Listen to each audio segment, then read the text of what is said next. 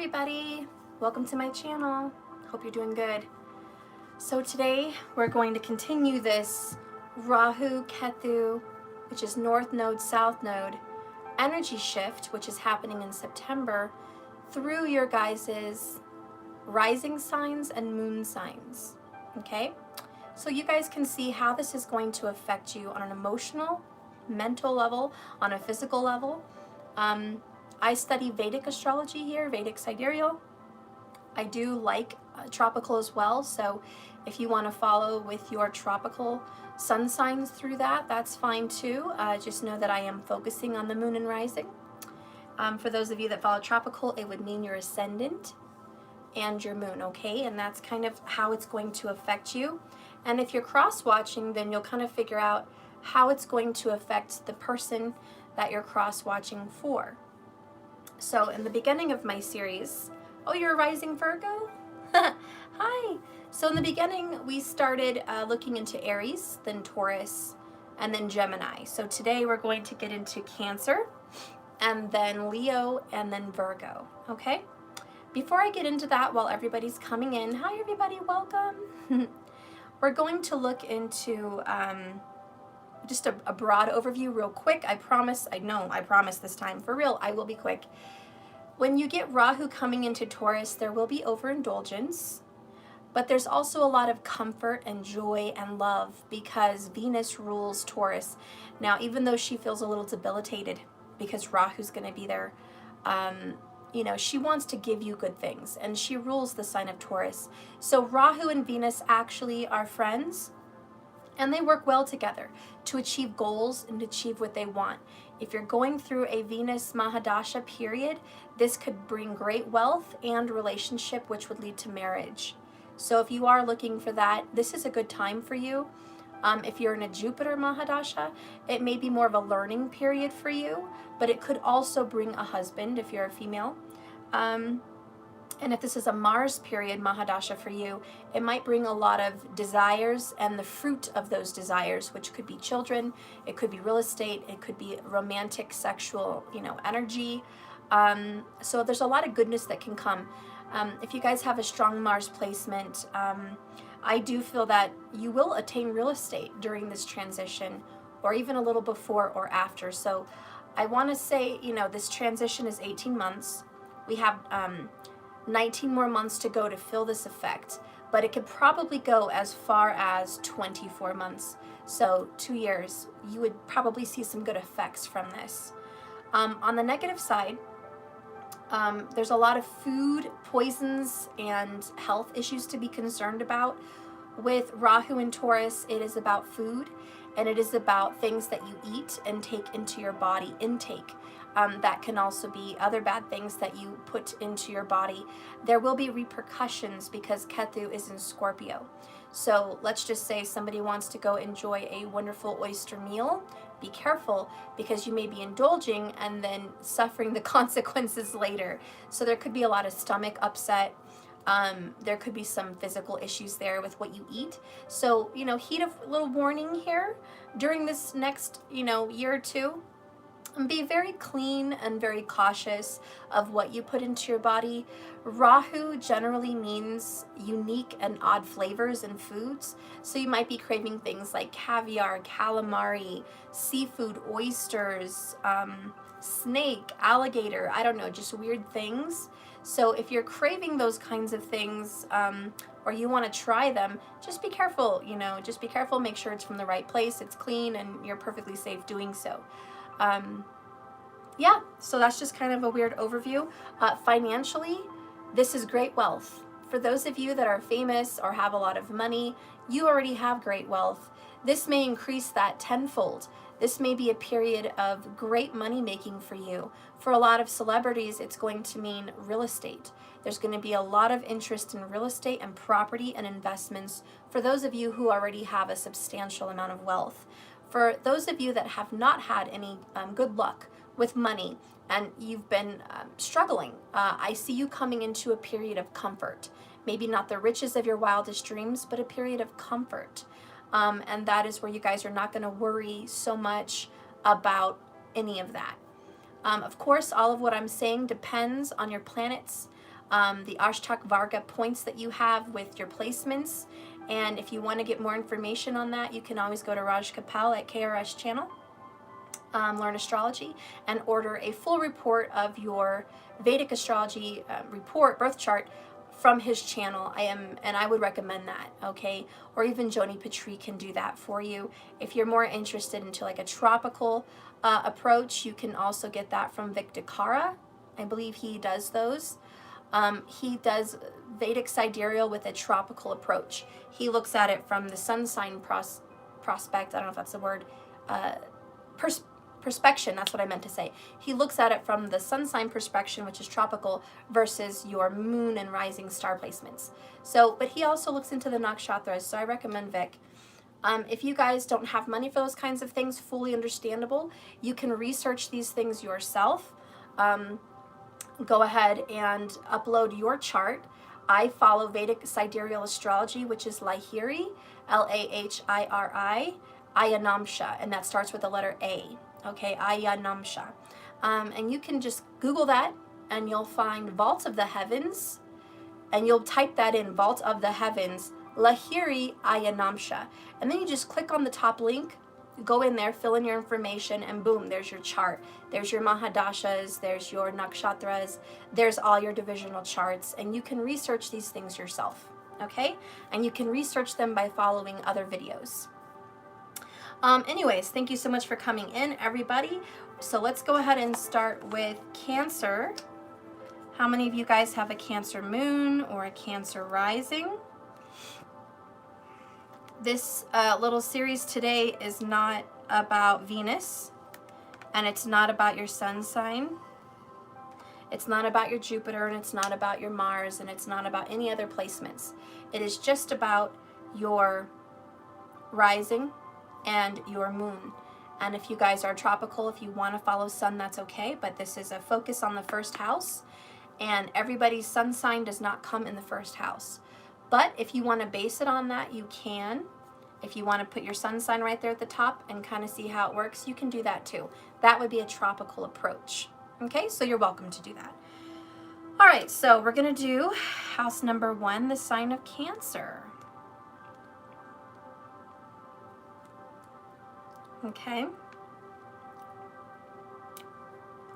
So your Rahu would be in your 11th house in the sign of Taurus. Okay? And your Ketu would be in the 5th house.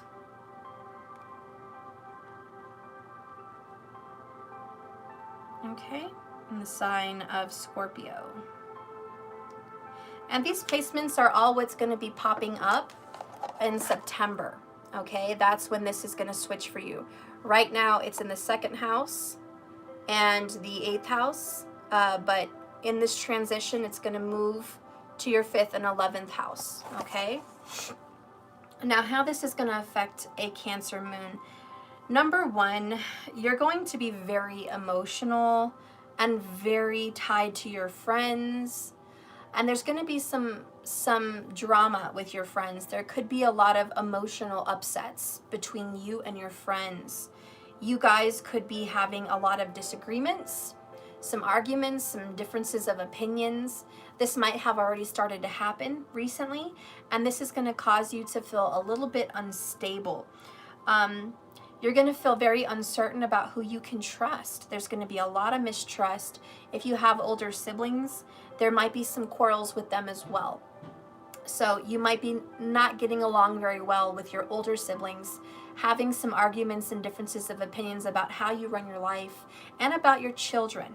Because we're looking at children over here in the 5th house, and there might be a loss here of children. Maybe there's some drama involving you and your children. Maybe there's some separation between you and your children. You guys feel very distant emotionally, physically, mentally, whatever this distance is. You feel a little bit strained on your relationships here. Again, making you feel extremely uncomfortable. The relationships you have with your children are going to be tested spiritually, because you have a soul connection to them. And how are you going to react with these differences? Maybe your children are getting older, and going and spreading their wings. Maybe they're leaving and traveling and moving in with family, or you have some kind of a separation. You're going to be tested on your relationship with them. Do you keep in contact with them? Are you supportive of them? Are they argumentative with you? Are they angry with you? So there is this, again, confrontation with your loved ones. This is not a great thing for Cancer, because you love to kind of gather your family in and feel safe. But Cancer moon risings, this is a time where you feel like your family's getting more distant and separated than ever. This is a great, strong period of who are you as an individual. This is a time for Cancer to get very uncomfortable and stretch your wings. This is a time for Cancers to travel. Great far off places. You may have an urge to go overseas. You may have an urge to travel the world, to travel your country, to go on long road trips, to see things, to go to great places. Spiritual places also. It looks like you will be going back also through pictures, organizing some family photo albums, trying to kind of update. This is like a very much update your family albums and put them on the wall with new pictures. You know, everyone has the old family albums up on the wall, but it's time to update those pictures. And it's kind of sad for you to take down, let's say, those elementary school pictures and put up college pictures or graduation pictures or grandbaby pictures or whatever's going on. You're like, oh, I gotta make more room or replace some of these things, and that's kind of sad. Also, getting rid of items of when your children were younger, that might be happening for you. Maybe it's cribs, maybe it's clothing, maybe it's toys, maybe it's getting rid of your child's bedroom that was in your home and transforming it into a little spiritual place for yourself. Maybe it's a reading room, a workout room, a spiritual room, whatever this is. This is a period where you're going to be transforming your lifestyle. Cancers are also going to be bringing more spirituality into the bedroom. I feel like sexually you're detaching, okay? There's some kind of detachment with your sexual drive. Maybe you used to have a very high sexual drive, and that's going to be taking back seat here during this transit. With Ketu there in the 5th house, which talks about sexuality, it talks about making love, it talks about romance, okay, dating. With Ketu there, it's cutting things off, causing problems, being malefic, causing some issues for you in that department, and causing you to be more recluse and more spiritual. So, in other words, Cancers are going to be backing up, backing away from the sexual energy and focusing more on spirituality. Now, I'm not saying you're not going to have any romantic energy at all, because you are. Everyone does. But I'm saying it's going to be less than what it has been previously. I also feel that a lot of Cancer moon risings are going to be taking up yoga. Very strong presence here for yoga specifically. Okay? And this is something that you're going to do in a very spiritual way, not just for physical exercise, but for your spiritual mental health as well as your physical health. But yoga is going to be very prominent for you. And if you haven't gotten into yoga yet, I think you will be getting really, really into that. Some of you guys may be feeling connected to a past life yoga teacher. You may have met someone you feel you've known before. And that is something that Ketu's bringing in. Ketu's going to be bringing in a teacher for the moon and risings of Cancer, a teacher that you've known before in a past life. This teacher is going to help you grow through yoga. For those of you that are possibly just really not into yoga, it could just be meditation. But there's a meditation or a yoga aspect here. And you're definitely going to be thinking about getting in touch with a teacher, a guru, someone that is going to guide you on how to become more spiritual, more free, and more at peace, letting go of these things that you're having to let go of. You're having to let go of your childhood as well. So now we're coming into some of this sad, let's just say very unhappy energy from a childhood, because this is childhood. So As we all know, Cancer signs are very attached to the past. They're very nostalgic and they have long memories here. So for a Cancer moon arising, you're going to be letting go of a part of yourself from the past. This is the Ketu cutting out, Scorpio, death, transformation, letting go of some very painful past. If it's not your childhood, it is your youth. And I'm going to go ahead and stretch on a limb here and say it is from the ages of 25 or less. That's what I mean by youth or childhood. This is going to be a time where you're just releasing some of those issues and memories and things that have happened to you during that time and just making peace with it.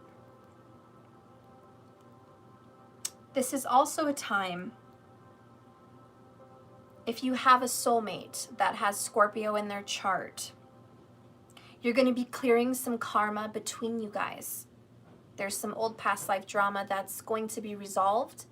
Maybe there's going to be an argument, a separation, whatever this is. It could be a lover, it could be a friend, but there will be resolution to that. So I see the Cancer signs here really making peace with the past and stretching and growing and letting things go and moving on and moving forward, which is a really big karmic thing for Cancers, because you finally get to get over some of these things. And you may have felt this past 18 months that you've kind of had an anchor, like an anchor holding you back, that you've been wanting to stretch, you've been wanting to grow, you've been desiring to let go, but it just wasn't what felt like the right time. And you kind of noticed divine timing wasn't really playing a part in that for you. Now it's going to be the divine time to let it go. It's energies are going to present themselves for you. This is also a time where I feel you're going to pay more attention to your sexual organs. It's not a sick, weird thing. It's just a thing. Again, you're not looking to be sexual right now, but you're looking to focus on the chi energy that comes from your sexual organs. There's a lot of information on that. There's a lot of experts that focus on your chi energy and how it grows in exponential different kinds of ways. When you meditate and you hold back your orgasms and you hold back those things, how it goes up the tree of life, how it goes up the kundalini and makes its way to your mind, your crown chakra, instead of releasing and giving you more power, more spiritual energy. So you might be focusing more on that. Also, tantric, yes, there you go. So that might be something that Cancer moon risings are really going to be focusing on, which most people may think, wow, well then Cancer's going to be really sexual. No, Cancer's just exploring their sexuality in a spiritual way. Okay? They used to do it for gratification. They used to do it to make love, to make children. But this is a time where Cancer is learning that their sexual energy can actually serve them spiritually. And so that's kind of the energy that a Cancer is going to be focusing on. And you're going to become very powerful, very high priest, high priestess energy here, using sexual energy. For some of you guys that practice the craft, I do see magic and sexual energy. You're going to be playing around with magic in a sexual way, where you might be using candles that come off looking like a phallus or a feminine sexual energy. You might be toying around with that, okay? That might be something that you're doing. There could be some Cancer moon and risings that might have gone through a miscarriage or even abortion. I don't think so for you guys, but that is in the energy here. This is miscarriage or abortion, Ketu in the 5th house. You may be experiencing that throughout this time, or the loss of a child. Hopefully it's not. Hopefully it is not. Hopefully it's just some other kind of separation between you and your children. It could also be the learning that you're not able to have children. So for some Cancer moons and risings, you may learn that I can't have children. For some men that are Cancer moon or risings, you may be considering getting a vasectomy here, because Ketu does represent the knife. So there may be some kind of a surgery here where a man that does not want to have any more children further will take some kind of a surgery here to get that taken care of, so they don't have to worry about that anymore. Because this masculine Cancer may be thinking, I want to be more focused on spirituality and relationships than I do children.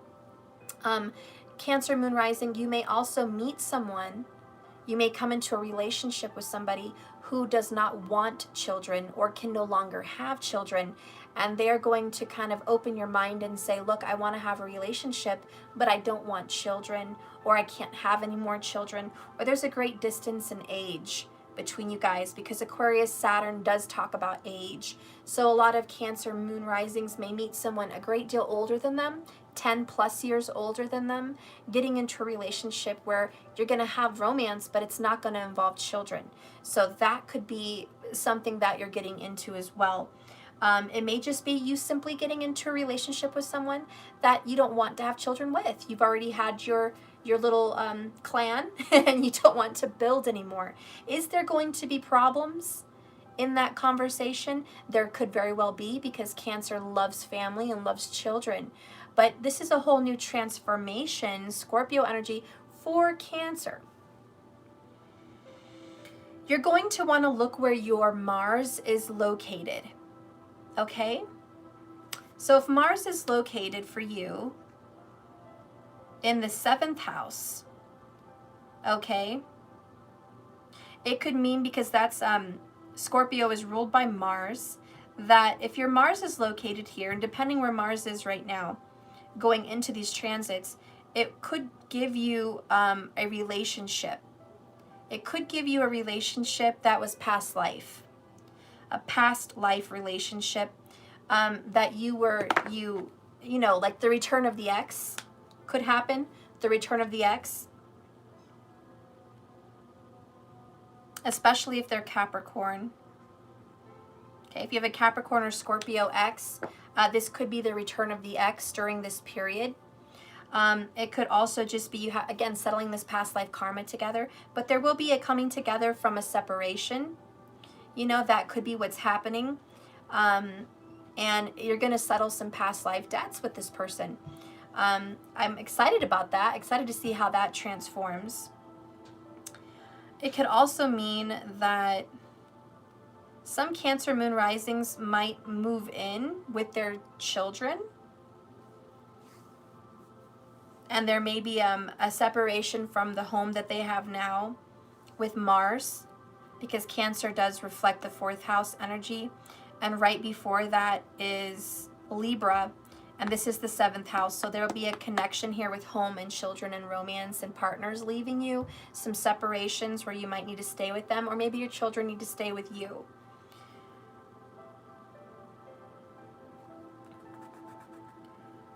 If there's anything bad that really happens to you guys with your children over the next 2 years almost, know that it was past life karmic related, and that karma had to happen. It was already written in the stars. I do feel for the Cancer moon or risings, since Rahu is in the 11th house, he wants to bring you fame. And he wants to bring you fortune. He always does. So whatever energy you're switching into, you're going to be getting more fame, more fortune, more money. So you're going to come into a money period. So this is the time where you're going to be creating wealth. Some of the losses that you might have are related to children. It's like maybe you make $100,000 that year, but you're giving away $50,000 of that money to your children's tuition for school. Or maybe you're making more money this year, but you're giving away a lot of your money to child support. And that's something that's a loss. It's like you make more, but you lose more. You know what I mean? So it's not always the grandest thing to experience. But there is a karmic debt to children tying those cancers together. So I can't go into exquisite detail because I'm not sure. But I do know a Cancer coming into this transition, you will have karma with your children that you're working on clearing. So many of you guys have so much karma that you're going to have to figure out what that would be between you and your kids. But I think you guys would have pretty much a good idea of what your karma is with your kids, and just know that that's going to be cleared or worked on being cleared during this next 1.5 to 2 years, period. I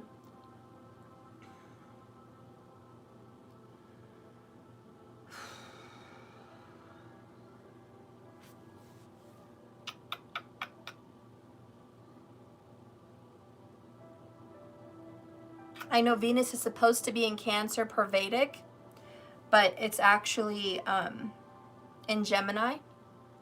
Venus is debilitated there. So in Vedic, you know, so if you want to follow tropical, that's okay. But because Venus is right close to you, it does affect this Taurus energy. So I would say that relationships that are near and dear to you are going to be greatly affected,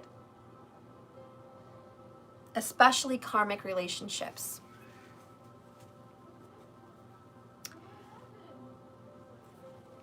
Hang on, guys, I hear Matthew.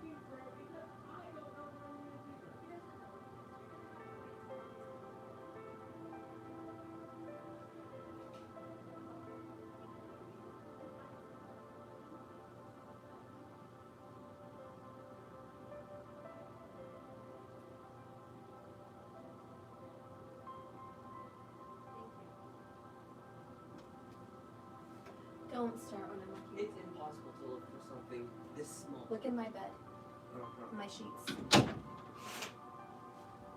Okay. Sorry, we have a missing toy on the loose. We have crying and drama. Okay, he's okay. So anyways, okay. Karmic relationships, yes. Clearing of karma relationships. This is, for a lot of Cancer, Moon, and Risings, this is going to be your kid's father, okay, or kid's mother. And so it's like you have some karmic debts that have to be repaid to the mother or father of your children. Okay, so there's going to be a lot of focus on that energy over the next 1.5 to 2 years. This is going to hit a lot of people Taurus-wise financially, because Taurus is about finances, food, and security and support. So a lot of financial support, a lot of clothing and food support, just support to sustain someone. So there's a karmic debt here that has to be dealt with in that vibration. There's also maybe a karmic debt that you have to deal with a father or grandfather that needs to be cleared. There's some forgiveness or some peace that needs to be had in regards to that. There needs to be some movement there, and Rahu's going to make sure you're able to move on in the 11th house. But again, Taurus in the 11th house is just superb for financials. A great, great magnifying glass of complete focus on money. So, I mean, in a nutshell, Cancer, you're going to be really, really focused on security. Financial security, emotional security, all kinds of things that help your well-being.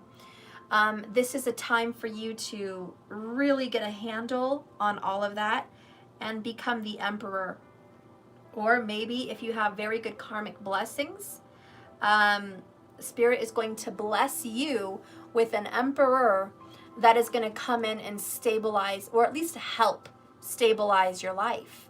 And that may be something that you're karmically coming into. A lot of you guys are going to go back to school. These are both school. This is school in another country, or it's just a higher education.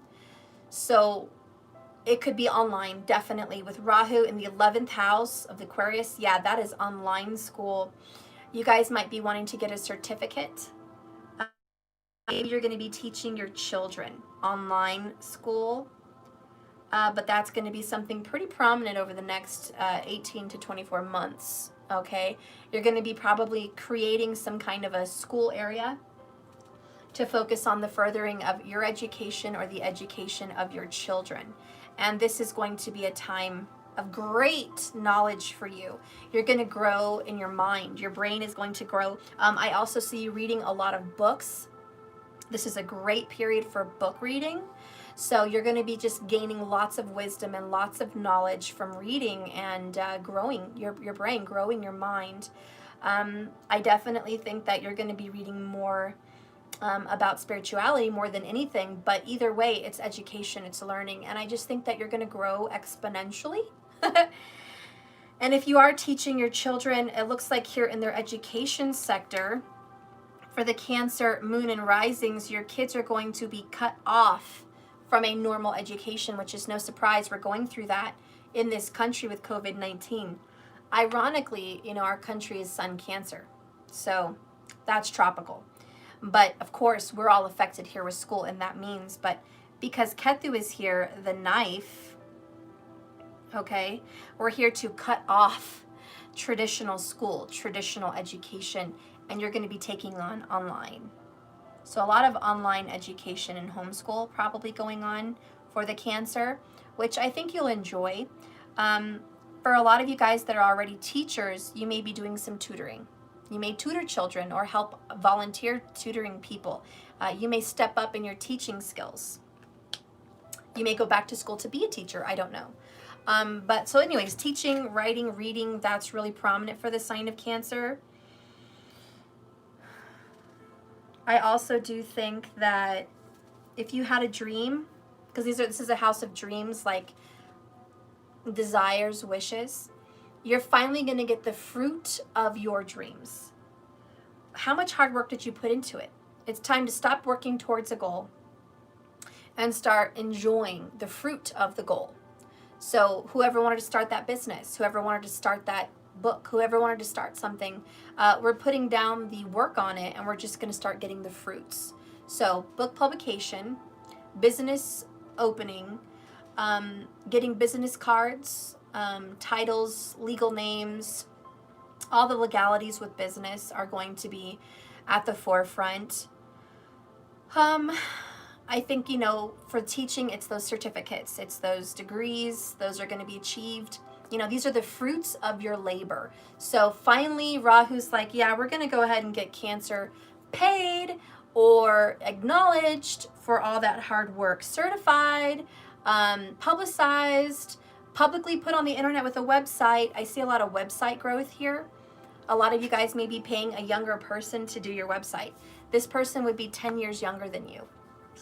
So you're going to be paying someone 10 or more years younger than you to perform and do and make a website for you. And so that's just a different kind of design. Graphic, I cannot talk. Graphic arts design is also coming in here. So working on a lot of art. I think a lot of you guys may be very artistic here in this because this is the house of creativity. So a lot of your past life creativity is going to be bubbling up. Whatever you did in your past life that was artistic, you may be tapping into at this time. Just getting a feel for it.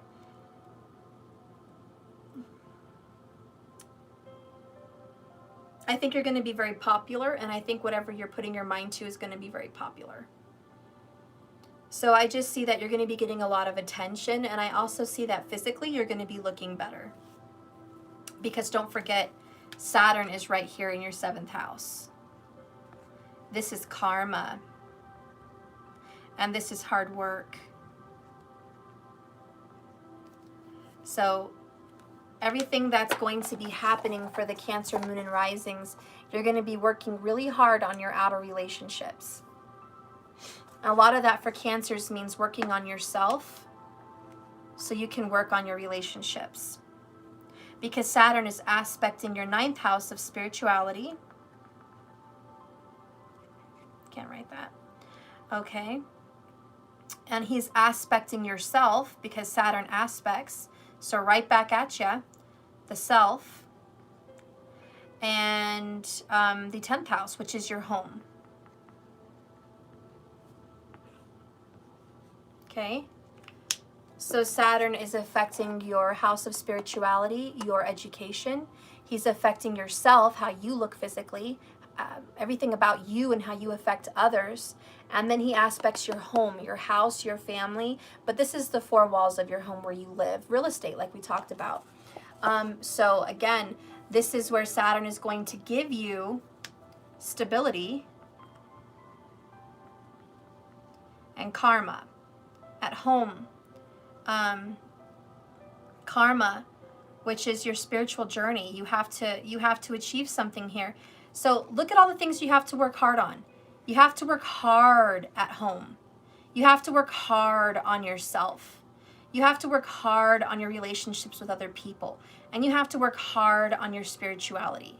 See, Saturn's really making you guys work hard in some very big, prominent areas. Okay, a lot of these are really important, prime areas of people's lives. Self, others, home, big hitters. Then spirituality. I see a lot less energy here on work. Work is right here. Career and work. You know, that's the 10th house.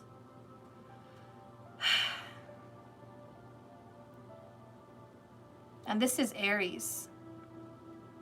Mars is in Aries right now, per Vedic, I believe. So right now you have a desire to really focus on work, but karmically, this transition is pulling you away from work. Work less. This is going to be a struggle with Mars because Ketu is in the sign of Mars, and Mars is with work. So I think what's going to be tying you is that you have work and you have family. And this is a very big karmic time to manage your schedule for work and family because they're tying in together. A lot of Cancer moon risings are going to have to juggle their work with their family, and you're going to have to work on family more than, you ever have before. This means schedule is going to be prime. Schedule, revising the schedule. So revise your schedule. And this is going to be when you wake up. Okay? This is going to be when you sleep. Eat. Because Taurus is very sleep, eat. It sustains you. So work, wake up, sleep, eat, exercise.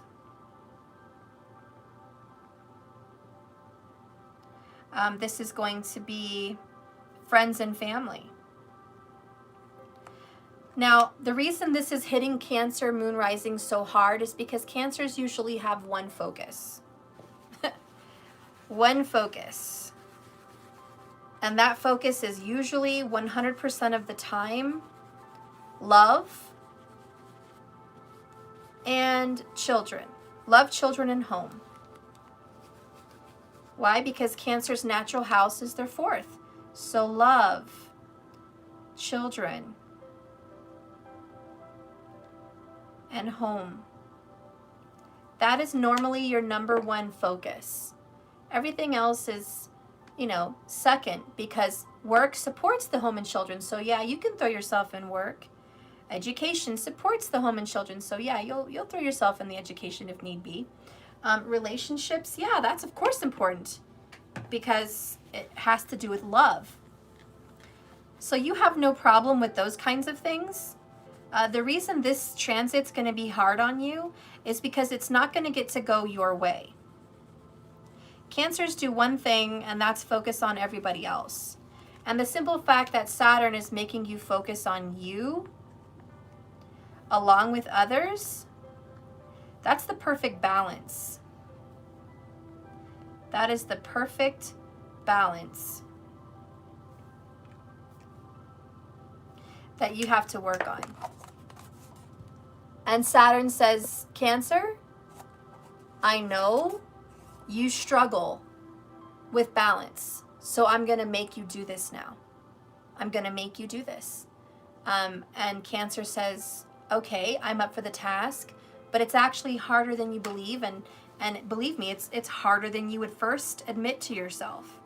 So there's going to be a lot of rigorous schedules that you're going to put on your lover, your children, and yourself. And this is going to be, I've really got to manage my time wisely. I've got to revamp my schedule. And if you have any strong sun that is a fixed energy like a Leo, or even mutable, even a stressful energy like Virgo, Cancer moon rising, if you're a Virgo, a Taurus, a Scorpio, even a Libra, you're going to have a really hard time. Okay, even Aquarius, you're going to have a really hard time trying to figure this shit out because you already have life figured out. And now the universe is asking you to refigure it out. And this is where you're the student. You're going to be learning all over again. Okay, so let's go ahead and get into your reading and just see what this energy is going to bring the sign of Cancer. Spirit, what is this new shift with Rahu and Ketu going to bring Cancer? Please reveal to me with these cards what Cancer is going to be experiencing during this transit. What is Cancer going to be experiencing, please? Okay.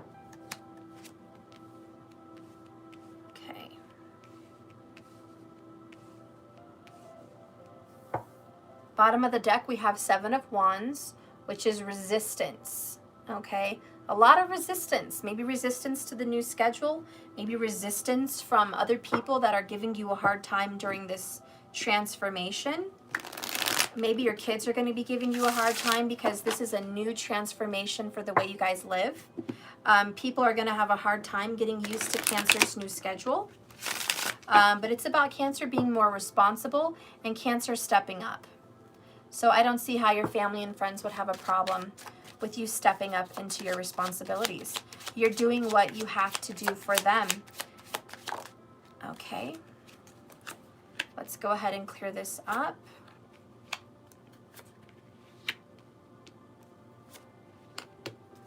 Bottom of the deck, I want to tell you how I feel. So in love, there is going to be a fire sign, predominantly fire, most likely a Leo, fixed energy, but Aries and Sag are welcome. That is going to be resisting you. There's a card with blue popping out on me. And it is the Three of Wands, expectation. That came out for a reason. You have some expectations from this fire sign, but they're resisting you on this expectation. They don't want to give you what you want. So you're fighting an uphill battle here. You're trying to reschedule and revamp and redo your life, and people are seeing a new side of Cancer they're not used to seeing. Responsible Cancer, on-time Cancer, grounded Cancer. These are things they have not seen from Cancer before, because Cancer is usually the moon energy. Well, it's not under there. I thought I saw it. Which is unstable, ungrounded, very emotional, in and out of feelings, in and out of life. Cancers tend to be late. Okay, Cancers tend to be emotionally driven, so they only move when they're emotionally pulled. So to see this Cancer become a whole different breed of Cancer is shocking to everybody else, and I just don't think they're taking it very well. Let's go ahead and reveal some more information. Three of Pentacles, progress. I wish I had treated you better. This is more about yourself.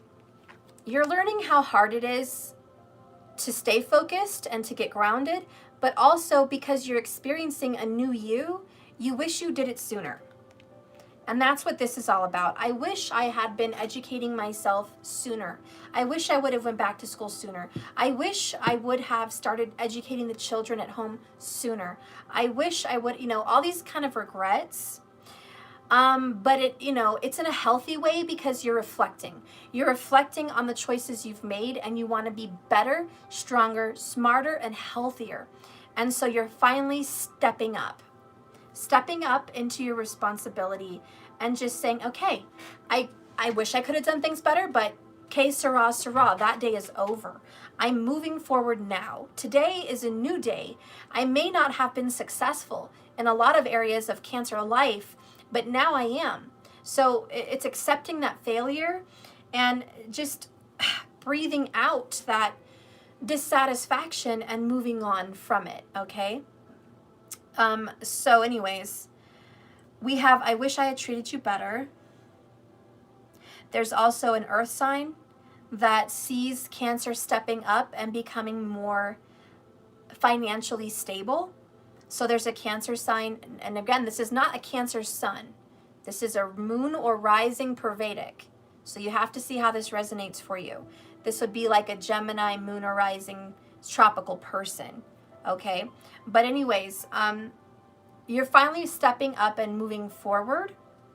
So this person that you had to deal with in the past, maybe somebody that was earth and fire, sees how far you've grown, how much money you're earning, how responsible you are, how well-rounded you're becoming, and they just wish they would have had a better relationship with you, and they just wish that things could have been different with you. Again, for Cancer, a lot of regrets are coming up here. The next card is Four of Cups in reverse. Cancer energy, hopelessness. There's no longer any hopelessness. Okay, this is in reverse. There's no longer a hopeless energy that there's hopeless romantic. Love is never going to happen for me. I'm rejected. Someone is going to quit rejecting you, and you're going to quit rejecting yourself, which is probably why that energy is shifting for you. The next one is I hide behind material things. So there was a lover in your life that was hiding behind materialism or just hiding behind responsibilities. Like, oh, Cancer, I can't be with you. I have too much on my plate. Oh, Cancer, I can't be with you. I have too much responsibilities. That person was hiding their feelings because I want to tell you how I feel. That person was giving you excuses. And so this person is finally moving forward. Thank you for taking care of the bullshit comment. Thanks, guys. So anyways, let's keep moving forward. The next card is Page of Pentacles. So a lot of children energy here, but it's also an offer. The Page of Pentacles is communication. Cancer, again, I think this fire earth sign may be giving you money. This could be the father of your children resisting you, resisting responsibility, but now having to be responsible with you. Okay? It could also be the fact that you're finally taking the steps that you need to take in your life to be more responsible. And it's just saying, I'm no longer giving myself excuses. I'm no longer being depressed and sad and lonely. I'm no longer focusing on the negative. I'm going to turn this around and focus on the positive. I'm not going to look back anymore. And I'm going to start taking responsibility for myself and my children and just putting in the effort. This is putting in the effort to make life better. The next card is the Hanged Man. So you might be waiting for some kind of love interest to prosper. I feel you leaving me behind. So there is a sadness here for the Cancer, letting go of the hope that a relationship was going to come to fruition. It looks like here you're seeing things from a different perspective. Labyrinth energy, right? You're seeing things differently than you ever have before. Again, you're stepping into Pisces energy, which is more spiritual. And this is where you're taking a spiritual look at life. I almost feel, for some people, you know, I used to be this way back in the day, but, you know, for some people, you focus so much on marriage, right? You know, you have these goals. I'm going to be married by this date, this age, you know. And so you have these goals, and now for Cancer, Moon Rising, this is like, you know, I had those goals before. I did have goals of a marriage and this big family unit, and that person was resisting these things with me. So now I'm letting go. Now I'm letting go of my desire to have things at a specific time. Now I'm not so worried. Maybe that time has come and passed, right? Maybe you had a goal for marriage and it just didn't happen. And now you're like, well, that time has came and went. And I'm still alive and I'm still breathing and I still have life. Maybe my life isn't supposed to be this marital bliss that I had planned for myself. Maybe it is about spirituality. Maybe it is about education. Maybe it is about these things. And so you're letting go and exploring these kinds of energies. So you kind of feel like that offer is behind you. Look at that. Because sometimes the pentacle is a ring. And it's like, I feel like, you know, I feel you leaving me behind. So you kind of feel like that ring, that marriage, that offer is behind you. And when is it going to come in? Well, it is coming in, but it's making you wait. Hanged Man. You have to get a new perspective on what this relationship for yourself is really going to be all about. Clarifying that is, I wish I could share my good news with you. So I think this is more of a surprise from Spirit. Spirits like Cancer, I have a surprise for you. I have a very big surprise for you. And when you come up out of this slumber, I'm going to show you my surprise. When you guys come up out of this, you know, this growth period, I'm going to show you that I'm a God and a universe full of beautiful surprises, and probably better than what you can ever imagine. So yeah, it is a delay. It is a delay. But, you know, again, karmically, if Saturn is wanting you to have a relationship for the moon and risings, it's in the 7th house. So Saturn does cause delay in marriage and relationship.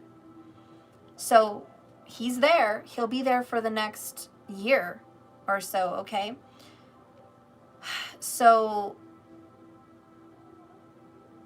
he might even be there through the whole of Taurus and Rahu's transition. So he's just there to say, if you work hard on these areas of your life, I'm willing to give you the relationship that you want. But I want you to focus on these areas. Thank you so much for that comment of me being spot on. I appreciate that. Thank you. I'm glad I'm spot on for someone. Okay, so believe me, Rahu's like, look, Saturn, I'm here to wrestle with the devil right now. I really want these things for myself. So if I have to work hard in these other areas, fine. But I will achieve my goals.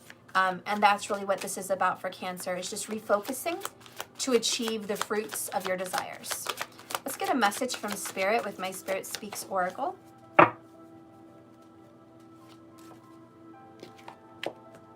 Ooh, Cancer, these are good for you. You have the number 36, which, by the way, is the age that Saturn matures. So if you are over the age of 36, you have some luck on your side. Saturn has matured in your 7th house. So Saturn may say, for those of you that are older than 36, I'm shining down greatly on a relationship for you. You've learned a lot. You've achieved much. And I want to give you that. If you're under the age of 36, he may make you work a little bit harder, okay? But we have here that came out the past, ancient history. Again, this is what we talked about with Ketu in the 5th house, ancient history. For a lot of you guys, I'm done. I'm letting go of the past. This is a blood moon, okay? A blood moon is, it happened, it was meant to happen, we're going to let it go. This is a refreshing renewal. Whatever was in the past is ancient history. Don't take it with you. You're traveling now, 11th house. We're not going to take 5th house drama with us. And this is why Cancer is doing that yoga, that meditation, this tantric energy, right? Releasing those things, welcoming in the new, releasing old habits, welcoming a new, strong, sturdy, stable schedule. Again, Cancers, you're getting stabilized. Literally in your relationships, you're getting stabilized, and Saturn is stabilizing you. So everything in life should be good. Work should be good. Family, children should be good. Your body should be good. What you eat should be good. You should be taking full responsibility for yourself and your life, and now is the time. So yeah, Cancer is taking full responsibility. Cancer says, I take full responsibility for me. It is nobody else's fault. So I just see you guys stepping up to the plate. Good job. Bottom of the deck is going the distance. Every mile will be worth your while. And that's a message from Saturn right there. Every mile will be worth your while, going the distance. You've come a very far way. For a lot of you, a very, very far away. Really far from, a far cry from what you were 10 years ago, 20 years ago. And every single blood, sweat, and tear is worth it. Okay, every single drop of energy that you have released in this transition is so worth it. Spirit, why is it worth it? What is Cancer going to get? What is the good news? What is the good news that's going to happen for the sign of Cancer? What is Cancer going to get with this transition? Where's my other cards? Are there? Spirit, what is Cancer going to get? Ooh, repetition.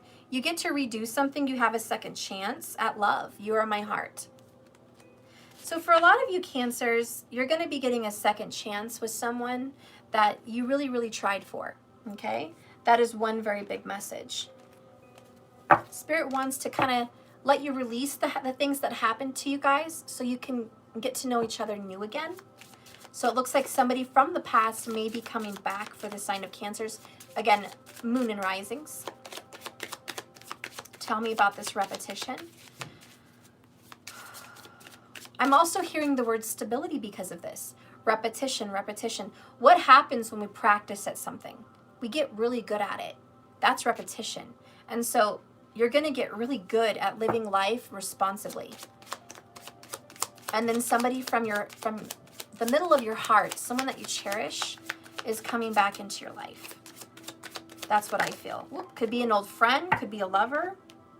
I just want to escape, mine altered, and your eyes see into the depths of my soul, intuitive. Bottom of the deck, again, for Cancer's regrets. I regretted it the second I saw pain in your eyes. So yes, again, this person is coming back into your life. It's a person that escaped you, or maybe you escaped them. There was an escapism. Someone escaped. And there was a deep connection in the eyes for the Cancers. And this is very Aslesha Nakshatra for a lot of you guys. Okay, very deep soul connection. I see an emphasis here on eyes and then eyes. So again, yes, there is a very deep connection between you and this person from the past where when you look into their eyes, you see their soul. When they look into your eyes, they see your soul and your intentions. And there's nothing but good intentions, and there's nothing but love. Cancer, I feel like something that's a loud message for you is it's so sad to try for someone when you've had nothing but good intentions for them, and they hurt you. And all you did was have the best intentions. But what Saturn's trying to teach you is it doesn't matter how good your intentions were. You had to bring stability and balance with you to make that intention successful. And so Saturn wants to gift you what you deserve. This past life relationship, we do have the past. So Cancer, there is a past life relationship that's coming back, giving you a second chance to establish love.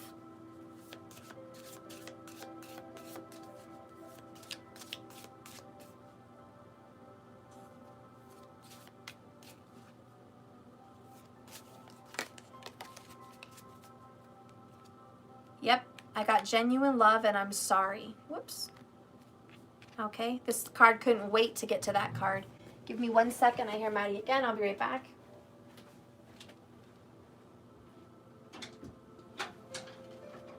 What's going on?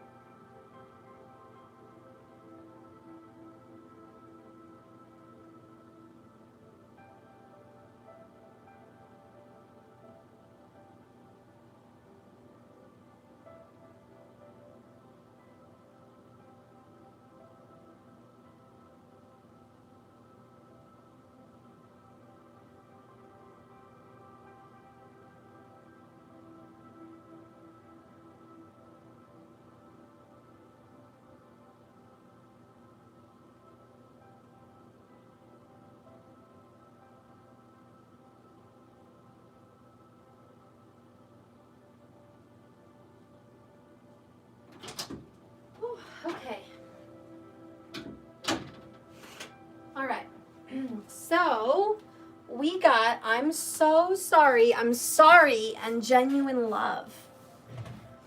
So this is just confirmation about what I'm channeling here for you, is that someone that you love very much, someone that you look into their eyes and you see their soul, and they look into yours and they see yours. This is giving you that second chance to work things out, because they are going to come back and say, I'm sorry, Cancer. I'm so sorry. Or Cancer, maybe you're going to approach this person and say, I'm sorry.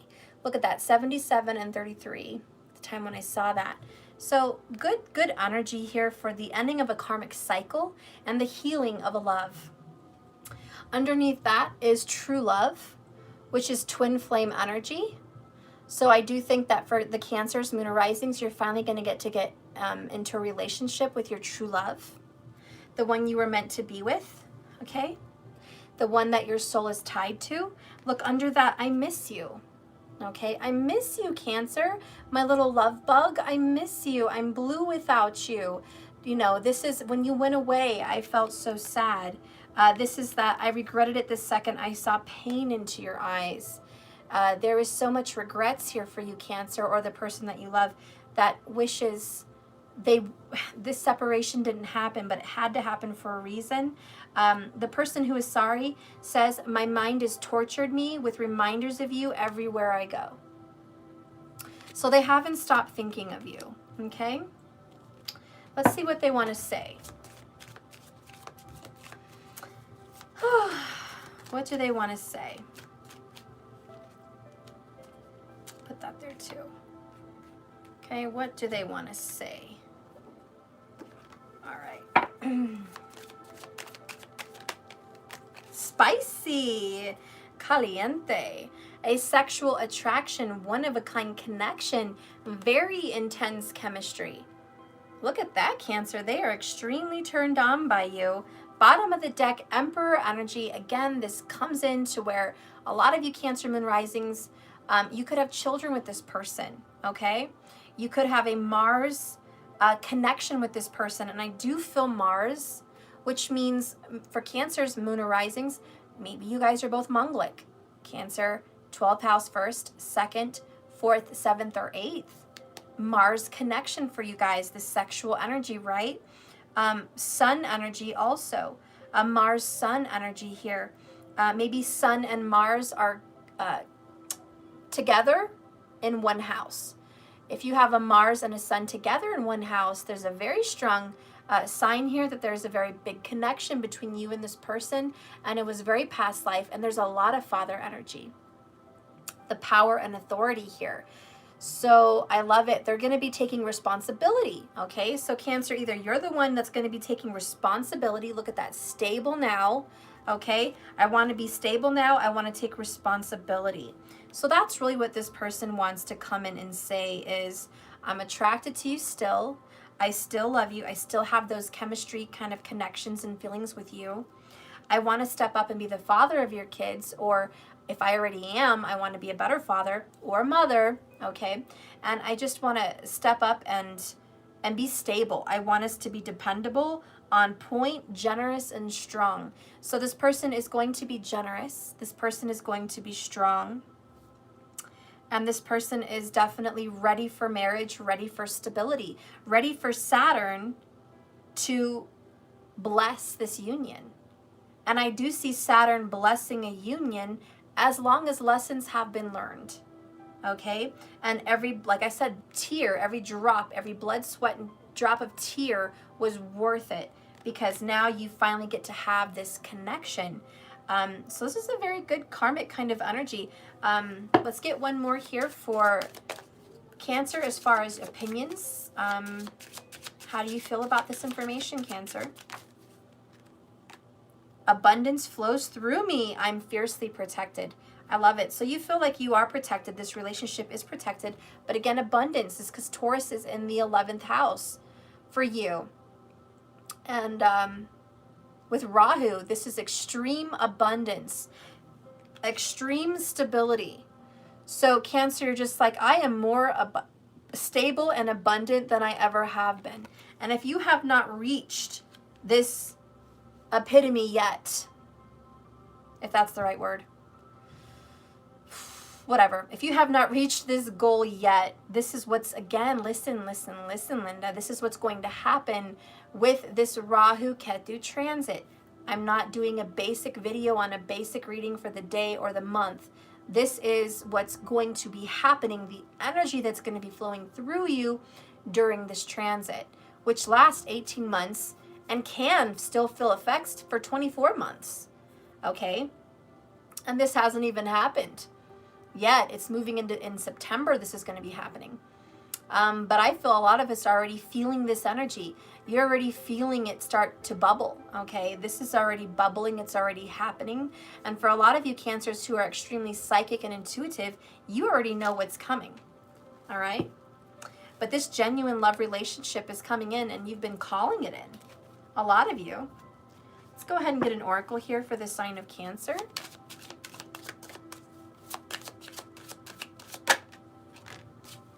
She who persists, Jocelyn. I love that because we have going the distance, which to me is persistence. And it says perspective, which is Hanged Man energy, defiant, which is Seven of Wands energy, and persistent, which is Saturn energy. So I love it. Let's go ahead and read her. So anyways, it says this card is about Jocelyn who persists. She wears a scarf on her head while baring her arms to the world. She will not be pigeonholed by society. She is on a quest to find herself in a way that makes sense to her own inner voice. Even though others around her try to get to her and try to make her think a certain way or believe only one set of ideas, Jocelyn refuses to limit her perspective. Her goal in life is to live, so she is noticed for doing things that she holds important. It is not an easy path, but Jocelyn will persist. Jocelyn reminds us to take stock in our personal values and to ask ourselves what we are willing to do, get this, to defend them. Nothing will come easy when Jocelyn who persists shows up. See, nothing will come easy, which is why you have a Saturn energy floating around you. So she challenges you to prove who you are, to put forth the effort for the things you believe in. Owning your own power can be frightening. Others may not stand beside you, but you will persist anyways. So ask yourself, Cancer Moon Risings, what personal values are important to me? And am I prepared to face challenges to defend them? How can I own my own power? Again, like we said earlier, it's like Cancer's changing and no one's used to it. Everyone's like, oh, Cancer, yeah. They talk a lot, but they don't finish what they start. Or yeah, Cancer's going to come over, but you know, Cancer's always late. Watch, Cancer's going to be 10 minutes late. She always is. He always is. You know, they joke on you. They crack on you. Like, oh, Cancer has another business idea. Oh, what's it going to be this time? Is Cancer really going to do what it takes to make that succeed? How long is this job going to last? How long is this idea going to last for Cancer? And you're here to show them forever. You're here to say, if you don't believe in me, that's fine. Because no one understands that you put a lot of your dreams on hold for everybody else. No one understands that the reason you fall behind is because you're so busy getting the kids ready or everybody else what they need to go, and that you're last because you've spent the least amount of time getting ready to go on yourself. It's equivalent to a mom who, I don't know, maybe has 3 kids or whatever, and just example, right? Gets them dressed and ready and fed and showered and hair done beautifully. You make sure the husband has iron pants, everything picked out for him to go to this whatever. Make sure that the baby's diaper is cleaned and baby's diaper bag is all packed up.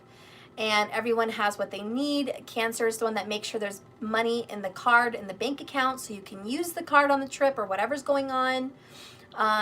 Cancer is making sure that dinner is ready for tonight, making sure that it's being defrosted or you have plans for that. Cancer is making sure the house isn't completely messy, so when you guys all come back, you can have something to do to relax. You see, Cancer thinks about that. Cancer is like making sure everything is done for everybody else. Is everyone fed, calm, and happy? Are we going to have comfort when we come home? See, other people don't think about that because a lot of other people don't think about the comfort of others. Cancer is the queen mother of the comfort of others. So that's why you always fall behind, because no one else is worried about if they're hungry. No one else is worried about if there's money on the card. Nobody else is worried about comfort at home or dinner for later. See, no one else is thinking that far ahead, but boy, are they ready, because you helped them get ready. And then when it's time to go, Cancer, you're still in your yoga pants and sweatshirt with no bra, and your teeth aren't brushed, your hair's in a ponytail, makeup's not finished, and you're running around slapping your clothes on, and people are like, come on, Cancer, let's go. And you're like, I know, I'm fucking coming. If I wasn't kissing everyone else's ass, I'd be there. So Cancer is just like, you know, come on guys, give me some slack here. And so after you've managed to keep other people alive, happy, and afloat, instead of a nice appreciation, thank you, Cancer, for taking care of all of us and getting us wherever safely. It's, Cancer, you're late again. Cancer, here we go again. You're always late. We're always running late, Cancer. Gosh, honey, can't you be ready before we go? I mean, to think that spouses do that is beyond me. They don't seem to notice the little things because they think they're busy on the phone. Imagine if a Cancer had an Aquarius for a husband. He would be on the phone. Yeah, I'm making plans. Okay, I got that down. Yeah, we're going there at this time. I'll see you at 3 o'clock, man. Are you going to be there? Yeah. Let's go ahead and make plans. Did you buy tickets for so-and-so? Yeah, we're going to be there at 3. Make sure you have the tickets. You know, so that's an Aquarius husband on the phone with a friend or a family member worrying about other shit while Cancer is fucking losing their shit, running around making sure you guys can actually fucking leave. Say if Cancer's with a Leo husband. The Leo husband is wrestling around with the kids. Come here, guys. Let's wrestle. Let's play. Oh, honey, I accidentally spilled orange juice on Todd's hands. I'm sorry. It got on his shirt. We're going to have to change his clothes. He's so cute. And Cancer's like, Jesus, Leo, what's wrong with you? I'm over here fucking trying to get this kid dressed and cleaned and you fucked up his shirt. Jesus, now I gotta go get more. And Leo's just like, relax, Cancer. It's no big deal, man. We're having fun. If there's a little juice on his shirt, so be it. We're all right. You know? Oh, hun, the sock is gone. I don't know where it went. You know, the socks came off. I wasn't watching the kids. I was just playing with them because I am a kid. You know? So that's Leo husband, right? And if Cancer's with a Libra husband, Jesus Christ, help her. Because the Libra husband would be fucking, first of all, probably wearing a suit and a belt and fucking like a gold watch and shit, looking there all pristine, making Cancer feel like a flop. Okay, because a Cancer and a Libra is like, what? The Libra is all prim and clean and ironed and straight aligned and looking great. And Cancer looks like a fucking milk mess, okay? I can just picture Cancer like, Jesus, how do you look so good in 10 minutes? Because Libra takes a shower for 2 minutes, brushes their teeth for 30 seconds, puts on their pants and this and that. They had it picked out last night, so they're like fucking already ready. The only thing they're worried about is, hun, while you get the kids ready, I'm going to go get my hair cut and put gas in the car. I'll be back. You know, that's a Libra husband right there. Okay, so you're going to go get your hair cut and put gas in the car. Thanks a fucking lot. I'm going to be here running around like a crazy woman like I always do. Thank you so much. I'm glad you're going to listen to your favorite song because Libras love to listen to their favorite music on the way to go get gas while they're flossing and looking like a movie star. And Cancer's like, Jesus, I hate my husband because they look like a mess and they try so hard to put themselves together. So a Cancer with a Libra spouse would probably look like something like this. They're wearing jeans, a belt, nice really nice clean shoes, watch, chain, unbuttoned little polo, possibly cologne, hair to the like freaking 9, okay? And Cancer is more, I brushed my fucking hair, put it in a cute bun, I made it look cute, I have sunglasses on, lip gloss, I'm smacking on some gum right now, wearing some nice clean yoga pants, my best Nikes, and, you know, a cute little shirt to go with it, with your nails done. I mean, that's as good as it fucking gets for a Cancer. They fucking try. They try to be there and look appeasable to the Libra. And the Libra's attracted to that, you know? But Libra does like Cancer to not wear flip-flops or tennies. Libra would like them to wear something nice. And Cancer's more like, fuck off. I'm not wearing that because my feet hurt. You try chasing these rugrats for all day and see how hot you look wearing those fucking shoes. Fuck you, I'm not wearing heels. Shut up. Okay? Because Libra wants their woman, or, you know, please wear heels. Can you just, you know, if they're sandals, can they have a 3-inch? What about those platforms over there? You know, the whatever the fuck. And so Cancer's just like, shut up. So, you know, Cancer, I've had too much fun describing you and your relationships. Anyways, back to your reading here. That was fun. We went there. That's the Gemini in me. Sorry, got a little distracted in my imagination. Well, Pisces in me too. My Pisces moon went a little crazy in my imagination. Forgive me. Anyways,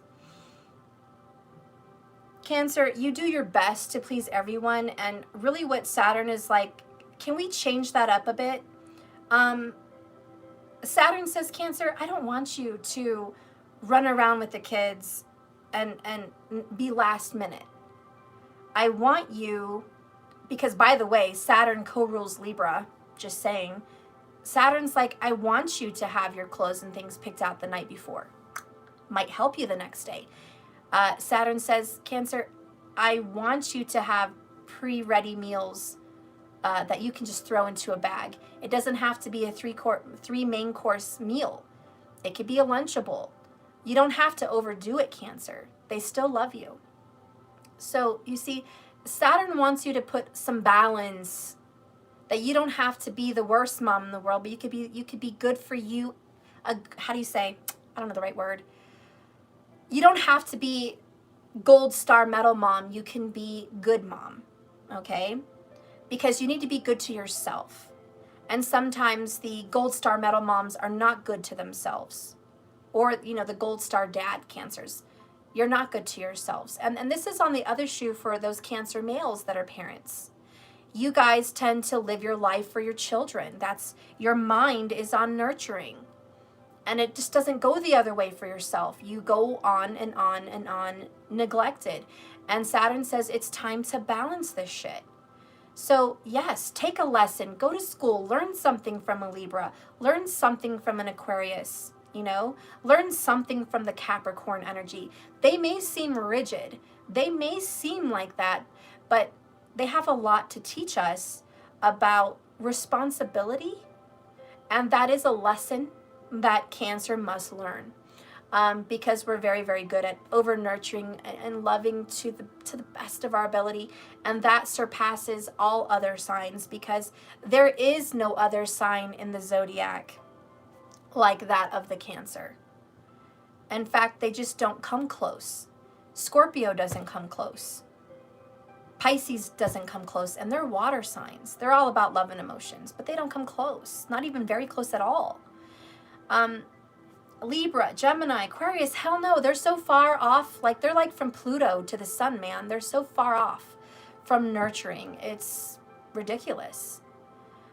Aries, fuck no, they're more about themselves. Okay, Saggies, they're more into learning and life and goals. Okay, the only other sign that might come somewhat close to you is the Leo. And that's because they love children and family and making love and intimacy. Okay, they like that. But even then, the Leo can come off as a little selfish. They can come off where, hey, pet me, love me, pay attention to me. And they can come off selfish. So really, out of the entire other 11 zodiac signs, Cancer, there is no one else like you. You are the only one that is extremely unselfish. You have unbridled affection, unbridled nurturing, unbridled unconditional love, unbridled forgiveness, unbridled compassion. It means there is no ending. Sarah, that means you want to be more like a Cancer than you are the Aquarius. It means your desire is to be more loving and nurturing, and you're at war with yourself because a part of you wants to be distant from all of that, but another big part of you wants to be all in this over-nurturing energy. So Cancer, pat yourself on the back because it's really hard to be who you are and love you at the same time. You embody Mother Earth. You embody Divine Mother. You embody Divine Feminine. Cancer, male or female, you embody that. So that is a beautiful energy to behold. And that is why you are one of the cardinals. Okay, and so for those of you that already know this, you know this. But for those of you that are new, I'm going to put it down. Aries, fire. Cancer, water. Libra, air. Capricorn, earth. Okay? That's why these are the cardinals. Solid, right in the middle. Okay? Fire, water, air, earth. You are the middle. You are the center of the universe. You guys embody those energies. Embody them. And that's why there's just no other sign comparable to Cancer. You embody love and affection and emotion and nurturing and mothering. Aries, nobody compares to you, period, period, period, ever, period, period, ever, period, when it comes to competition, winning, physicality, like the physique. No one compares to the Aries. The Aries is chiseled. The Aries is chiseled mind, chiseled competitive nature. Okay, you are the definition of power, fire, Mars, competition, and winning and overcoming. You are a fighter. There's just no other sign that compares, period, period, ever, period, that is a fighter like Aries. You are the top and you wear the crown there. Cancer, you wear the crown of love. Okay? Libra, no one, period, ever, period, period, ever, period, can maintain life the way you do. You are the epitome of balance. You are epitome of schedules, being on time, looking your best, being presentable, communicating with people, making sure that energies are balanced and aligned. You don't like arguments. There's a reason, because you know what they lead to. So you are always trying to attain good relationships with people and how to communicate with others. There is no one, period, ever, period, period, ever, that can compare to a Libra in terms of communication. You know what is appropriate and what is not appropriate. You are an excellent judge of character, and there's just no one that can judge character like you can. You can see two sides of the same coin. You can see an emotional person and why they have a reason to be emotional and understand it. You can see why the Aries has to be fiery and warlike, and you understand it. And you can see why Capricorn has to be so focused on career and finances, and you understand that for them. You're not judgmental. You're not thinking that they're materialistic. You're not thinking that Aries is an asshole, and you're not thinking that Cancer is a mushy mess. You're very compassionate and understanding other people. The war you have is with yourself, because you don't know who and how to be, because they're all so great. You see so many good attributes in everybody. So I appreciate that with the Libra, where you see that from everyone's position, but the confusion comes for you. Well, who am I supposed to be? Can I be this? Can I be that? Can I be that? And that's where the confusion and indecision comes for Libra. Because everything else seems so good. Who am I? You can't pinpoint. Can't pinpoint. So that's why you are the man or woman of many masks. Because instead of being one, you'd like to be all, which is the fairness, the balance. You want to be a little bit of everything. And so that's beautiful from Libra. And no one can compare to that except Libra. And Capricorn, nobody can be you. No one, period, ever, period. And all of the zodiac signs can work as hard as you, win like you do, achieve like you do, have success like you do, maintain wealth and abundance like you do. Capricorn, you maintain. You are persistent and you go the distance. You are adaptable. There is no other sign, period, as adaptable as Capricorn. You drop Capricorn in the middle of the ocean, he'll figure it out. You drop Capricorn at the top of Mount Everest and you'll figure it out. Okay? No one is as resourceful as Capricorn. Capricorn will be always resourceful and have answers and solutions to problems. Cancer is a problem solver. Capricorn is a problem solver, okay? You are strict, you are rigid, because you know and you represent the earth. You represent and embody the earth itself. You are the cardinal earth sign. It doesn't get as stable as it gets for Capricorn. So you always bring a sense of stability to any room, any problem, any situation. You will bring a sense of calm with you in every existence that you live in, okay? In every experience that you have. You'll come into a fight, you bring a sense of calm. You come into a cry fest, you bring a sense of calm. You come into a very hysterical, out of control, funny moment, you bring a sense of calm.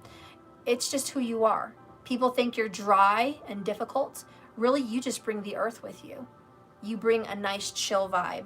So anyways, that's where I was going with that. So Cancer, back to you as we're ending this reading.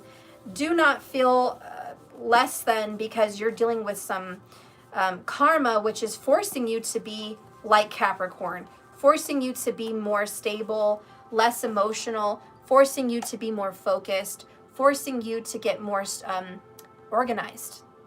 Okay, so for the sign of Cancer, organization is what's coming in for you. Big organization. And I think you're ready. I think you're ready for that. You're ready to be stable. You're ready to have that kind of energy. All right, so let's move on. We just finished Cancer. Hope you guys liked that. Hopefully I didn't cut that reading short. I certainly hope I didn't. Sometimes I feel like I do, but if I did, just let me know. I feel like I'm missing so many things, but that's probably because mostly I spend way too much time per reading anyways. So even having to cut it short like that, it feels hard for me, but I know it's probably, I'm ridiculous because it's already hard. It's already finished. It's already long. All right.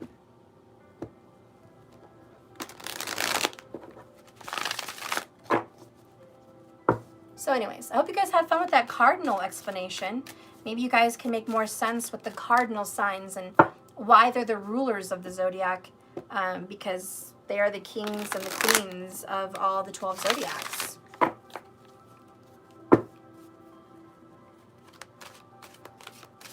Yes, Cappy is ambitious. That's right. It just made sense to me because Saturn rules Capricorn. In tropical, I am a Capricorn rising. So I try to be organized. I try really hard to go the distance, and obviously I have long ass fucking readings. And if you think about it, you can probably blame a lot of that too on the Capricorn moon. If my mind is so stuck like that, to achieve some great goal, which is probably higher on the bar than most people, me striving to be the best, me striving to have the most information, me striving for all of that, that makes a lot of sense. And even in tropical, with my Aries moon, the competitive nature that I have to be the best, I may not be the best in everyone's eyes, but my nature to be the best reader out there on YouTube is I want to get the most information I can, which is that Gemini sun energy. But I want to give you guys the most that I can. And it's a high mark to me. And sometimes I feel I fall short. That's the practicality in that Capricorn. It's like, it really wasn't good enough, And so I really go through that, guys. I go through, it just wasn't good enough. It didn't reach par. It just didn't reach par for me. But that's the critique and criticism that I go through in myself. I don't know. That's just something for me to think about too. I only follow tropical, but that makes sense. It does make sense a lot. Okay, so that's nice and shuffled. Sorry, just trying to chit chat with you guys here while I shuffle the cards. So now we're going to be getting into Leo. Yay! Leo! Leo moon, Leo rising. How many people here have been waiting for Leo moon and rising, right? All right. All right. Leo moon and rising.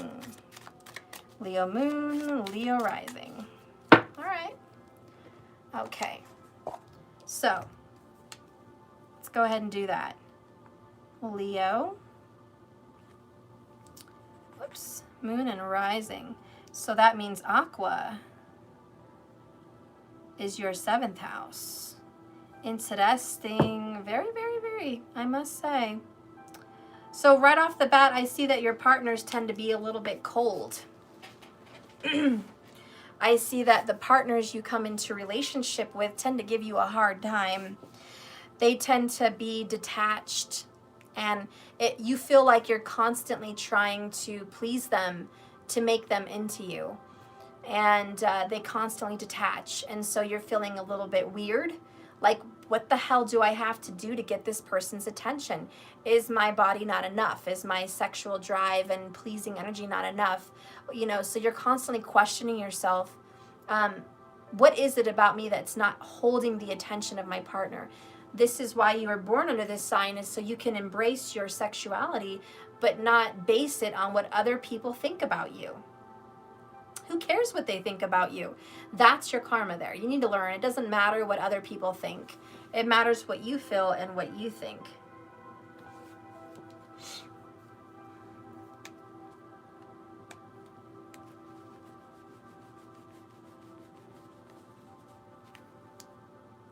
So this is your Taurus. Okay, which has Rahu. This is the transit that's going to be happening in September. And this is your Scorpio.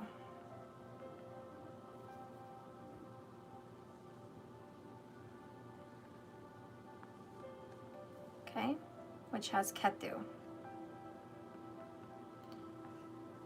Ooh, boy. Tell you what. I tell you what. You have your hands really full. Capricorn is here with Saturn. Damn. In your 6th house. Look at this. Look at that. I mean, that's just a hot mess already, but let's go ahead and just see. So Saturn is aspecting your 8th house. Okay, which is Pisces. All right, so Saturn's aspecting that. Now Saturn is also aspecting your 12th house. Damn, of loss, which is Cancer. Okay.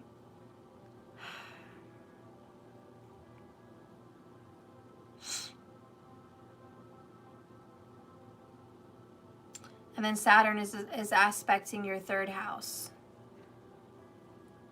Okay, which is friends, communication,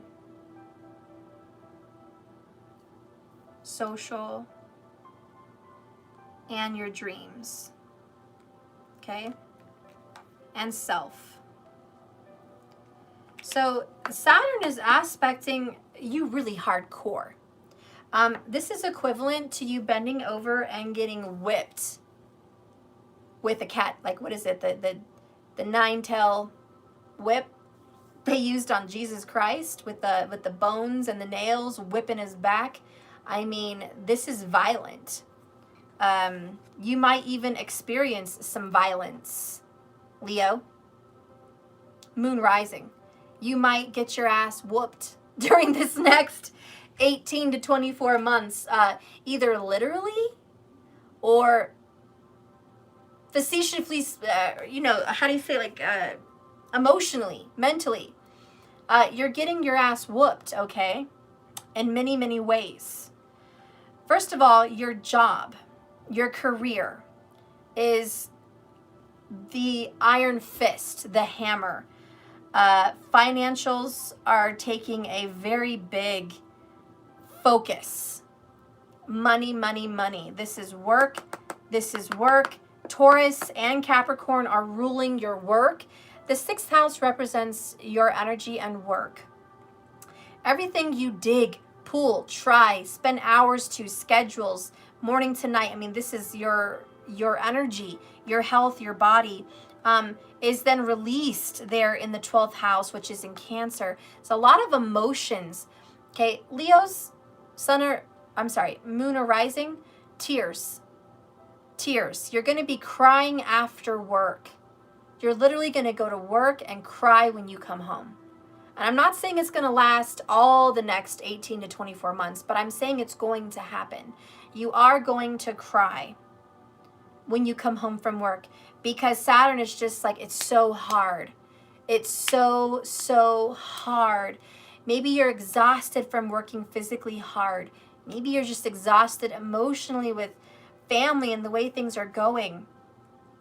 It's overwhelming for you, okay? Maybe you're crying because you work so hard to earn so little, okay? It's like God stuff. I work 10, 12 hours a day. I'm on my feet and I bring home the smallest paycheck. It's just pathetic what I'm earning for what I put into it. Now, the one thing you don't want to hear is what I'm going to say. This is your karma. You're experiencing that right now because at this point in your life, this is when it's happening. Saturn is forcing you to take a very good look at work because in a past life, you may have been royalty or you may have had it really easy. Maybe you were rich and you had a lot handed to you, past life. Maybe you just, past life, didn't have to work so hard, guys. You just didn't. Now in this life, you're learning the energy of hard work. So a lot of you guys may have a job that is, with Saturn here in the 6th house, this is a low-paying job, but it's also a job that's not extremely successful.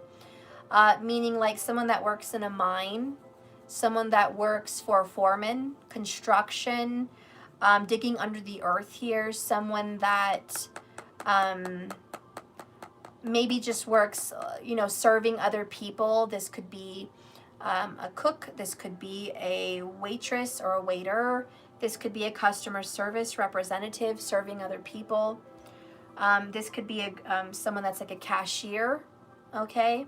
This could be a manager of something where you're working under someone, you're just managing it.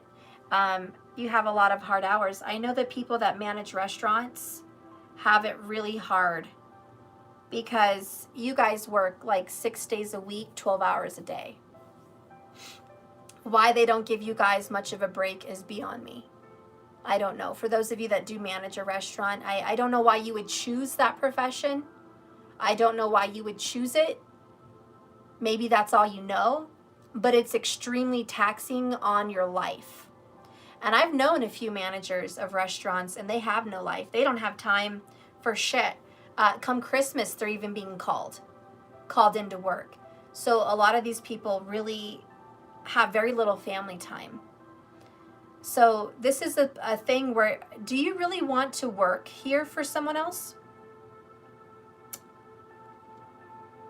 There is a Leo moon arising that is being asked a very big question. Do you want to keep crying when you come home from work, or do you want to own your own business? Taurus Rahu.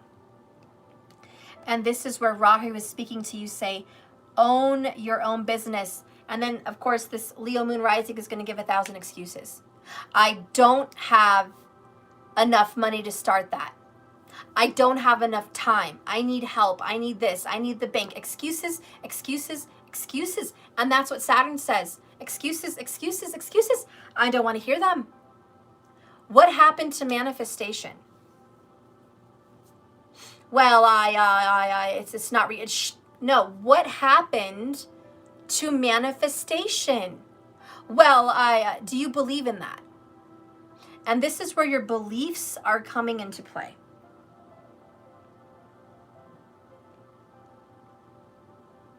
Which is extremely conflicted. Because we have 9th house, which is your spirituality, in the sign of Aries. And Mars is there fucking with you. So we have an all-out war in your beliefs. You don't know what to believe. Who do I believe? Why should I believe them, Steph? Why should I believe them? Marcus Aries is in your Mars? Well, if you're a Leo moon or rising and and Mars is in your Aries, well, fuck. This is why I feel like you're getting whipped with the 9-tail whip. With the bones and the nails and all that shit in there, just whooping your ass. Because your spirituality is being tested. It means that, are you putting enough faith and belief in manifestation? Or do you think that's a joke? Do you think that's not realistic? This is a very realistic approach. Realism at the finest. Realism. Right now, this person is very, very, very focused in realism. It is, look, this is not reality. It's not reality. I can't have that. I cannot have that. I am of this age. I do not have this much money. I don't live into this part of the world. I wasn't gifted like everyone else with a silver spoon. I don't have the schooling it takes. I don't have the $10,000 that it's going to take to achieve this goal. Blah, blah, blah. And Saturn's like, yeah, excuses, excuses. But I can't do this stuff. No. See, Saturn wants to teach you something. That's why he's aspecting the 8th house in Pisces, which is spiritual. And it's imagination. And it's manifestation. And it's magic. Okay? And it's far off beliefs. It means that this is beliefs you didn't grow up with. It means that you are being forced to look at spirituality in a very untraditional way. That you are being asked very strongly by Saturn to stop looking at life the way you grew up. To look at it in a very different way. To stop judging magic the way you grew up and start looking at it in a very different way. To take off your serious hat and feel very fun, fanciful, full of fantasy, hope, dreams, desires, the frivolous, silly things that you would think are very unrealistic. And it's time for you to start believing in fantasy and believing in manifestation. This is going to be where Saturn's like, okay, here we have, he's aspecting the 3rd house. We're going to start doing some very weird technological things. I want you to do manifestation videos. I want you to record yourself talking to yourself. I want you to tell and talk to friends and family about your dreams and not be afraid of getting shot down because it's not realistic. I want you to believe in yourself and look into yourself and feed your soul. I want you to research, because the 3rd house is a lot of research, and I want you to start looking into all of these magical spiritual things. I want you to study that.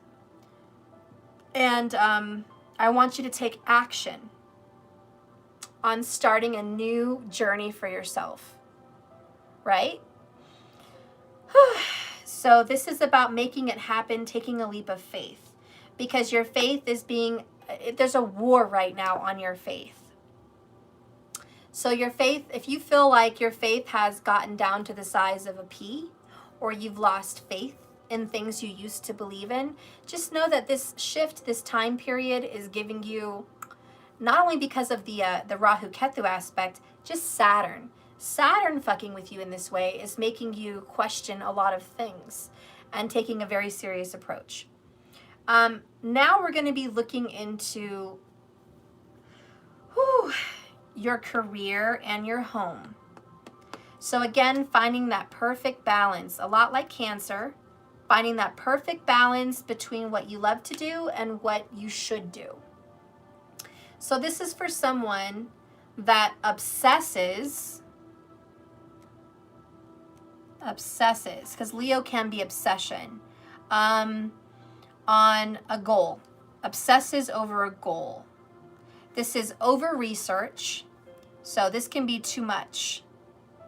Too much research, too much of a serious analytical approach, and that has to stop. And so Saturn's like, I want you to focus, but not that focused. It looks like you're being really asked to focus hard, but not the traditional way. This is very untraditional, very untraditional, very untraditional. All of these things are liberal, okay? You know, for example, I'm just going to say, because we're all heavy into it right now, let's just say politically you're very conservative, or let's just say very liberal. Saturn is smacking you with that whip saying, stop being an asshole. You're looking at things one-sided. You're being judgmental. Okay, Aqua, 7th house. Look how seriously, because Saturn is ruling Aqua. So kind of it aspects here too. And this is like, you're too serious. You're too serious with other people. You don't take it lightheartedly. If you hear a rumor, boom, right to the heart. If you see a meme about something, boom, right to the heart. It's so serious. You don't look at things like, oh, that's bullshit, right? That's not probably true. It's you maybe getting angry about posts or things. Everything's so serious. Extremely passionate, because Leo is a political sign, by the way. That's just an aspect of Leo. Y'all don't have to like it, but Leo always will have an interest in politics. Why? Because Leos actually make very good politicians. Why? Because Leos are actually meant to be in power. Yes, Leos are meant to be in power. They are. So you were born here with that energy of royalty, of leadership, of being in charge. So yes, you are very heavy into politics and you have an interest in it. We know some very big politicians who have strong Leo aspects. I'm not going to mention names. You know who they are. But it's this energy where you like to be in charge. You like to be ruling.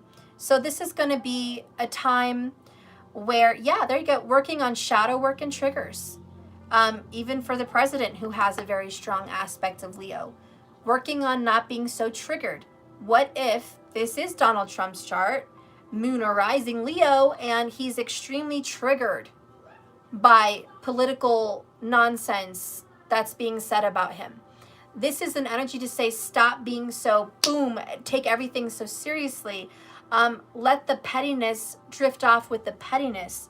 But this just shows someone who wants to be very passionate about rumors or bullshit and just take it to another level and just become very angry about things like that. So, you know, if you want to look at it like that's his chart, you know, there you go. Again, he takes work too seriously, you know, which Trump is. Serious, serious, serious, serious, serious. Every aspect of his life is serious. Where's the fun? Where's the fun in all of this? And this is where Saturn wants, you know, so let's example the president. Take a step back. Have an enjoyment in the moment. Melania is beautiful. I love the revamping of the Rose Garden in the White House. It's very classic, total 60s vibe for me. And it's like the sun is out. It's beautiful. You're young and vibrant still. You look great. Enjoy marriage. Enjoy your grandchildren. Enjoy life. It's beautiful. It's a beautiful life. And I know that everything is so serious and heavy, and the news is heavy, which is why Saturn is aspecting the 3rd house, which is news. You know, it's like it's a time to get grounded here and not take these areas of life so seriously, but let it go. You know, maybe Trump goes to work and cries after a long, hard day at work. Maybe there is a lot of tears and emotion for him. very emotionally overwhelmed about the hard job that he has to endure. And it leads to tears. It leads to a heavy heart.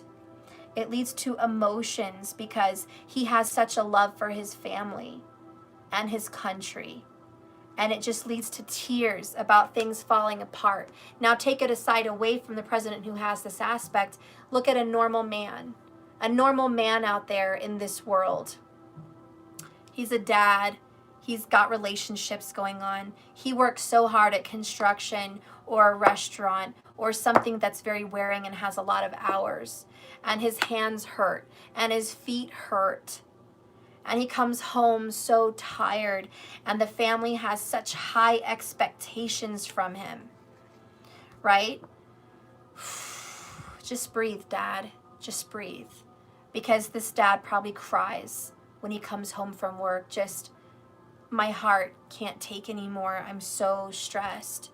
My relationships are serious. My work is serious. My beliefs are having a war of them because I'm so stressed. How can I believe in such peace? You know, it's this war here. Or for an example of a mom, you work such long hours, honey, and you just don't have time for your family. And you're just like, I want more time for my family. And I can't because I'm busting my ass, throwing myself into my career. And so you're crying, you know? Because Ketu is moving here into the 4th house. Again, separation. You have to leave your family. You have to leave them to go to work for long hours. Just like the president, you can't be at home and just have a fun day at home with the grandkids and spend a day in the pool. No, you have to be up on meetings. You have to have cameras up in your face, microphones, people watching you, spying on you. You can't even take a shit without someone on the outside of the door. You know, you don't have time to just be at home. Even when you are at home, spending time with your grandkids that come to visit for their birthday or whatever, all the cameras are on you. Click, click, click, click. You never get a moment. You never get to turn it off. That's what our president's going through. Complete stress on the body and the mind and the family and the home. It's being pulled away. He's going to be traveling now, going through states, working on battleground states and votes and all this and that. So he's, he's doing all of that. What does that mean? The next 18 months away from home. Obviously not the whole time. There's a voting in November, but it's just like if he does win, which most likely he will, or, maybe he won't, whatever makes you guys happy, whatever. Either way, he's going to be busy. And it's like, for that Leo person, he's going to be away from home. Moms, you're going to be away from home. Dads, you're going to be away from home. You're spending a lot of time away from home for work. So someone has a comment here. It says, Mika, I'm at home and I still can't spend time with my grandbaby. She just visited last week. My boss was nice enough to let me push my office hours, but I still had to work that day. Aw, Mika, that sucks. Are you a Leo moon or rising? Yeah. Well, either way, guys, this is a very painful time for the Leo moon and risings. And it's just, oh, you're both? Holy cow. So yeah, there's a lot of tears and emotions, Cancer, the 12th house, of having to let go of that home life, that family life, and focus on work because you have to, because there's financial responsibilities. And again, you make all your money here, which you're making good money. Say you're making more money than you have in a long time. And say you have a good job. Taurus, Rahu. 10th house, that is all career all day long. But where is your money going to? Home, family. For the president, where's all his money going to? The country, home, homeland. All his money's being funneled to this election and to the country. It's just like, it's a lot. It's a lot of what you work for goes there. I'm not saying all of it. Maybe it's not all of it. But majority of your earnings are going towards Scorpio energy, Ketu, 4th house, children and spouse and home. For a normal average Joe person, this means that the majority of your money goes to your rent or your mortgage, your car payment, your insurance, your food, your children's education and or clothing, anything that takes care of them, and your spouse's energy. So their clothes, their food, their comfort, their care, maybe even their mother who may be sick. There could be a spouse where their mother is sick or needing caring for. Remember, Scorpio energy. And since Mars is in the 9th house, there's a very spiritual connection between a mother.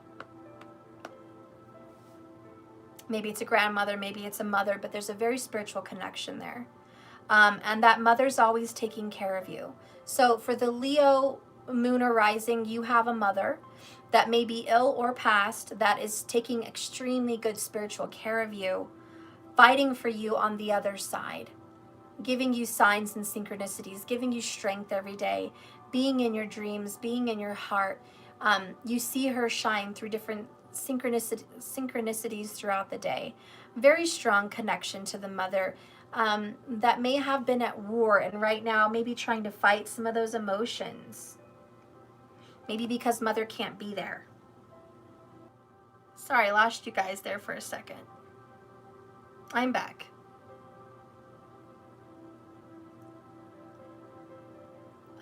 There could also be some karma with an Aries, Cancer, Capricorn, or Scorpio. So I do see some karma there that needs to be dealt with. And that's a signed person that you have to clear some air with.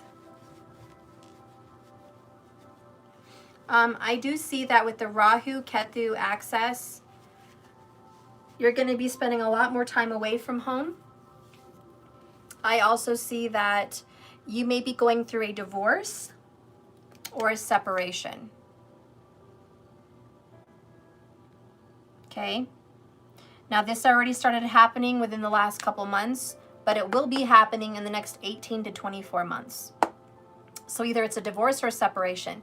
It could be you're leaving for overseas work, school, college, whatever, some kind of career goal. It could be that you're just leaving home a lot and you're still with that person. You're just never around. But there is a separation that could lead to a divorce in a relationship. Ketu in the 4th house means separation. So I also see a move. So I see you moving from one place of residence to another. So there will be a relocation. I think you're going to be moving somewhere closer to work. That could be 10 minutes away. It could be 1,000 miles away. I don't know, but you're going to be moving somewhere for work, possibly. Okay, so there's a relocation so you can be somewhere closer to work or do some kind of career or goal that you want to do. It could also be that your spouse is just moving and taking the kids and leaving because you work too much. So, you know, they could be like, you know, we're leaving. You go ahead and stay.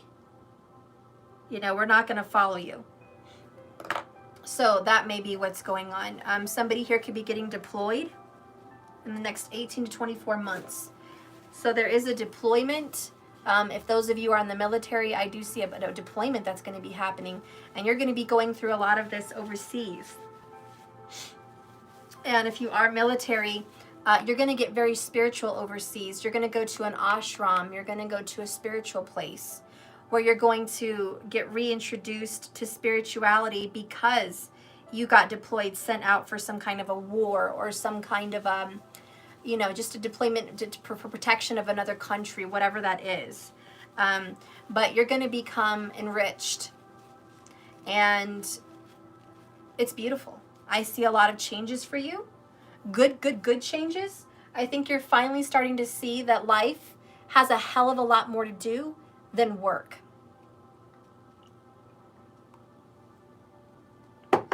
I will say you're going to get a pretty penny. I feel like you're going to come into about $20,000 or $200,000. There's some kind of bonus. Maybe it's the sale of a home. Maybe it's a sign-on bonus to work somewhere new.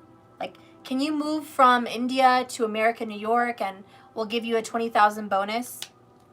Or can you come to school over here in, you know, New York? We're going to give you $20,000 to live here and go to school here and blah, blah, blah. I mean, I don't know. But there's some kind of bonus there. And if you're selling your home, I do see that you can make $200,000 on that home. If you're rich and famous like Trump, or you're a movie star, I could see you making probably $20 million off of the sale of a property or a home. Specifically, I do see 20 million. For those of you that have that kind of money, you know, if you're Oprah style, you know you got it. Okay, if you movie star status, you know you got it like that. Everyone else doesn't. But I do see a sign-on bonus. It's in the 2s area. For some of you guys that are very average Joes, like you and I, right? I see 2,000. So you might get a $2,000 sign-on bonus to work at a new place. Maybe they're going to say, hey, I'm going to give you a salary of $2,000, and anything that you make over that for tips and, you know, blah, blah, blah, whatever is yours. So there could be some kind of a salary negotiation of $2,000. Okay, and then you can make money on top of it under the books or just extra somehow. I see a bonus. I see commission. I see other things. Yeah, I do feel like for some of you guys, I feel it's more of a man's energy. I feel like you might be offered $20 an hour somewhere, okay? You're going to be offered $20 an hour to do something. Maybe that's truck delivery, maybe it's delivery services, I don't know. But you're doing that. And if you already have one job, I could even see that you're going to have 2 jobs. So some of you guys, I feel like there's a lot of travel, so delivery service would come under line here. Maybe you're delivering, you know, goods. Maybe you are taking people from point A to point B. But I do feel like there's some travel involved with your career. There's definitely some driving involved here, if not flying. But I'm sure you're not going to fly all the time. So anyways, I do see that happening for the Leo rising or moons. I feel like your spouse is disappointed with you. I feel like your spouse is complaining because you're working too much, but do they need a brain transplant? Do they not realize you have to, and it's your karma? Because whoever you're with does not realize that you fucking have to. And not because your boss said so, but because this is your karma. Leo moon rising, you're being forced for some reason, karmically. It may have nothing to do with what you've done on this earth this far. I think it has more to do with your past life. But you are being forced to do these things now, okay? So anyways, that's what I feel is happening.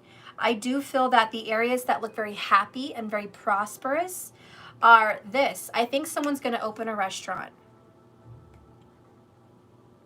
Restaurant is very prominent for me here, or come in some kind of co-ownership of a restaurant.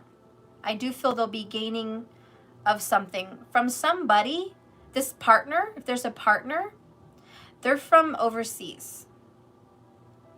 A partner will not be from where you're from. This partner that you're coming into some kind of a co-ownership is going to be someone who's from a far off place. They're not native to where you guys are starting this life, okay? They're not native to that. So I feel like that there's some kind of a partnership forming for career. I do feel it has to do with a restaurant or food or catering. It could come under the lines of wedding partnership, like maybe somebody wants to open a, I don't know, like what, like a wedding thing? I don't know. Like, what is this? Spirit, tell me. Maybe photography, wedding photography, catering for weddings also. possibly owning a piece of land where you can have weddings. I am feeling some farm vibes, maybe a vineyard, maybe just a farm, maybe just land that requires a lot of work on the land so people can come and get married on that land. I do feel that. I do feel it. But it could just be this partnership that I'm feeling. But marriage, partnership, it's coming in. And it's just like, let's be partners. Sometimes coming into a business agreement is like marrying someone. You're going under to a contract and an agreement and a partnership. So I do think that for the Leo moon rising, you're going to come into a partnership. For some of you guys, it is relationship. It means you're going to be separated and divorced from someone, and you're going to be coming into a marriage and a partnership with somebody else. I do see a split family here, right down the middle. Okay, there's ex and kids, and there's future and kids. Like, there is a complete separation. You could be marrying a workaholic, because I do feel that vibe too. You might come into a relationship, Taurus vibes, Venus vibes, right? Coming into a relationship with somebody who works with you or is a workaholic. And that's totally what's coming involved here. For some of you guys, you may be marrying somebody above your status. So this person would have more status than you. Maybe you make less than, maybe whatever it is. In the old days, it's like the class of people. This person would be a class up. This person has more than you. And so you could be marrying someone that has a lot of money. For some of you Leo risings and moons, you may be marrying someone that has quite a bit of money. You may be marrying a real estate mogul, or a business owner, or a real estate, investor, or someone that owns a very big, prominent restaurant chain. So I do see a new relationship forming for you with someone that is older, and definitely because Aquarius is 7th house, definitely somebody older that is either acting mature and older and like a very old soul, or someone who is literally older. But this person would have status and money. So I do see you leaving someone that did not have their life together. They were just slacking on that department, and you're going to be reaching a goal with a partner. Now, whether that's a business partner or a relationship or both is up to you. That's your karma, that's your path, but there's a partnership coming up for the Leos, moon and risings. And I do think that at the very least, you're going to own a business with this partner. So even if, this has nothing to do with what I'm saying about you, the person that you're going to end up with in the next 18 to 24 months, you guys are going to open a business. That took a lot to read. This chart was very kind of difficult, but not that much. Your home life is falling apart. I don't know how else to say it. Your family life is falling apart, and if you want me to pray for you, I will pray for you. And if this is my president, I will pray for you. But family life is just, God, it's attacked. I could use some prayers because his family life is falling apart. And for those of you that are watching me, if you're a Leo moon and rising, I do think your family could be falling apart, and you need prayers. You need spiritual help, probably more than you've ever really needed it, because not only are you going through a very difficult time with your career and your money at this time, your family, your actual family life is undergoing another transformation. So just breathe with me on that. Leo, one of the things about you guys, you have such a big heart. More than anything, you have a very big, tender, loving, beautiful heart. You are such the fun. Your house represents fun and games. And it does make me want to bring tears to my eyes and my heart for you. Because you are the bright side of life. You're the bright side. And this is just sucking the life right out of you. And I feel like I have a very heavy heart just looking at this chart. I feel like I have to breathe for you, because I feel like you have a backpack full of bricks and you're walking uphill in the sun. And you see the end, like you see the peak, but damn, it's hard to get there. Fuck. Oh, and I want to cry for you. I do. I want to cry. I want to cry for you. This is a very hard journey. And I just want to say, so far, out of everyone that I've been doing this chart readings for and reading for,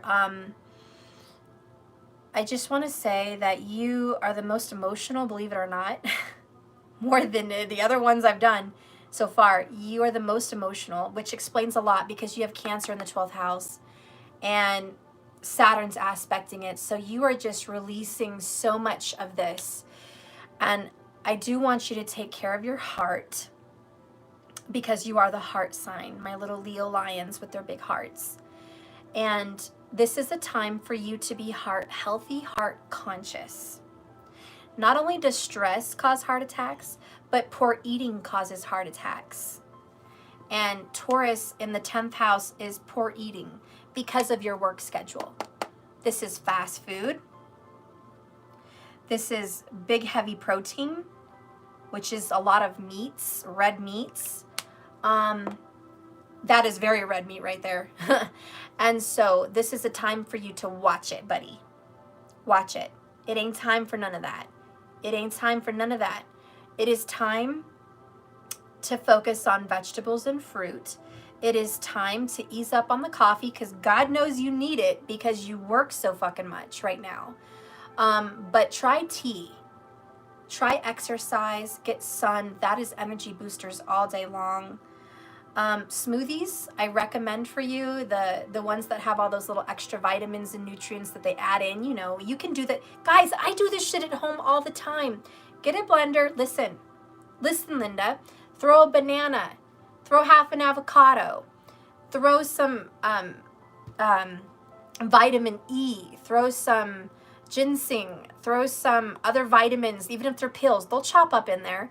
Throw that shit in there. Almond milk, okay, or just water if you want, some oranges or some lemons, some lime, whatever, blueberries, strawberries. This is what I throw into my smoothies. Spinach or high fiber greens. Toss that shit in there, guys. Blend it up. Put some honey in there, or there's another sweetener. I forgot what it's called. It starts with an M. Shoot. Whatever. There's alternative sweeteners. Don't use real sugar. I like honey, but you can do whatever. But there's other sweeteners. Just put that in there. Blend that shit up. It is so good. It's so good for you. And it makes you feel like $1,000,000. And it will perk you up. It will. And anyways, I just feel like if you do that and get away from the heavy, you're going to feel better because you need that. When you're working at your desk, or maybe you have a chance to put headphones in, I don't know. Listen to some good calming music. Don't listen to the hard rock. Don't listen to the to get you going. Listen, calm. You need to bring your blood pressure down, honey. Your blood pressure needs to come down. This is a very high blood pressure period. Bring it down. Okay, take time to get a massage by your lover or someone who volunteers, or go pay for it. I don't care, but your body needs that because physically your muscles are tense. So make sure you throw some magnesium into your smoothie as well. A lot of you guys may also just not be eating because you're working too much. So you skip breakfast and you skip lunch, and then you go have a shitty dinner or a really rich, exquisite dinner. Okay, and this is, this is not good for you. So you really have to do that. It looks here also like you have no time to work out. Can I say one of the best forms of working out? I should be a sex therapist. Sex. Get it done. I don't care if you have to jack off in the shower or do it with your partner, but damn, get some. Because that's working out, and it's in the comfort of your own hand or your own bed, okay? But get active and, at the very least, have sex. If not, Go out there and run, walk if you can at night, and just take a breather, honey, and quit smoking. If you do smoking, quit. Quit now. Quit yesterday. I want you to, because your heart is in jeopardy, and me as a spiritualist and an intuitive and a tarot card reader and an astrologer, can I just say this is not the time to do it. This isn't the time. I'm not saying you can never have one, but I'm saying if it's a problem, fix it, because this isn't the time. You will survive a heart attack if you have one. That's just a forecast. Capricorn, Saturn in the 6th house. If you have a heart attack, I see survival. You're not going to die. But you're sure going to get scared as shit. And then your person's going to tell you, the doctors are going to tell you to change your diet anyways. So why don't you just do it, because I'm telling you right now before the shit happens. But I'm just saying. So pay attention on that. Your kids are learning from you. When you have Sag in the 5th house, it means your kids are watching you. If you have young children, they're watching you. They're learning from you. They feel so far away from daddy, so far away from mommy or grandma or grandpa or whatever. They're watching you, and they're literally jotting down and taking notes. This is how you live life. This is how you handle problems. This is how you have a relationship. This is how you sleep. This is how you eat. This is how you drive. Your kids are watching you right now more than ever, because Saggy is unaffected here in the 5th house. Your kids and you are going through a very karmic time. Both of these houses right here, home and children. Your children are taking so much in from you like a sponge. Be aware. Be aware of what legacy you're leaving them, on how to live their lives. They're going to live their lives in a mirror reflection of you. How do you want them to live their life? I know it's a hard task, and I'm probably asking a lot, such as Spirit is asking a lot from you. Spirit doesn't give such a mission, which, look at this hot mess. Spirit doesn't give such a hard mission to someone who couldn't handle it. He gives his hardest missions to his soldiers. Leo, it's time to stand up. Be recognized and be acknowledged for the powerhouse that you are. You are a ruler. You are superior. You are a fighter. You are strong. You are capable. You are determined. You are built for this. You can withstand this. You've got this more than anyone else could. You were not given this very difficult task because you're a pussy or a sissy or a cop-out. You're a fighter. So when you feel heavy laden and weighed down by life's burdens and stress, you remember who you are, and you look in the mirror, and the most prominent thing for the Leos to do is say these things. I am. That supersedes everything. I am capable. I am strong. I am a winner. I am an overcomer. I am happy. I am free. This is a time where Spirit's going to test you, Leo, and just keep spitting that shit out to the universe. I am happy, I am free, and I have got this. The more you start to take control, because this is all about control of your family, your work, your spirituality, your relationships, and I tell you, my heart is already feeling it. I felt tense.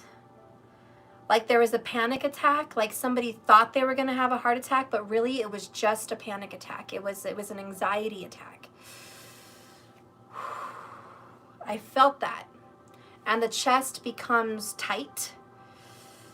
And you feel like you can stretch and hold your breath, but yet your ribs are not stretched out enough. Your chest isn't being given enough room, like your muscles are tense.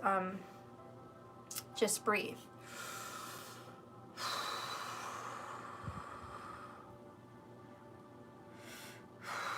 In through your nose, out through your breath. You got this. Anytime you need to refocus on your body, just do that. You're going to need a lot of really big breaks like that. You guys are going to have to take some time out in this madness and just go, okay, Leo, remember to breathe. Breathe, Leo, breathe. You got this. Always stay one with spirit. Okay? Right here. That's home for you.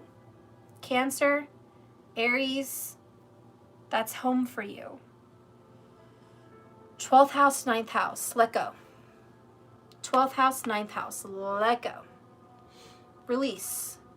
Be somewhere else. Take your mind elsewhere. This is a lot of meditation, so even if you're just zoning out in some fantasy, do it. There's a funny part, I think, in Spider-Man Far From Home or whatever, at the end of all the words, Samuel L. Jackson was sitting in front of a beach, and he was like, kicked his shoes off. You heard the seagulls, gah, gah, you know, you're like, oh, Samuel L., he's over here at the beach.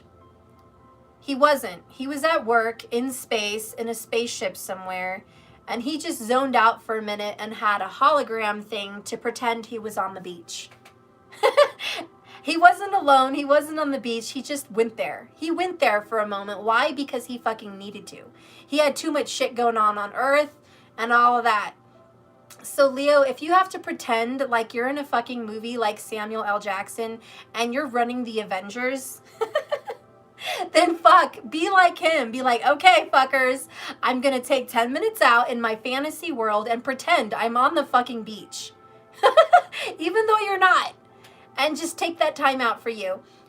Whether it's at work, in your car, and it's on your cell phone, you know, whatever. Just, you know, take the fucking moment and just pretend. You're very good at theatrics, Leo. I know you can do this.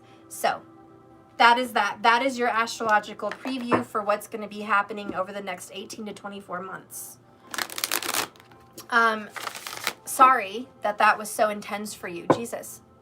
My prayers are with you, Leo. Remember to breathe. Remember to breathe. Let's go ahead and get some tarot cards in on this. Okay, let's get some tarot cards. Get my oracle. Give me a message, Spirit, for the sign of Leo, for the moon and risings. Oof, you got 3 of them. I'm going to take them. You know why? Because Spirit says, fuck yeah, we're taking 3. Why? Because Leo's a badass. They can take it. Bottom of the deck is number 8, effort, which, by the way, is your Ketu, Scorpio energy, right? Also Saturn. Giving it your all. This is Saturn all day long. And so Spirit says, yeah, you're going to have to give this karma your effort. You're going to have to give this next 18, 24 months your all. You're really going to have to just, how do you say, I don't know, just take it. You're going to have to take it and you're going to have to give it your effort. You're going to have to make this, okay? What's important for you? Oh, yes. Yes, ascending. You are ascending to a higher level, Leo. You're doing what you got to do. You do it. You do your little badass thing. This is taking you to a whole nother level. And you are growing because of all these difficulties. You are becoming stronger like the oak tree. Unleash your power. Leo, no one has as much power as you. You are dynamite. Absolute dynamite. So unleash your power. Now is the time you need it. The time you need to be a fighter is now. The time you need to be dedicated is now. The time you need to be creative is fucking now. The time you need to get your strength, which Leo represents the strength card, yeah, that's now. So ascend, unleash your strength. I feel like this is the next one though. Family, which we talked about that, didn't we? I circled that shit. 5th house, 4th house, family, okay? And this is stronger together. Don't isolate yourself, okay? This is for all the Leo moon and risings. To the presidents down to the average Joes. Don't isolate yourself. You are stronger together. Let your family help you, okay? Let your sons and daughters and grandchildren and best friends and moms and dads and grandpas and grandmas and besties, let them help you. They are your backbone. They are your strength. stronger together. You remember that. Okay, you can withstand this storm. Be part of your family. Look at these trees. I think you're going to get a lot of messages through trees over the next 18 to 24 months. You are really going to start looking at the trees in a different way. Maybe you drove down the street and never paid attention to the trees. Now you are. You're going to be looking at all of them like, wow, you're beautiful, you're strong. How did you last this long? And the message the trees are going to give you is we're stronger together. I'm not out here by myself as a lone tree. I have a family of trees, a grove. Do you know if groves of trees talk to each other? Do you know if there's a disease that hits a tree, it will give its nutrients to the other trees to help them fight the disease? And that tree will die so the others can live? That's communication. Do you know the trees will let other trees know what infection is happening with them, with the bugs and the whatever, so the other trees can start building up an immunity and talking to the earth and getting those nutrients? Yep. And giving their offspring, the future seedlings, those nutrients. So family always looks out for each other. And these trees know about that. They may not be able to get up and walk around and do things, but these trees talk and they work together. They are a unit. They are a grove. So you may feel like you're out here going through hell, but guess who's with you? Your family. Even if it's just your soul family, you have people with you. You're not alone out here in a living hell. For those of you that are disconnected, maybe going through a divorce or separation, who loves you? Your children. They love the fuck out of you. They're never going to leave you. Okay? You have to count on them. All right? So you got this. This is about being in communication with them, okay? All right, so in partnership, 22, just saying that's coming in. So the next card you had is shh, number 88. Most people hear, because everyone hears, few truly listen. So the trees are like, yeah, you know, most people see us, they acknowledge us, they hear our messages, but they don't listen. They don't take what we're giving them and apply it. This is really listen, but also apply. Don't just read a book, apply the knowledge you learned. Don't just listen to this reading, apply its advice in your life. Don't just know that you have to fix your diet, apply it. Okay? Most people hear, few truly listen. And that's what this is, determination, application, 22, 88, all twos, right? Twos, fours, eights. It's about togetherness. It's about union, unity. It's about, don't be so hard-headed. By the way, fixed Leo, don't be such a fucking hardhead that you don't want to open up and take the advice of someone who loves you. Okay? Because I all know you Leos are fixed. You all don't want to listen to shit. Listen, the people that love you, your family, have good advice for you. Listen to them. They want you to live longer than you could imagine. They want to hug you and kiss you and have you and keep you longer than you want to be here. Guarantee it. So now's the time to let that energy in.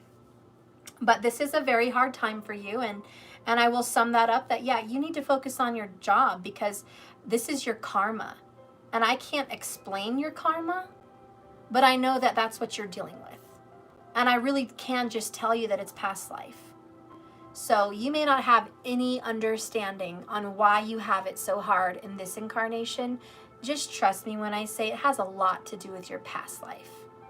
You had to pay it forward someday. And today is that day. So, yeah, it's going to take all your effort. But with all this effort comes great rewards. So don't resist. Don't resist. All right. So let's put that down here. And let's get some more of your reading. Whew, I'm loving your reading, Leo. Are you loving your reading? Moon risings? You love it?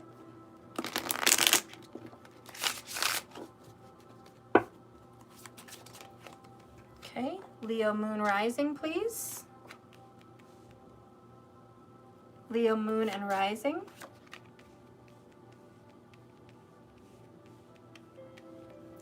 Leo moon and rising.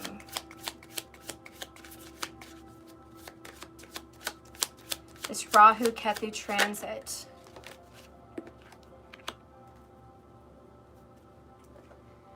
Whew. Bottom of the deck is this: we will be together again. So there is somebody you want to reconcile with. There is someone out there, somewhere out there. There's somebody that you want to be together back with, okay? Or somebody that wants to be back with you. Here, the other one that popped out upright is, you were the best thing in my life. So there's some past life lover that was the best thing that could have ever happened to you. Okay? And this was someone that looks like they're going to work their way to being back with you again. All right? So I do see some kind of reconciliation. Leo, please. And this Rahu Ketu transit for the sign of Leo.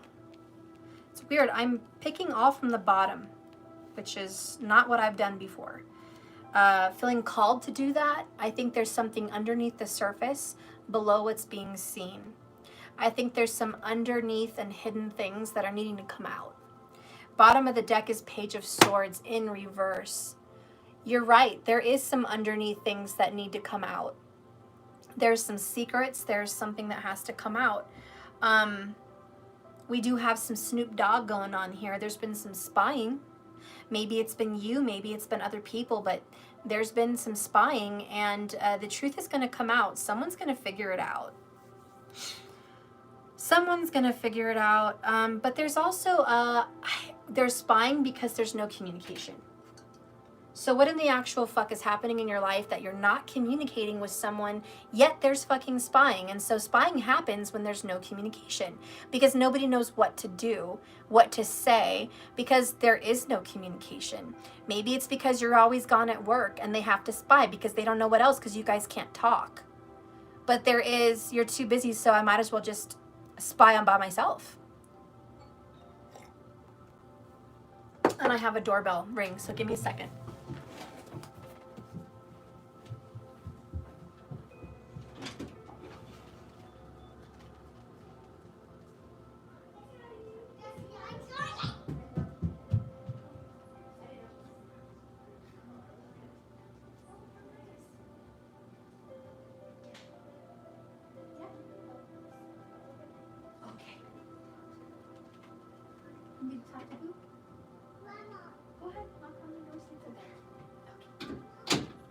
Okay. All right. So anyways, let's keep going. The doorbell, that's an omen, right? Somebody's coming, unexpected. Unexpected news. Unexpected truth will be revealed. Let's reveal the next card. Unconditional love, mother energy. So this is either your mother or the mother of your children. There's some kind of unexpected vibes about the mother of your children, or maybe just children in general. But there's some, I don't know, unexpected energy happening. A message is coming through, either by or for a mother and child. I don't know what's going on here. I'm getting a phone call. See, that's another omen. I don't know who that is. Hang on, guys. Hello? Okay, that was cells. Sorry, I thought it was important. What a weird omen. You guys, that doesn't normally happen in a reading. A doorbell and a phone call. Listen, there's going to be some unexpected communication. Okay? And it could be just Cancer vibes. There could be a Cancer person that is definitely going to be reaching out or getting into communication. Okay? Doesn't have to be, but this card speaks to me of the sign of Cancer. So it doesn't have to be, but that is definitely some vibes. Maybe an unexpected visit to a mother. Maybe a mother's going to unexpectedly visit you. Maybe you're going to unexpectedly call the mother of your kids. Maybe the mother of your kids is going to contact you. Maybe a mother-in-law is going to contact you. I don't know. Maybe it's a grandmother, but there's some good vibes there, right? And the fact that I got a call, a doorbell ring all at the same time, let's just say, wow, surprise. Let's go ahead and reveal the card above it. Aw, I feel you leaving me behind. So there is a mom or a grandma possibly that feels like you're ignoring them. And they wonder where you are. Come see me, or I'm going to come see you. You could be that mother, feeling like your kids are leaving you behind and you want to see them. You know, this could be a Leo rising or moon grandma that's like, I want to see you guys. Okay, or your children. I want to see you. We're, you know, you're leaving me behind. You're ignoring me. Matthew wants to go. Is that okay? Yeah. Hang on, guys. Bye, Mom. Wait a minute.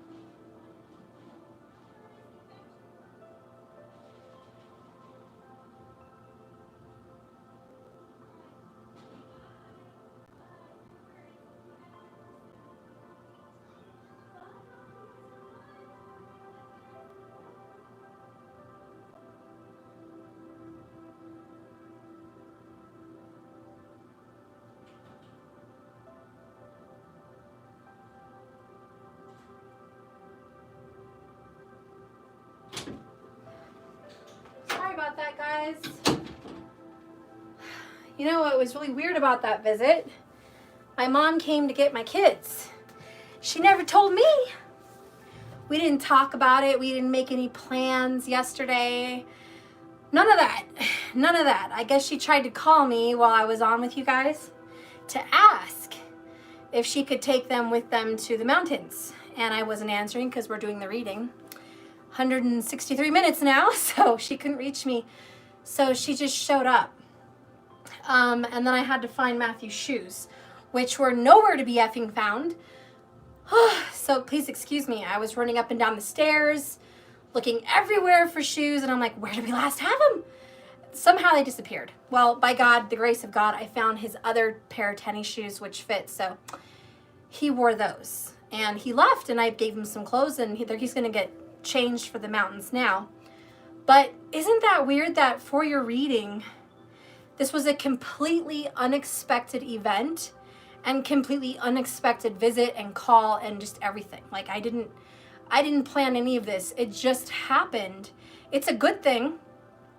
You know, I could either freak out about it and be like, this is a bad thing. No, they're not going anywhere. I didn't know about it ahead of time. No, I have to stick to my plans, which would be a very fixed Leo energy. Like, no, I'm not going to go with the flow. I'm not going to just go with spur of the moment. But sometimes it's good to put down the frustrations of all the problems that come with unexpected energy, but embrace it. So yes, I had so much stress just now looking for this, looking for that, kind of irritated with my mom because I'm like, you know, I wish she wouldn't just pop up in my house and tell the kids you're going to take him, because what if I said no, then I'm the bad guy, you know? So I had some stress with that, but I had to release it really quickly and just say, you know what? I'm working. It's a big work day. She's here offering fun, and it's a beautiful summer day. Let these kids get out of here and go to the mountains with their grandparents, make memories, and have some fun. I need to get past myself and just go with the flow. Last minute, spur of the moment. Doesn't matter. And I think that's kind of an omen for the Leo moon and risings that we will be together again. There is some kind of energy here with children and a soulmate that feels left behind, feels ignored, feels forgotten, that you might be getting back into connection with. The spur of the moment. Let's go ahead and see some more energy. Just being near you is intoxicating. Wow. The next card is Six of Swords, resolution in reverse. Okay, so you and a soulmate have some unfinished business. You thought you got over them, but you didn't. There's a very, and I mean, let me say this really clear. There is extremely, and I say that with all my energy, extremely intense sexual chemistry vibrations between you and this person. You guys have a connection probably like you've never had your whole life. I'm not saying that sexual energy with other people was bad. I'm saying it just wasn't like this. This is different. And anyways, with the Six of Swords in reverse, it means that it's not over. There's still some tumultuous waters to go through. There's still some difficult times ahead with this person. Okay, soulmate vibration, Cancer vibration. Someone said so intense you lose consciousness. Yeah, you forget who you are with this person. Because just being next to them, you get sexually turned on. So you can't even sit in the car next to this person because the smell of them just turns you on. Have you ever had that kind of chemistry? You instantly get turned on because they have some kind of pheromone that just hits home run for you, and you're like, gosh dang, God, I really want this person. They're like, it's insane, just the smell of them. Like, what is this, Twilight? Like, seriously, the Twilight Zone? What are you, Edward with Bella? Like, oh my God, I can't smell you. I want to eat you. I don't know. Maybe in a good way. I don't know. But all I'm saying is, look, you guys have a very good bond, a very healthy, nice sexual bond, and a very good, chemistry. And I know that there's some problems between you guys, but this is not over yet, clearly. And there's a very deep connection here.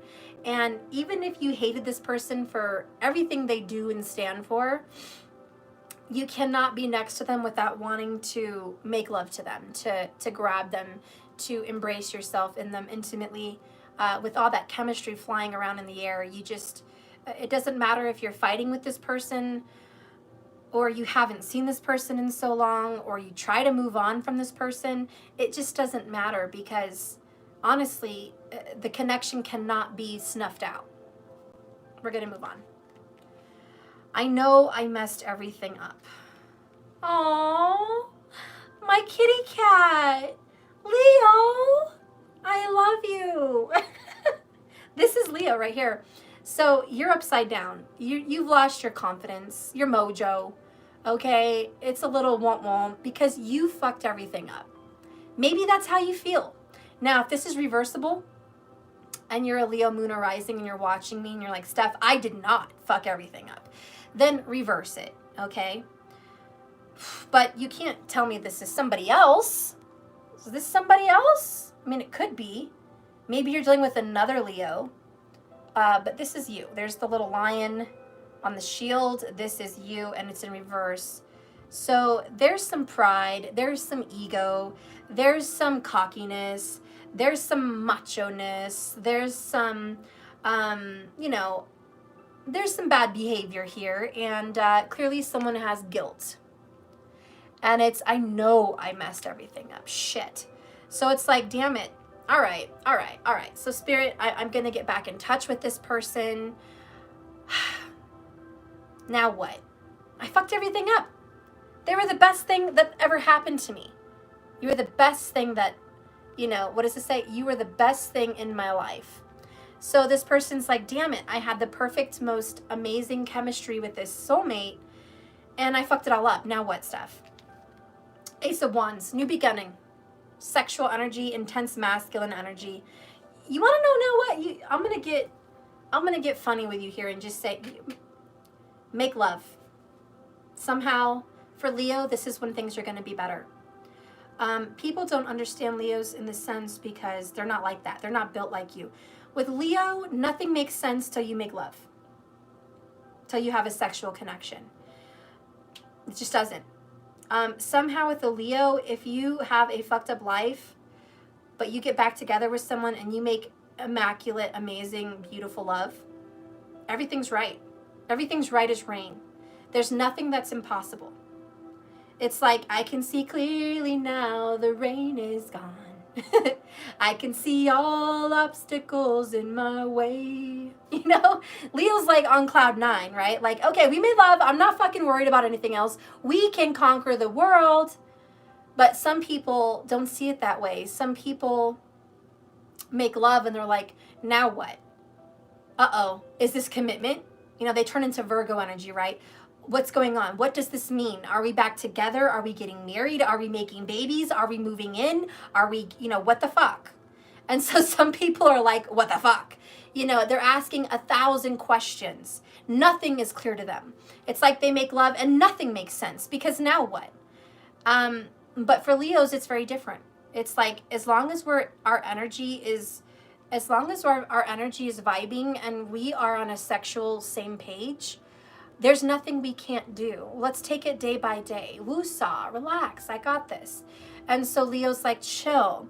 But where other people are just like, I'm not chill. So there could be some confrontation there, but really the answer for Leo is make love with this person, figure out the rest later. Right now, you just need to know that you and the soulmate still have a deep connection. And the only way you're going to figure that out is by making love. Okay? So when you make love, everything will make sense. So take my advice on that. Let's get some more into your reading here. Tell me more about this soulmate relationship. Leo moon rising, Spirit. Rahu Ketu transit. Tell me more about what's to come here for this cat. What's coming for this cat? Because you know what else is coming up? This is in my shuffling. Cheating. There was cheating here. There was a father, a mom, and a kid. There's cheating, number one, however that plays out. Or there was unconditional forgiveness and love, very young soulmate vibes. And then there was infidelity. Okay, maybe somebody already had a pre-existing child somewhere, or if they found, I don't know, but there's something. And, you know, there was infidelity. So that's really what happened here. Okay.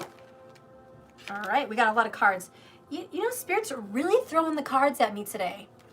We have toxic. I'm no good. Bottom line. Bottom line, what was going on between you guys was toxic. You guys started a relationship built on toxicity. Yikes, devil vibes. You have a lot of cards here. I'm just going to go with it. Tell me about this relationship, Spirit. Number one, commitment.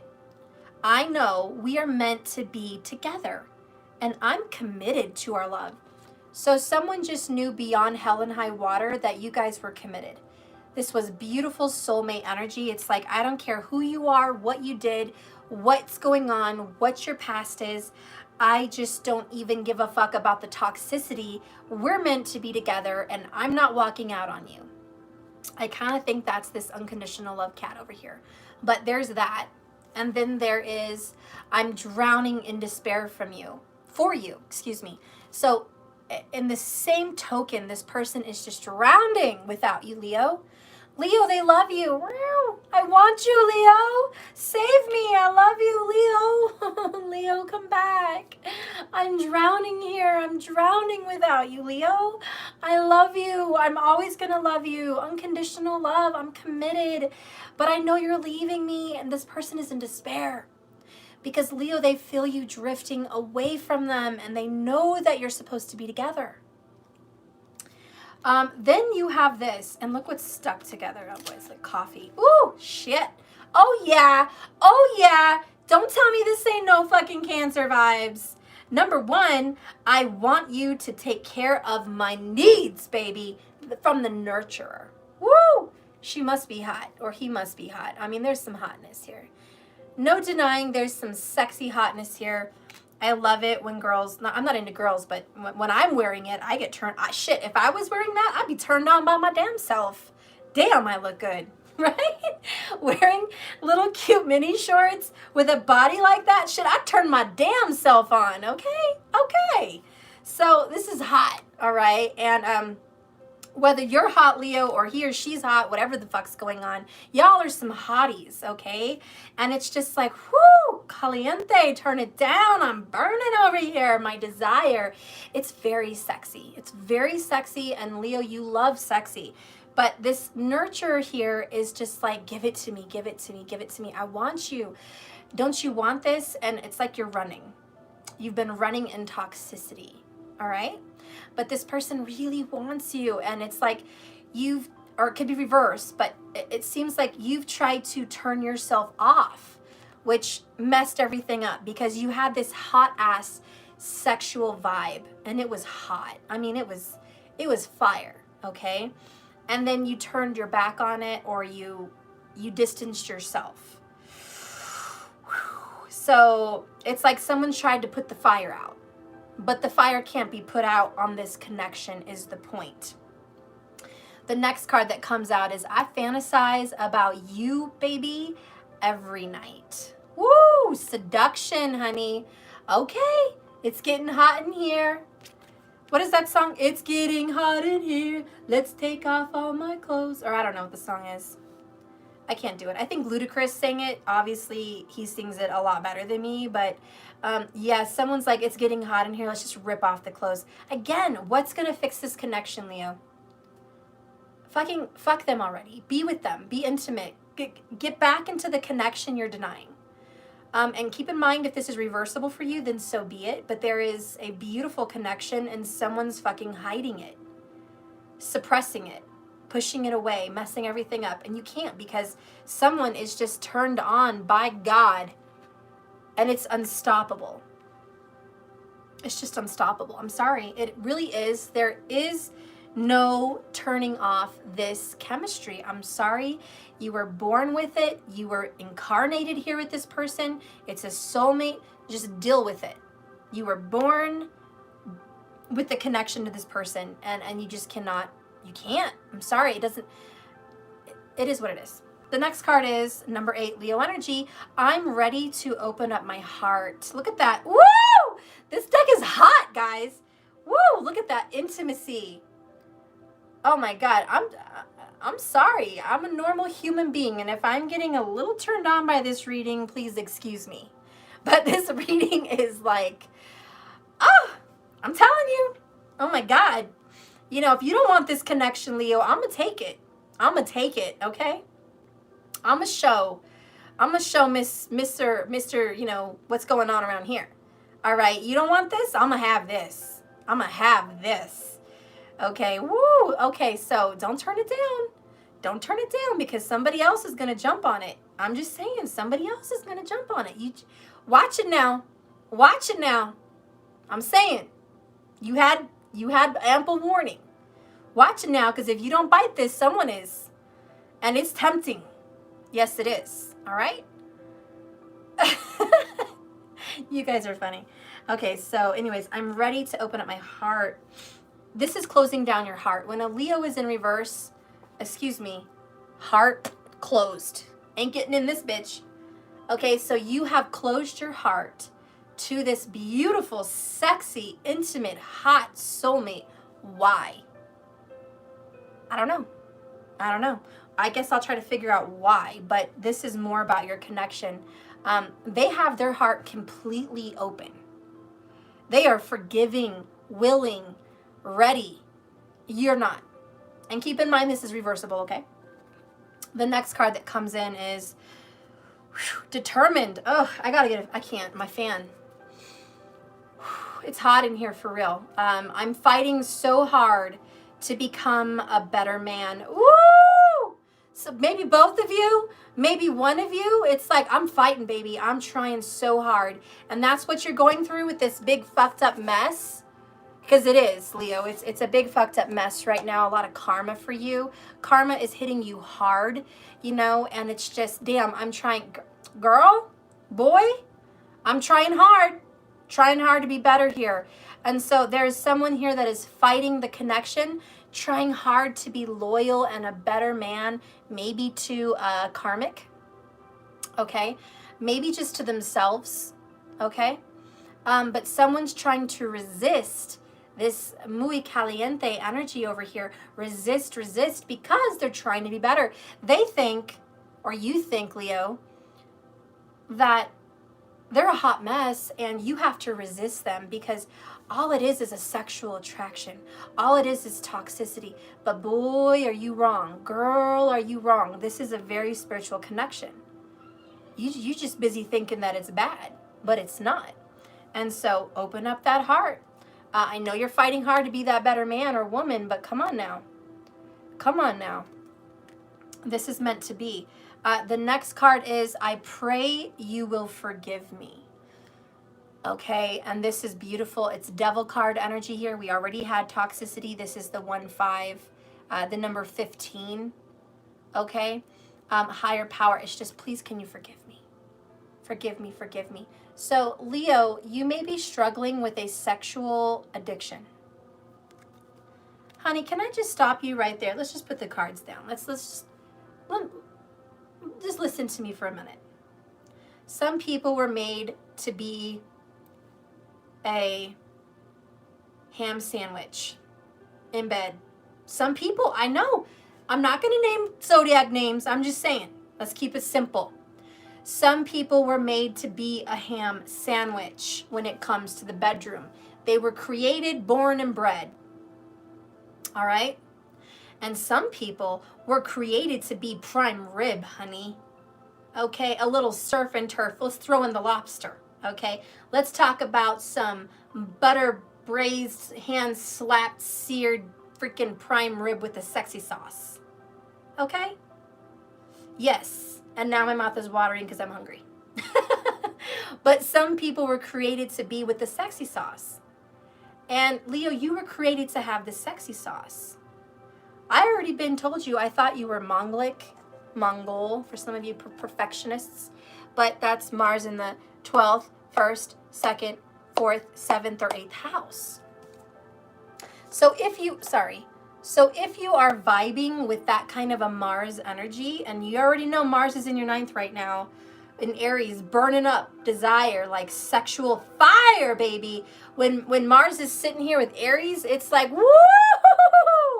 I hope you have the fire extinguisher, because it's getting hot in here. And yes, you want to take off all your clothes. Now, if you think that that's evil, if you think that that's dark, if you think that that's toxic,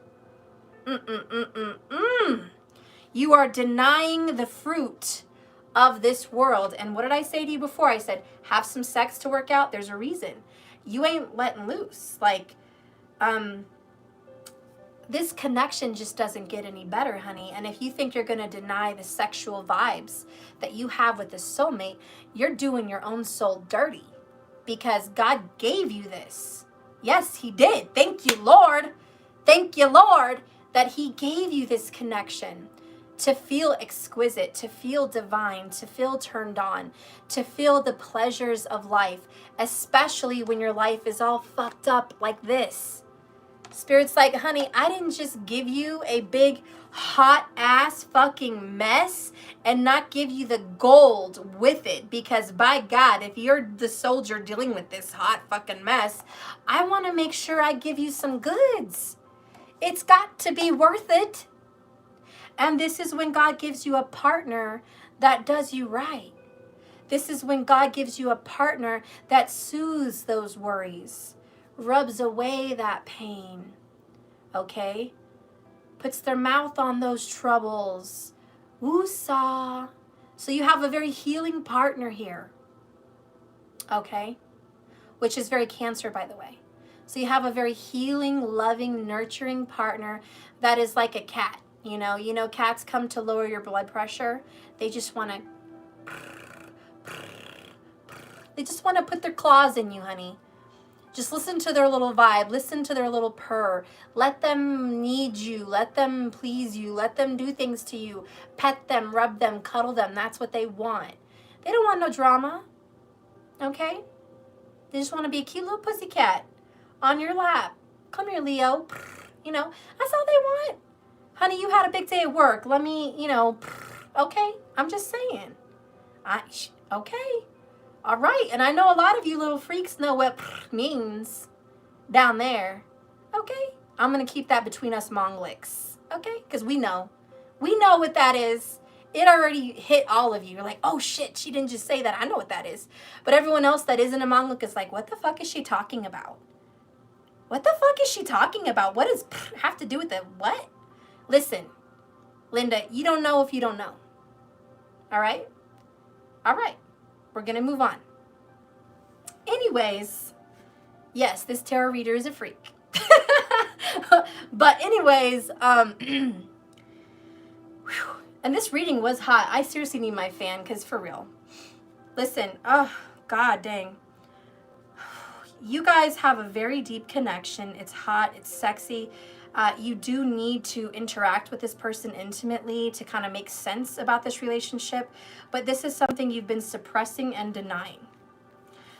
The next card is, I feel so lonely, but I just want to be left alone.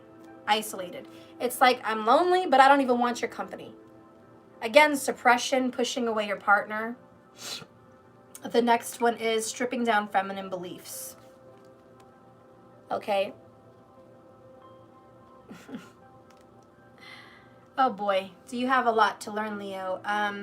First of all, you're in charge. You're daddy. You smack that. You say how it is. When you say something, it stays that way. I fucking said it. I'm a Leo. I'm fixed. I fucking said that shit. I'm not going back on my word. I mean, if you want to picture the most feisty Italian, there you go. That's a Leo. That's a fucking Leo. Dramatic, good looking, annoying, loud, stubborn as fuck, competitive, argumentative. But damn, they look good doing it. Whew. I guess I have a thing for Italians. I don't know. But I'm just giving you an example. All right, that's what you got. And they're in a suit. Woo! Stop it! Stop it! Ben me over. I'm yours. No, I'm just kidding. But for real, this is how this masculine comes off. Like, I'm the shit. I say what the fuck goes. I'm the godfather, goddammit. Don't tell me shit. Joe Pesci style. Don't tell me shit. You know, right? I already said no, Steph. I already fucking said no, okay? I already fucking ended this shit. I'm not gonna go back with my what the, well, hold on. No, I don't even, No. I'm not even gonna let the words leave my lips, okay? I'm not. Let's just keep it simple. I'm not gonna go back looking like a fool. I'm not gonna go back looking like a fool, Steph. No. My pride? Too big. Nope, fuck that. I already ended it. I already messed everything fucking up. And yeah, I'm sitting here fantasizing about her or him. Yeah, I want them. Yeah, I still fantasize. And I feel like a pussy if I tell them that. I feel like if I let them know after our big fuck up that I'm still wanting them, I'm the jackass. So I'm not going to say shit, Steph. I'm not going to say shit. But I am going to watch them on social media. Yep. I'm just going to see if they're fucking somebody else. I'm just going to see if they have a connection with somebody else. Yeah, I am going to check on that. But I'm not going to tell them I'm sorry. Fuck that. Leo. Here we go. You already know what I'm going to say. Are you that fucking stubborn to go back into the deepest connection that you've ever fucking had? Are you that fucking stubborn that you're not going to go back to the most sexually pleasing relationship you've ever had, and by the way, probably will ever have? Are you that stubborn? Ay. No wonder your soulmate has her hands full or his hands full. Jesus, they're like, Steph, I know, God. If your soulmate were to come into my office, they'd throw themselves to my desk like, Stephanie, I don't know what to do to get this man woman back. I don't know what to do. I tried every fucking thing. I kissed their ass. I said they don't have to say sorry. I licked their balls. I licked their asshole. I fucking begged, pleaded. I sent flowers. I sent Dutch brothers. I've been rubbed their feet. I fucking did everything. I kissed their mama's ass. Like, what can I do, Steph? Tell me you got a spell. Tell me you got a spell up in this bitch so I can do that too. Because I'm not going to give up. We have that fucking determined. So your soulmate's like, Jesus, Steph, I've never met a man or a woman so stubborn. I don't know what to do. I'm shit out of luck. I'm on my wit's end. What the fuck can I do, Steph? Tell me that your fucking psychic ass can make some shit happen because I don't know what else to do. And I'm just sitting here like, God damn, this relationship is what? Never seen one before. I think I have a neck ache even just expressing myself like you guys. Like, for me to express myself like you guys is tiring. I'm exhausted. I'm going to go take a nap. So we have a yin and a yang. We have a masculine, feminine, twin flame, soulmate vibe going here. We have push and pull going on here. We have a runner-chaser aspect going on here. And in the midst of this fucking mess is intense chemistry and deep love. Did I get that right? No wonder your fucking ass is watching my channel. The next card, the last card that comes out for description of your relationship, which is all fucked up, is your light is guiding me home. Beautiful and radiant. So whoever the runner is, whoever this runner is, you're being guided back. And you don't like that because you're so stubborn and prideful. You don't want to be guided back home. You'd rather just kind of shut the door on this, close the door, and just say, yeah, that was good times. Good times, good memories. Thank you. Thank you for that. Thank you so much. We're going to go ahead and close the door on that. Thank you so much. I'm going to go start another relationship now, and I'm going to make that shit work. I'm going to have a really good relationship with someone new No drama, no history, no baggage, just someone new, and that shit's gonna be great. But it's not. And you're trying to suppress what you closed the door on, even though you know you messed everything up. You're too prideful to go back and say, I'm sorry. And your person is just drowning here, drowning and losing you. And how sad. Well, the only happy part in that is you will be together again. Let's go ahead and get some more info on your soulmate. Poor soulmate. Poor soulmate. Give me some vibes, love. Soulmate, talk to me. Talk to me, soulmate. That's a strong person right there. The soulmate is a strong person. Coming in threes again. My ascended masters are guiding me. So, listen, Leo, your soulmate is fucking badass. They're spiritual. They're very high ascended person. They're very strong and stable. They need nothing. They only desire you. They do not need you. They just desire you. And I feel like I have to emphasize that, because maybe you thought differently about them. They don't need you. They want you. Does that make sense? Your soulmate is attracting their monad.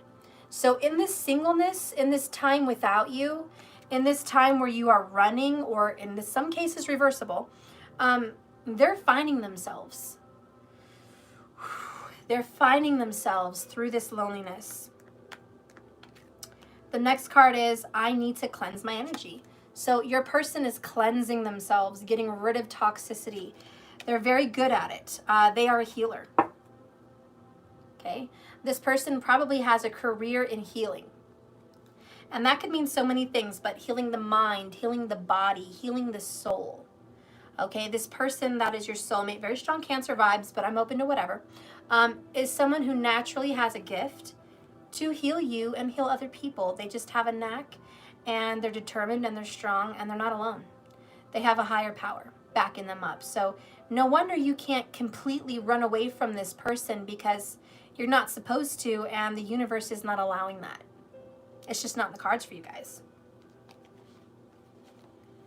So what do you really want to say about this, Leo? What do you really want to say?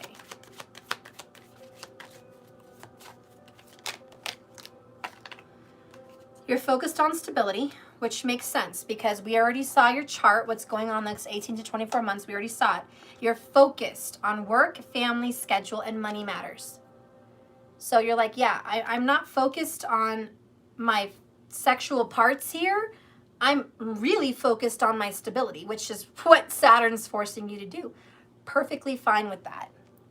Perfectly fine. Okay? Boy, let me grab this real quick, guys. Okay. So anyways, so you're fine with that, okay? That's what you're supposed to be doing. You are focused. That's good. Let's move on. But you keep asking yourself, why am I doing this? And it's no wonder we have strong Cancer vibes, because in case you guys didn't remember, Cancer's in your 12th house. Letting go, the tears, all this hard work, Capricorn energy, Saturn energy, it's making you very emotional about this partner, having let this Cancer go, literally in the 12th house, having to let them go. And if it's not Cancer, it's just a feminine, nurturing, mothering person. And here you are crying and really emotional. You don't understand why you've pushed this person away, why you've suppressed your feelings for this person. You keep asking yourself, Steph, why? Why am I pushing them away? Why am I suppressing myself? Why am I doing this to myself? And by the way, more Cancer vibes. I know y'all don't want to hear it, but look. Bottom of the deck, Chariot energy. What's the sign for the zodiac card? I'm sorry. What's the zodiac sign for the tarot card, the Chariot? The Cancer symbol. So victory, finally making progress. Doors are opening. Bottom of the deck under that is, I want to fix this. So in your heart of hearts, Leo, you want to fix this, but you're fighting yourself, hun. You are absolutely fighting yourself on this. On a non-love note, I'm very sure that my uncle is a Leo in Vedic. I know that's a sun sign, and I'm not doing sun signs, but it kind of makes sense. My uncle is pushing aside his mother, giving her a very hard time, suppressing his emotions and feelings, having a lot of anger from the past. He's full of toxicity. He does drugs. He gossips. He has bad company. He curses a lot at her. He's done bad things to her. He's treated me wrong. He's been a real dick. And we all know that in his heart, he wants to be sorry. In his heart, he wants to talk to her because my grandpa passed away, his dad. There's a lot of drama there, and he's not been seeing her. He's not been visiting her. He's not been calling her. He's resisting the urge to be around his own mother. That fuckface is being a dickhead. That is my uncle. I don't like my uncle. He's terrible. He's a terrible man. I think he has the capability to be a good man if he would stop being so fucking arrogant and get rid of his friends and do some deep healing. I think he has the potential to be a good person, but he lost the goodness with himself probably 25 years ago. He's been a real dick ever since. And, you know, his mom loves him unconditionally. And she is like, Steph, I wish he would just come over and give me a hug. I wish my son would just let me see his pretty little eyes. I know he's a son of a bitch, but not really. But, you know, my grandma just wants to hug him and see him for 10 minutes. Jesus, is that too much to ask? Apparently it is. Because he refuses to go over there, and he lives 5 minutes away. 5 minutes away from her, and she's not going to be here forever. And his stubborn fucking ass will not submit that he was wrong, and he was bad, and he's sorry. He will not submit. His pride is too much. And if you ever want to know a Leo, I'll introduce you to him. I will, because to be honest, the real true Leos are the stubborn ones. And ironically, those have all been Virgos in tropical. They all have September birthdays. My kid's father was September 12th. My grandpa was September 6th. And my uncle is September 3rd. They're all Virgos. And they were all stubborn as fuck. To the point where they hurt themselves. So, I don't know if anybody can learn anything. If there's a Leo out there that can learn anything from that message, it's don't do that. And all of them were just focused on their own stability. I mean, they were always focused on that because they had the Virgo mentality. But the Leo vibes from the Vedic, you know. And so anyways, back to focus. If this isn't a love relationship, look at it like I just described. My uncle not submitting to his mother, not coming to her and saying sorry. You know, that's terrible. And she just wants to love him unconditionally. But he resists. He resists her love. I don't know why. So that's one thing. And if this is your lover, okay, if this is your lover, then they're resisting you, honey. The same way my uncle's resisting his mom. Your lover is resisting you, even though they don't want to, and they're so fucking stubborn. So that's why they're asking themselves, why? Why am I being so fucking stubborn?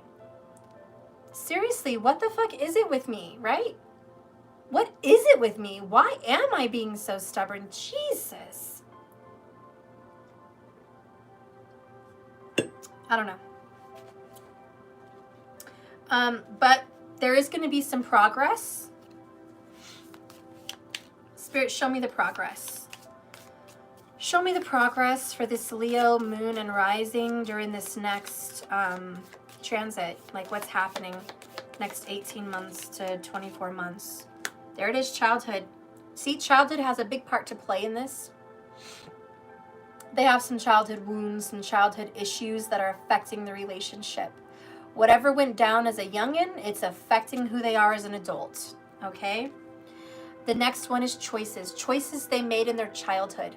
They have a lot of regrets. That's what I'm channeling. For some people, they regret being such a dick as a kid.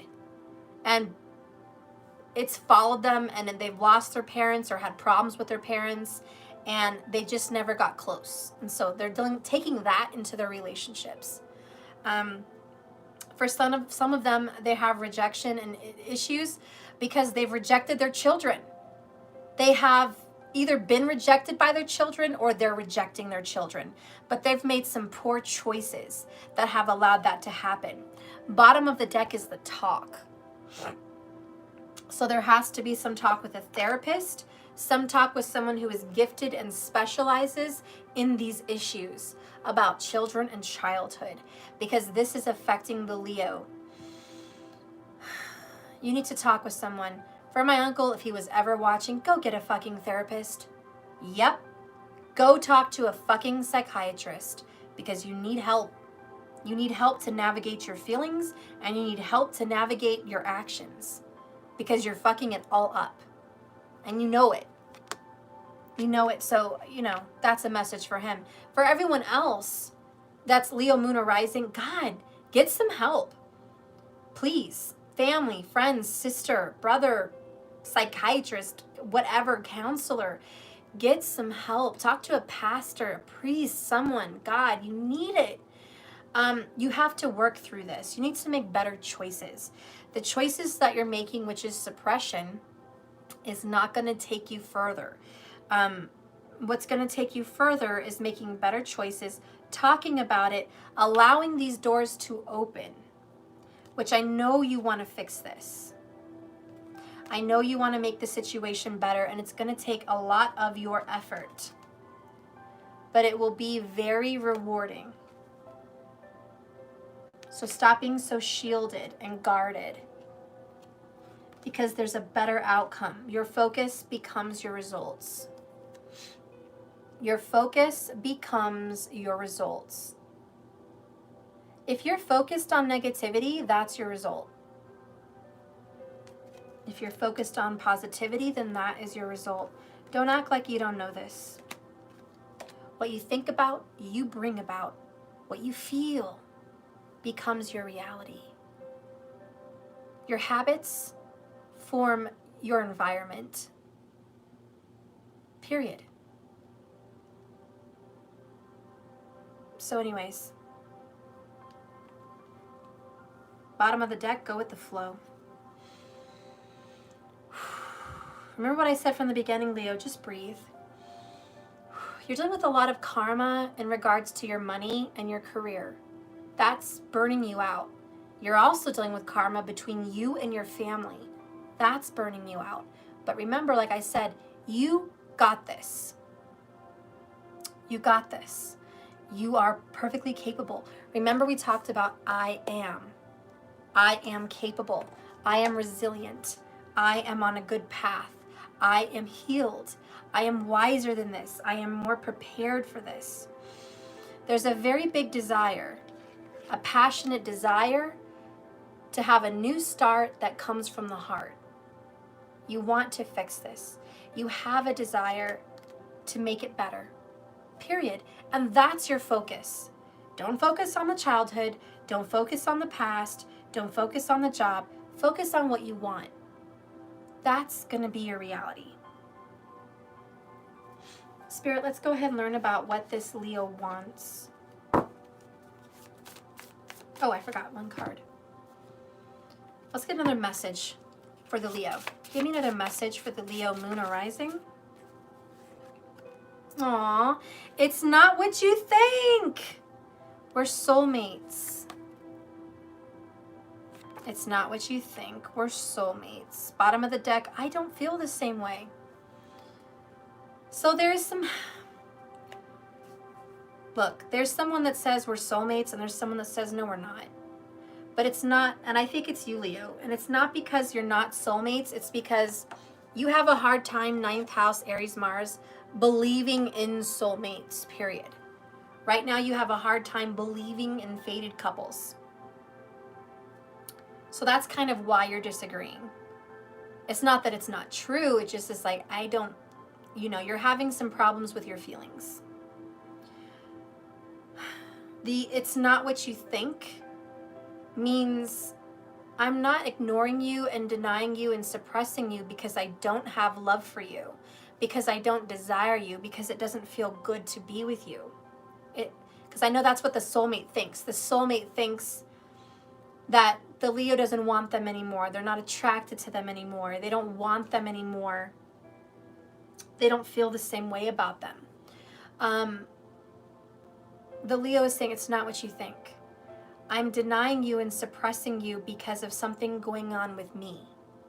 I'm pushing you away because there's something going on with me. I'm hurting you and suppressing my feelings for you because I feel weird and out of control and honestly indescribable being with you because I don't know how to feel that way. I don't know how to understand that way. I'm going through something. So I'm pushing you away not because of a lack of love or attraction, but because I'm going through something bigger than that. But Leo, you're soulmates. And if you are watching this Leo moon rising, then here's a confirmation for you. This person is a soulmate, and there's some misunderstandings. There is, and there's some problems. Yep. And God, you're going to need a higher power to help you get through this. Yes. And you may need help outside of my realm in counseling and therapy to process this. Yeah, that's a possibility. But at the end of the day, confirmation, this is someone for you. I know your heart. God knows your heart. And deep down is a desire to fix this. So you need to have the talk with yourself, with God, with someone. You need to have the talk, and you need to make better choices. For real. For real, for real. Because you are going through some serious shit. I think I'm going to do a healing card for you because you sound like you really need it and your heart is just burdened. You're going through so much, and I love you, and it's going to be okay. It's going to be okay. It's going to be fine. Remember, the universe, God wouldn't give you this if you couldn't handle it. You got this. You really do.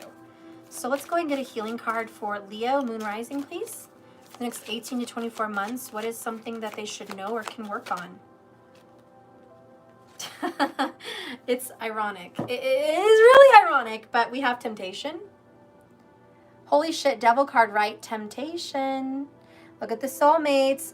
One is ghosted them and one is there. Temptation, and the other one is sexuality.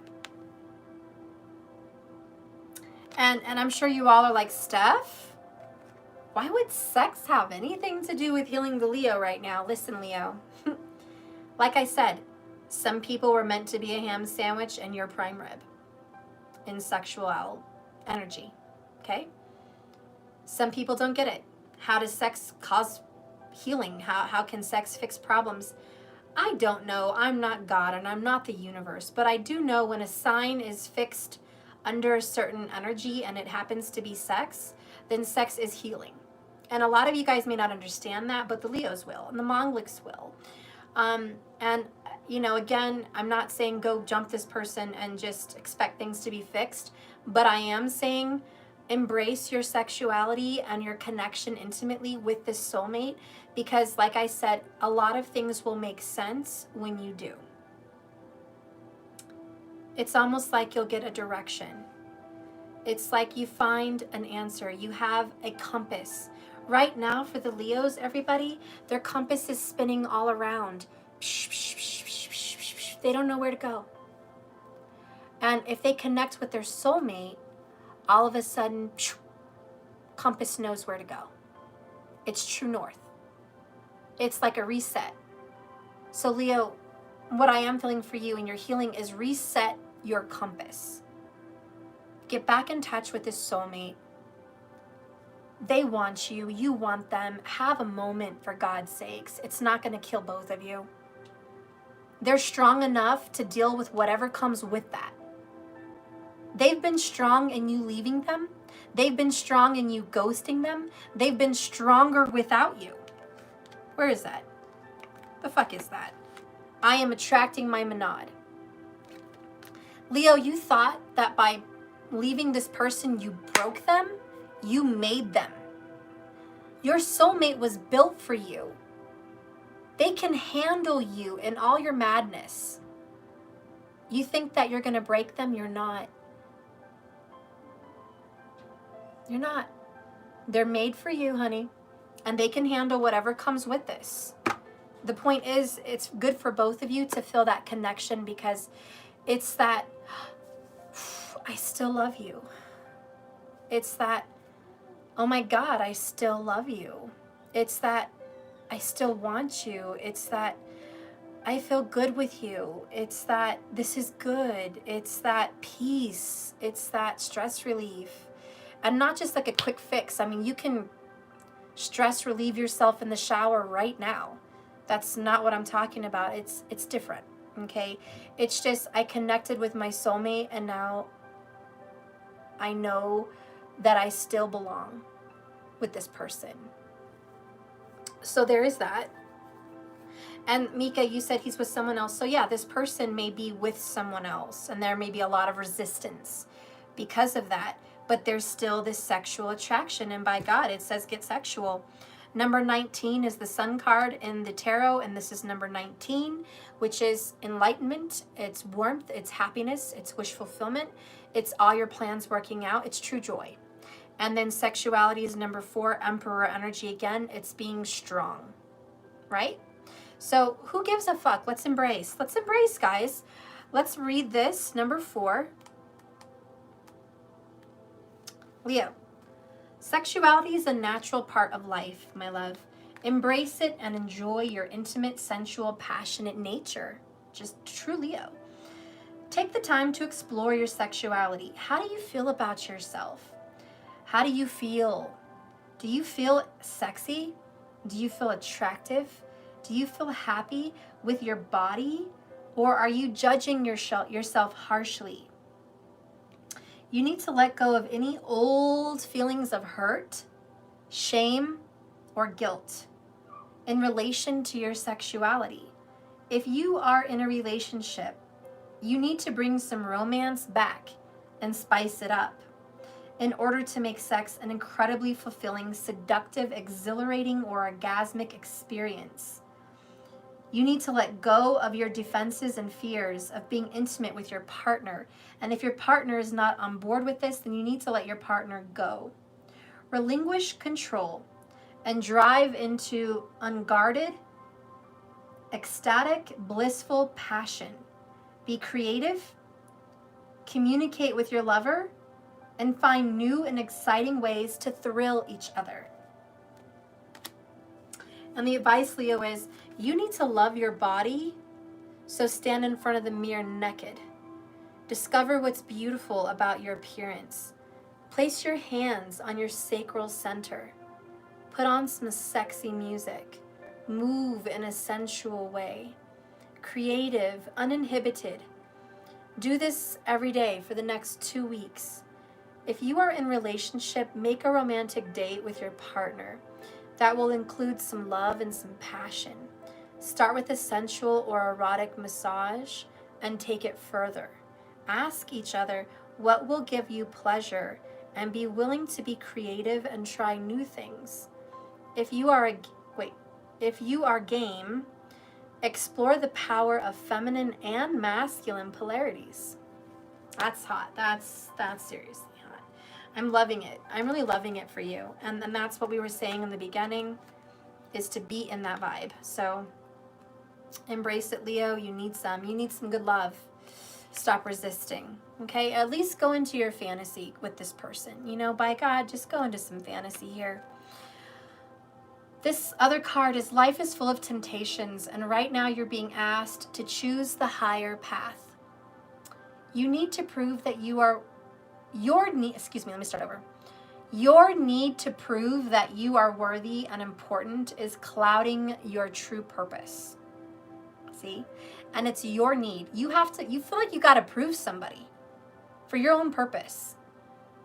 And you're tempting yourself to make bad and wrong decisions.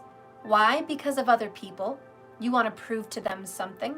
So Leo, by you proving to your friends or your family that you're making choices to please them? Are you fucking kidding me? Hold on. Hold the phone. Your decisions with your love life have something to do with other people's interest and judgment on you? Who the fuck are they? Excuse me. I'm going to ask you bluntly. Are they pleasing your sexual parts? I sure as shit hope not. Are they rubbing your back at night? Sure as shit hope not. Are they talking to you about your day and stroking you in the important parts? I sure hope not. So if you're making decisions about your love life based on these people's opinions about you, you gotta stop like now, okay? Become aware of what is happening in your life right now. Are you feeling bored in a relationship? So for a lot of you Leos, you're in a relationship and you're feeling bored and looking for something outside of your partnership instead of being honest and working on the challenges that you experience or moving on from them. Is there a work opportunity that is tempting you to act without integrity in order to get ahead? Tisk tisk, choose the higher path. Are you using money as an excuse not to follow your heart? Tisk tisk. This card is asking you to focus on the bigger picture. Be honest with yourself and take the higher path. Another opportunity that is much more grand than what you have imagined. It's on its way. Just be open and allow it to come into your life. Boom. I feel like that guy from Couples Retreat. He's a total Leo, by the way. He's like Fabio with the long hair and the blue eyes, and he's like, I don't even know what his nationality is, but damn, his accent. Yeah, that guy.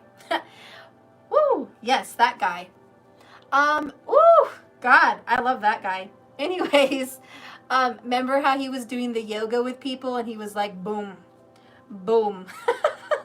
Jesus, he was French?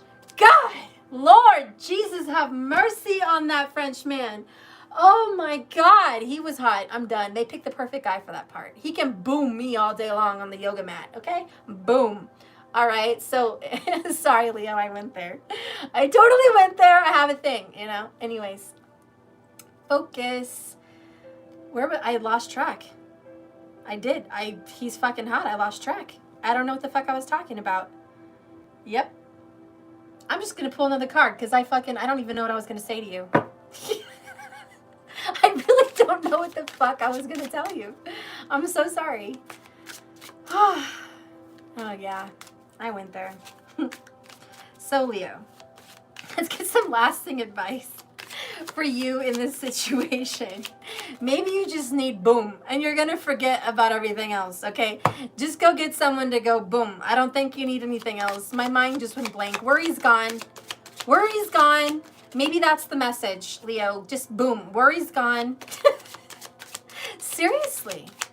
Good God. Okay. I even feel lightheaded. I do.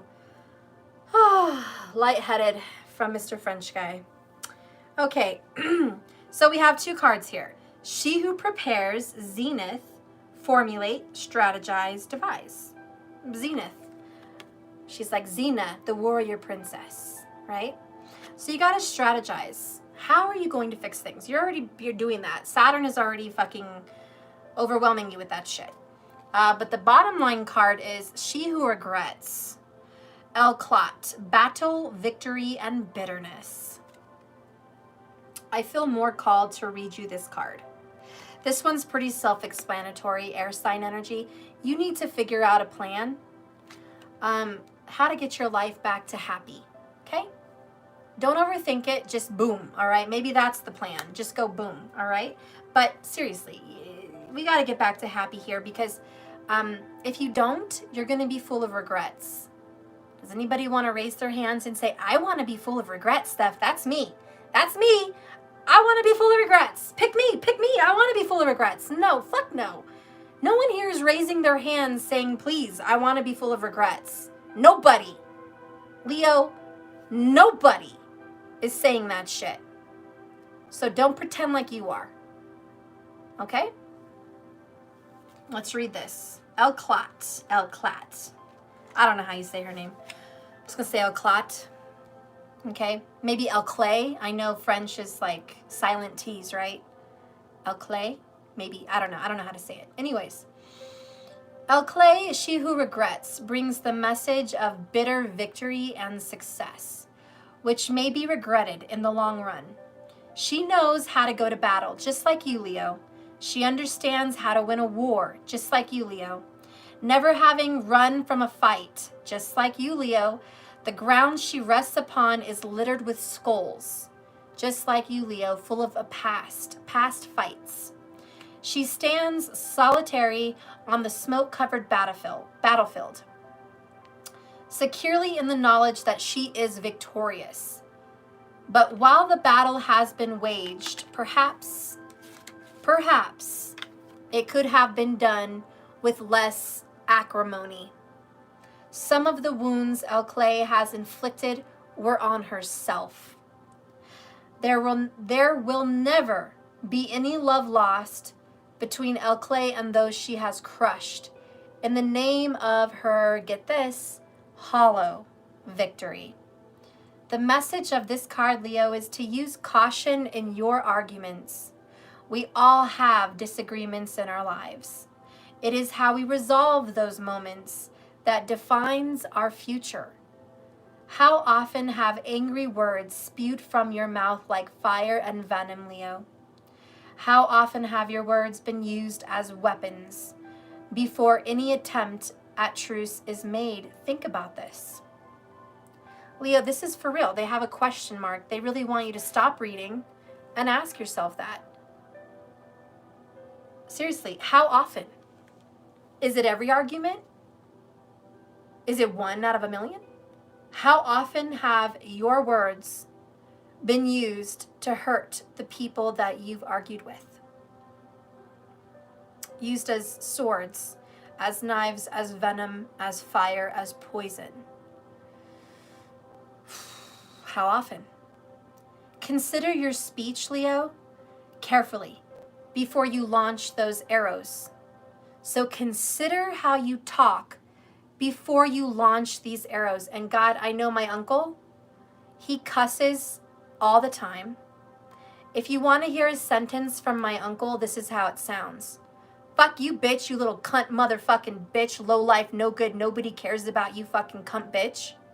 That's how my uncle talks. He says cunt all the time. He says bitch all the time. He says fuck you all the time. He's even called his own mother a cunt and a bitch and told her fuck you. His own fucking mother.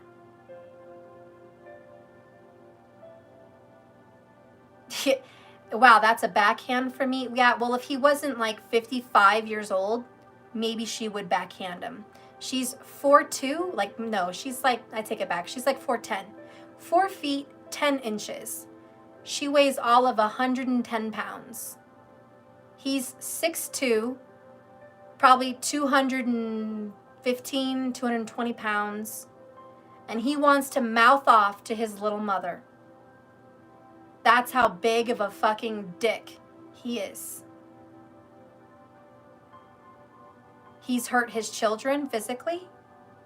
He's put his hands on me as his niece. And I'm all of 5'4".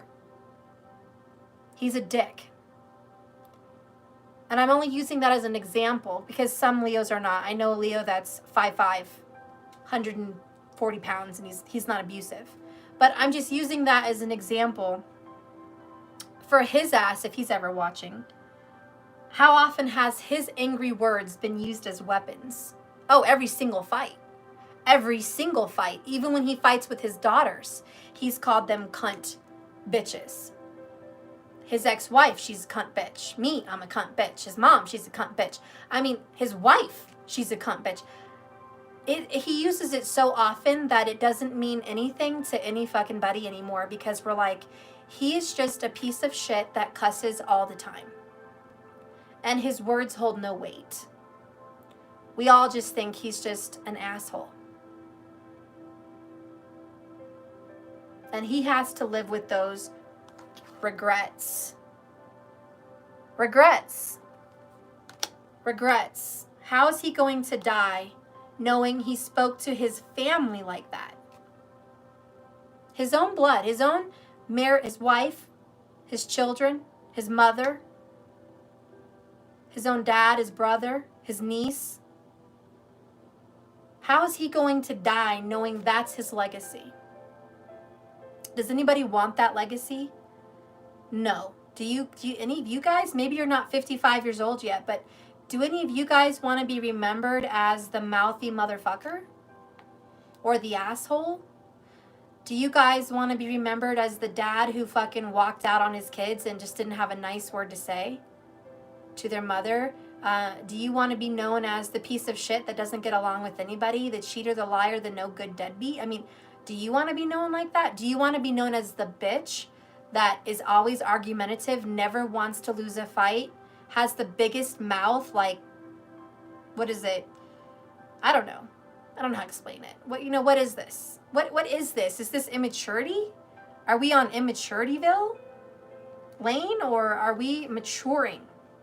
So this card is asking whoever this is touching, maybe it's the person you're dealing with, maybe you're the one watching, I don't know. But it says, consider your speech carefully before you launch those arrows. Maybe your speech is not vulgar. Maybe you're a Leo that just hurts people where it hurts. Maybe you say things like, I don't love you anymore, but you do. Maybe you're the Leo that tries to convince yourself you don't love someone anymore just because you're hurt by an action. That's suppressing. So you launch arrows that cause battle. Okay, maybe you're someone that tells lies about someone so you can get away and get other people on your team so you can win the fight. That's not right either. So a lot of this here is just someone that is always looking to win. And it says, be careful how you launch those arrows, because is the right thing to do is to say these things. Can you find another way to resolve confrontation that doesn't involve the loss of friends and self-respect? Even for Trump as a Leo rising or moon, whatever the fuck he is in Vedic, he launches arrows. He says things, choo, choo, choo, probably things where he wishes, he didn't, because he puts his foot in his mouth. And it's just like, I'm sure, like me, like anybody that's human, says things you wish you didn't say. And you don't want to be full of regrets. So watch how you spit those arrows. Because there's another way. Before you send out a declaration of hostilities, look deeply into El Clay's eyes, and consider her regret. Consider her regret. What is the best outcome for everyone involved? Will I have regrets if this conflict ends bitterly? Who will be harmed if this matter is not settled amicably? So seriously, let's do that right now. Leo, what is the best outcome for everybody? Not just you, for your mom, for your son, for your daughter, for your wife, for your ex, for your spouse. What is the best outcome that serves everybody? Number 2, will you have any regrets if it ends badly? Whatever conflict you're having, if it ends badly, if you never get back in touch with your soulmate, if you never make up with your soulmate, if you never go back to this person that you feel like you should, will there be regrets? I want you to ask yourself, if you don't go back, will you live with regrets? Will there be those coulda, shoulda, wouldas? Yes, I think the answer is yes on that. Thirdly, if you don't find a solution to your situation, who will be harmed if the matter is not settled amicably?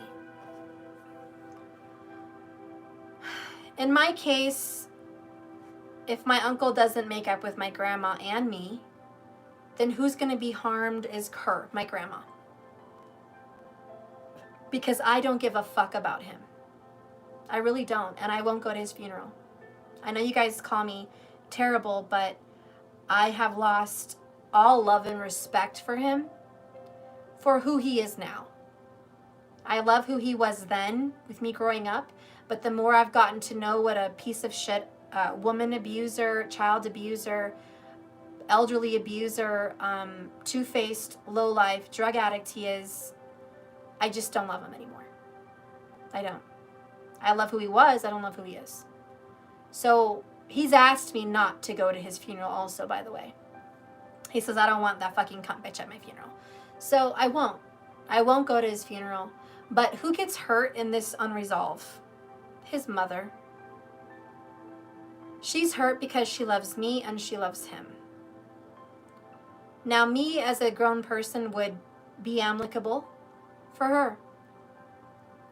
Him, probably not that big of a man. But you never know.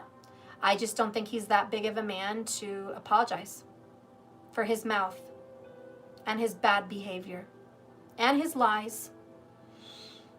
So he's going to have to face that man in the mirror for sure, because he was a terrible, wretched son and a terrible, wretched brother and extremely terrible uncle, extremely terrible father, and probably the worst husband known to man. The only thing he didn't do evil is probably sleep with his children. Other than that, he beat them and he beat his wives. And he cheated and he lied and he lost everything. And he's humiliated them and hurt them in unimaginable ways. So he's pretty damn low on the scale here of goodness. He has a lot of redemption that he needs to make up for. And he's just a wretched human being. So I think the only good person he is right now is good to his grandkids. I think he's trying to make up for that by being a grandpa that spoils his kids and buys them, spoils his grandkids and kids that buys them their love.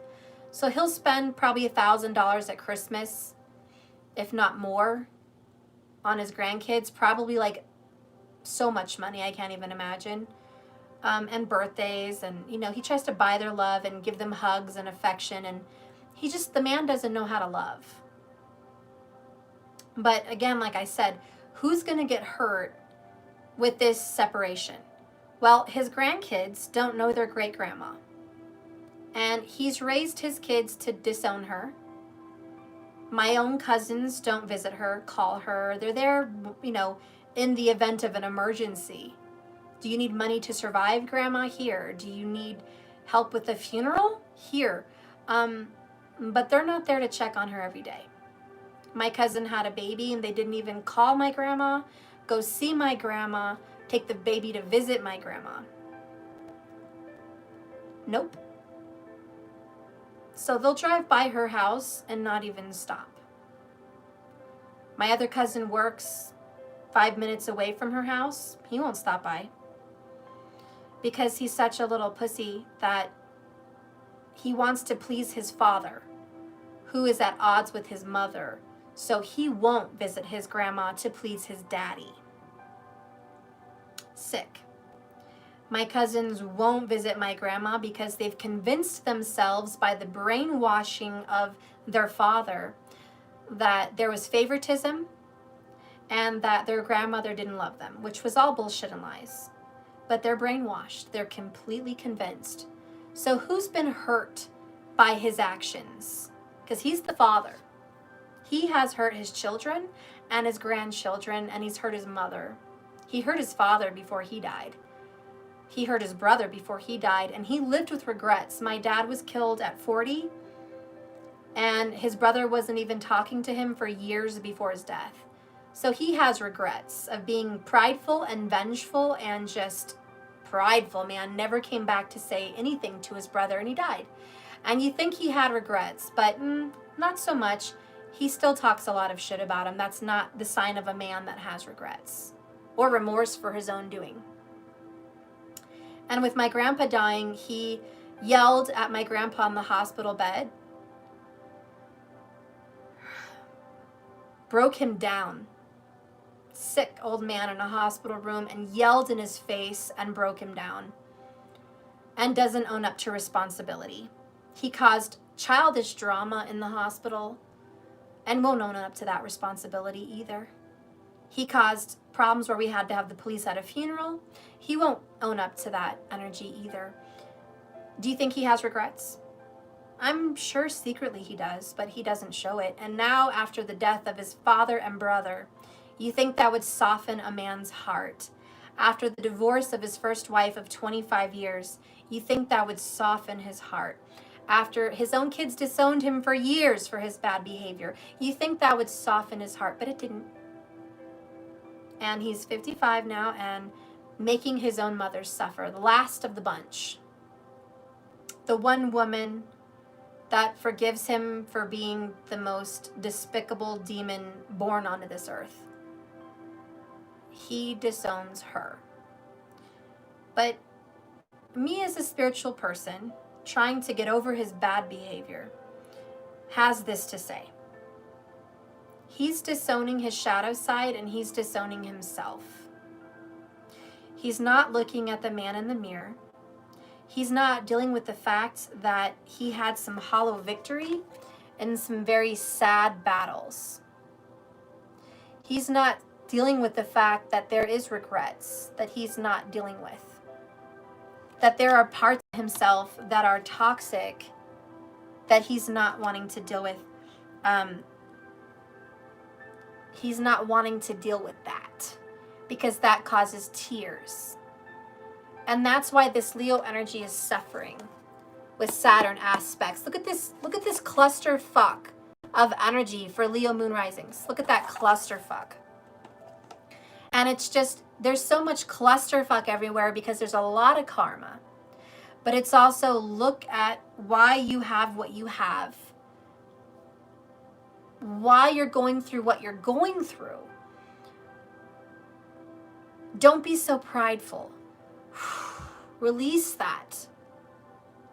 Don't focus so much on materialism. Release that. There's a lot of inner work for the Leo moon and risings because Cancer's there in the 12th house that needs to be released.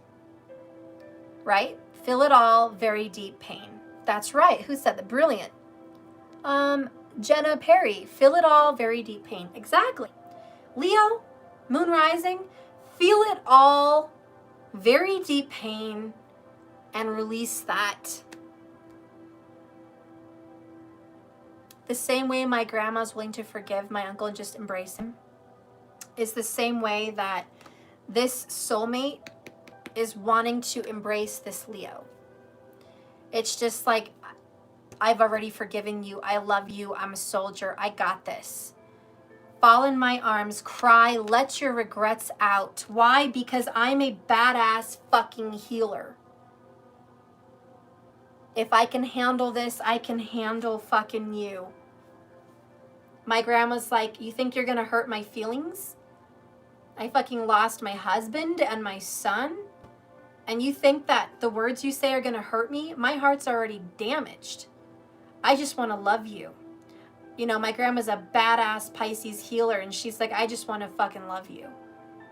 Could give a shit about the mouth you have and what you've done. You're my son. I brought you into this world. I held you in my arms and dedicated myself to you.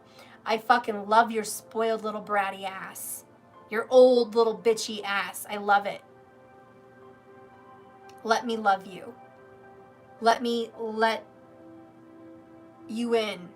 Allow me to be a part of your life.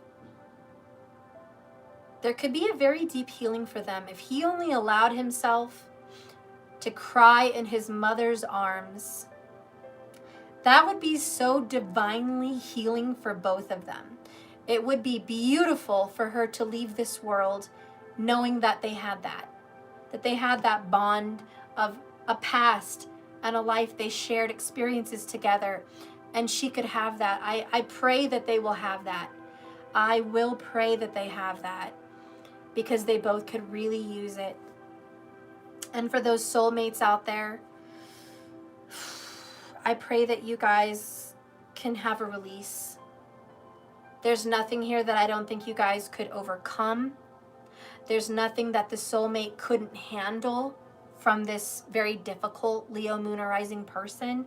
And Leo, there's nothing that you could do that would somehow hinder this soulmate from loving you, because the soulmate loves you 100% who you are. There's nothing about you they couldn't handle. So I do hope you guys get the opportunity to love each other and talk. I do hope you have that. For the soulmates, I hope you can get back into communication and connection and resolve. I really do. I'm going to leave it with this and saying that the next 18 to 24 months of this Rahu Ketu transition, as your family life and your home is under fire and scrutiny, as your work is overwhelming you emotionally, mentally, physically, I hope that all these Leo Moon and Risings out there, you can connect with your lover on a deep, intimate level to help you deal with this. And I also hope that you find peace with yourself in a very hard time for you, honestly, a very emotionally hard time. And I just, I know you got this. I have every faith that you guys are soldiers and you're going to get through this difficult time. But just to give you a heads up, it's no walk in the park, and you do have another 18 to 24 months of this energy. So if you think you've seen it, if you think you've seen the worst, you haven't.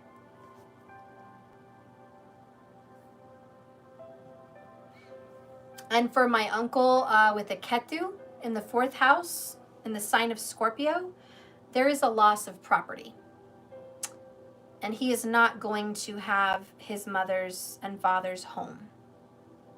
They've already decided that. So for him, this is a transfer of title, deed, and property into the people that are going to benefit from that, and it won't be him. And so for him, that makes more sense. The Ketu in the 4th house is a loss of home, a loss of property, and a loss of motherly support. So that's a sign for him. But for a sign for all the other Leo Moon Risings, there could be a loss of stability at home, a loss of relationship at home, and just a lot of uncertainty in the home life, because the focus is everywhere else. And again, my only advice for you is to balance and breathe. Balance and breathe. Get involved with your soulmate, because it looks like your soulmate is your healer.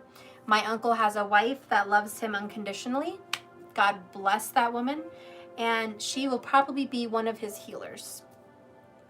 And that would be his soulmate, meant to help him process this. And that's good. Hard job for her, but good. She can clearly handle it. And for you guys watching this show right now, either you're the cross watcher and you're the healer and you got this and you're all right, but your person's going to go through some heavy warfare here. Spiritual, mental, physically, all that stuff. So, yeah, embrace your soulmate and you got this. That's all I have to say for the Leos. It's a very tough time for you. And I wouldn't want to trade places.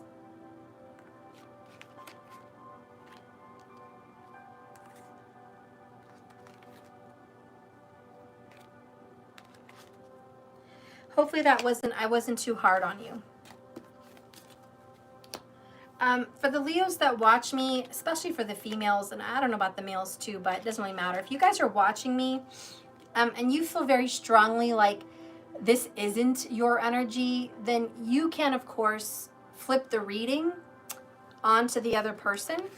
But just know the astrology doesn't lie. That doesn't lie. And even if this reading is flipped onto your person, this is not. This is your vibe. You're going through it. You have some heavy karma involving your career right now and some stability. And you got this, but that is all you. That's all you. And so if you are going through that, remember your yoga and your meditation. Okay?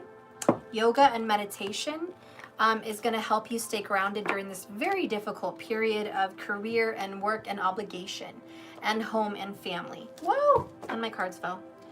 That's okay. I'll get them later. Okay. All right. Thank you, guys. So let's dive in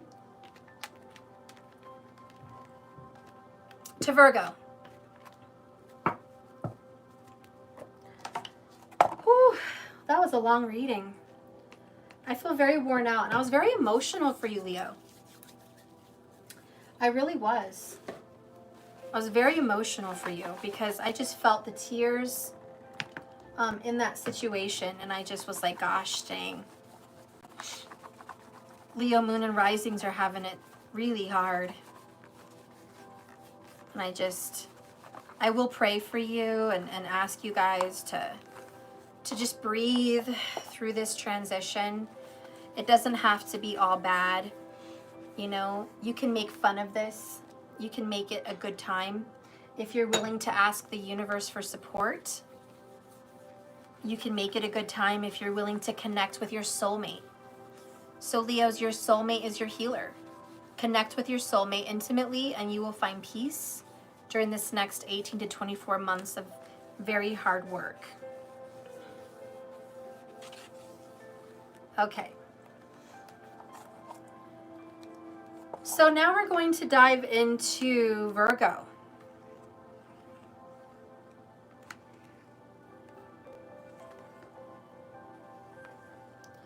So this would be a Virgo rising or moon.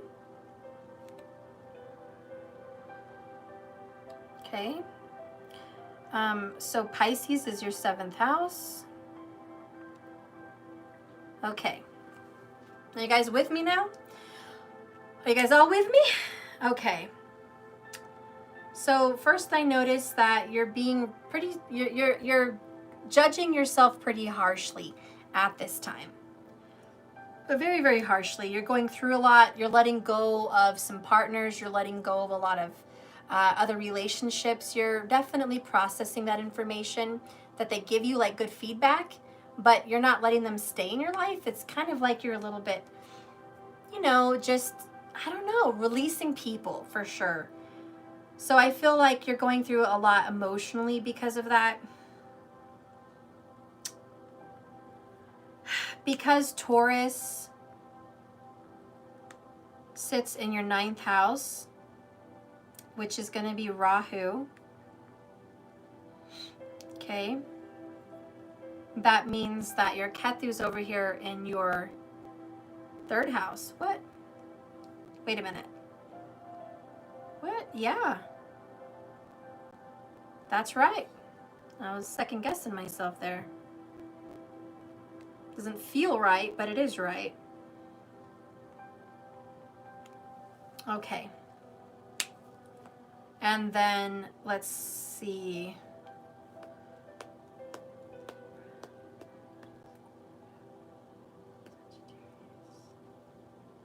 Hold on a second. So we got Virgo, Leo. No, that's backwards.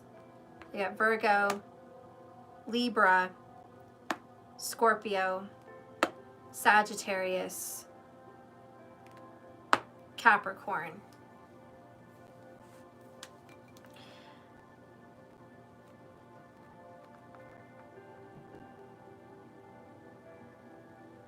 And there's your Saturn.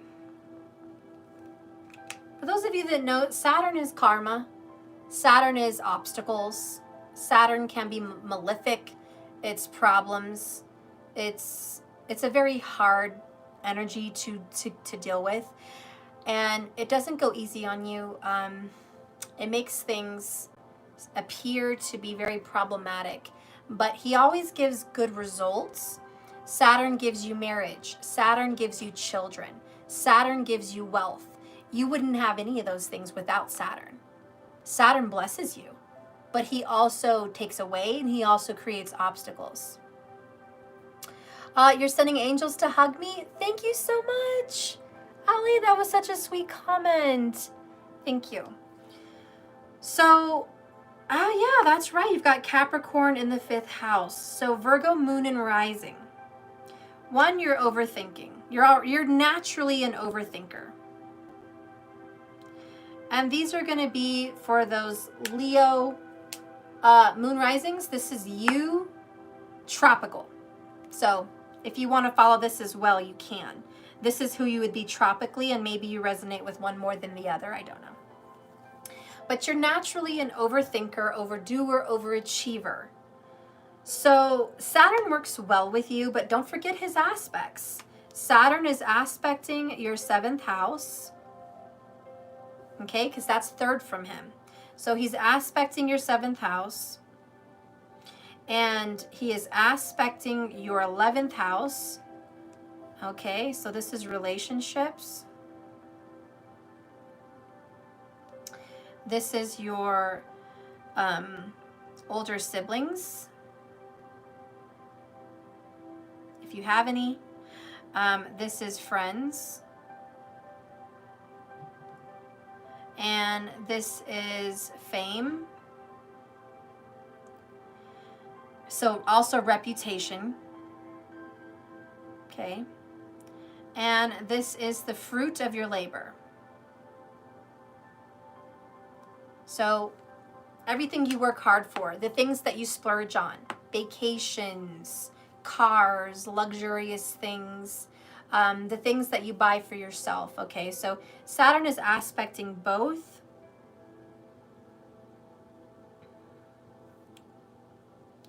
And he's aspecting your 2nd house, which is money, food, and your support team, whoever that would be, your support. Okay, so he's affecting some pretty big areas in your life. The biggest areas is going to be your relationship and your support. That's financial. And then you have your reputation.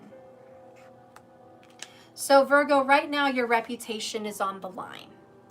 What's going to be happening in this next 18 to 24 months for a Virgo moon or rising is your reputation could be badly messed with at this time. Oh boy. So you're going to have some emotions with that because this is the sign of Cancer. So you're going to be very emotional, and your moon is going to be greatly affected by the rumors and things that are being said about you. In regards to your career, your love life, whatever this is that people talk about when they think about you, Virgo moon or rising, you're very concerned and emotionally driven here about what they're saying and what they think about you. So this is really hurting you, and it's causing you some stress. Your relationship is being heavily affected here with Saturn. And it's just like, gosh dang it, Steph, I feel like I'm having such difficulty holding on to a relationship. I'm trying to hang on to a relationship, but every time I think I'm going, a step ahead, I'm 2 steps back. I can't get anywhere. I'm not getting anywhere in my relationship. Status is not being improved. You feel like you're getting ahead and then you fall behind, and you're like, every time I think we're going somewhere or we're getting somewhere, we're not, and I'm disappointed. And this is embarrassing you and it's frustrating you. This also affects your work. So you might be not eating very good. This is someone that is missing meals or not eating healthy, maybe eating too much at some point. You're not making as much money as you could because your mind is on other things. Your mind is on every fucking thing else but you. And so you're doing a lot of neglecting here on yourself. You're helping a lot of friends and family. Karmically, that's what you're supposed to be doing. With Ketu in the 3rd house, your social media is transforming. You're updating your profile pictures. You're updating your cover picture. You're changing your status. okay? Whatever you were. It's complicated is now single. Taken is now single. Single is now married. I mean, you're changing your status here on your social media. You're erasing some of your past on your social media. Maybe you had a lot of pictures with you and someone else up in a relationship. Now you're taking them down or hiding them, you know? And so there's a lot of secrets that are being kept. Scorpio, third house, a lot of secrets. So you're not letting the world, okay, them and them, other people, friends and other relationships, you're not letting them know what's going on with you emotionally. That's all a secret. That's a lot of turmoil going on. You're being called greatly on this access to travel long distance. I'm feeling Greece. I'm feeling Rome. I'm feeling South Asia. I don't know where that came from.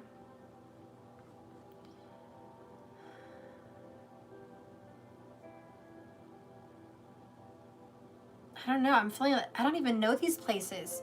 I heard Ukraine, but I don't know who would want to go there, but okay. Ukraine. Turkey. Like Bangladesh. Is Bangladesh in Turkey? I don't know. And just Europe. So a lot of Europe, a lot of South Asia. You're being called to go to these places. I don't know why. Maybe you have some past life karma there. I think in I can't talk. In your past life, you lived there. I also think that you have some karma there. Rahu, don't forget, is your new karma. Okay? It's things you must experience. Must. There's no negotiation. You have to get out of your comfort zone. So this is out of comfort zone. So, you know, Rahu wants to take you to strange places.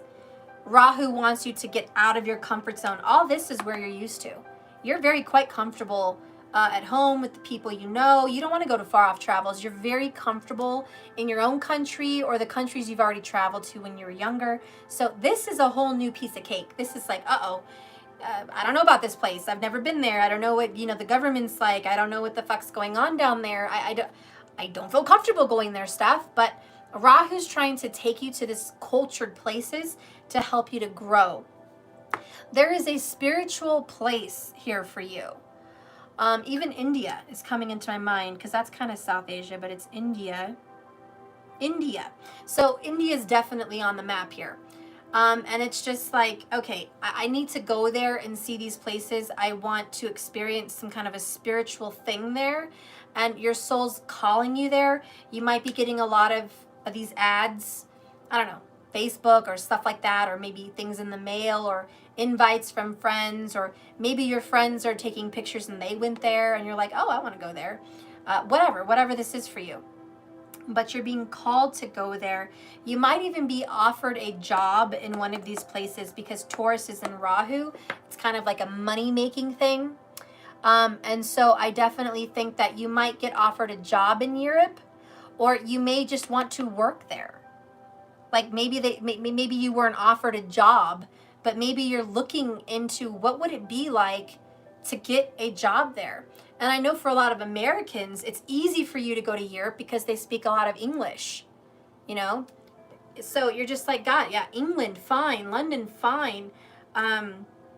Italy, fine. These European places, you feel comfortable there. And you're just like, I could go there. I could get a job there. Even Spain, a lot of you guys feel comfortable. Spain is part of Europe, and you're just like, I would feel pretty comfortable in Spain. I know a lot of Spanish. I'd feel comfortable there. I could do that. So there's a lot of, I just want to go there, see what's up. Maybe I want to travel there. Maybe I'll stay there and work. It kind of brings me to that movie, Under the Tuscan Sun.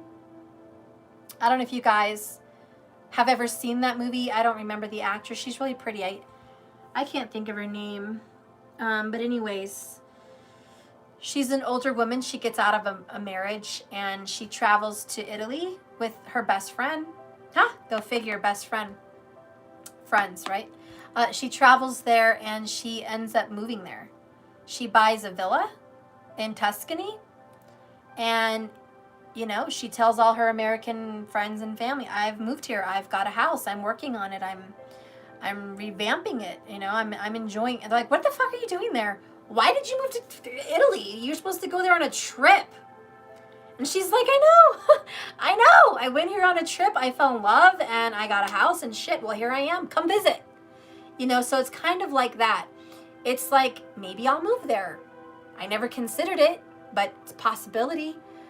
So you're thinking of it, or there's going to be some kind of surprise that's going to take you there.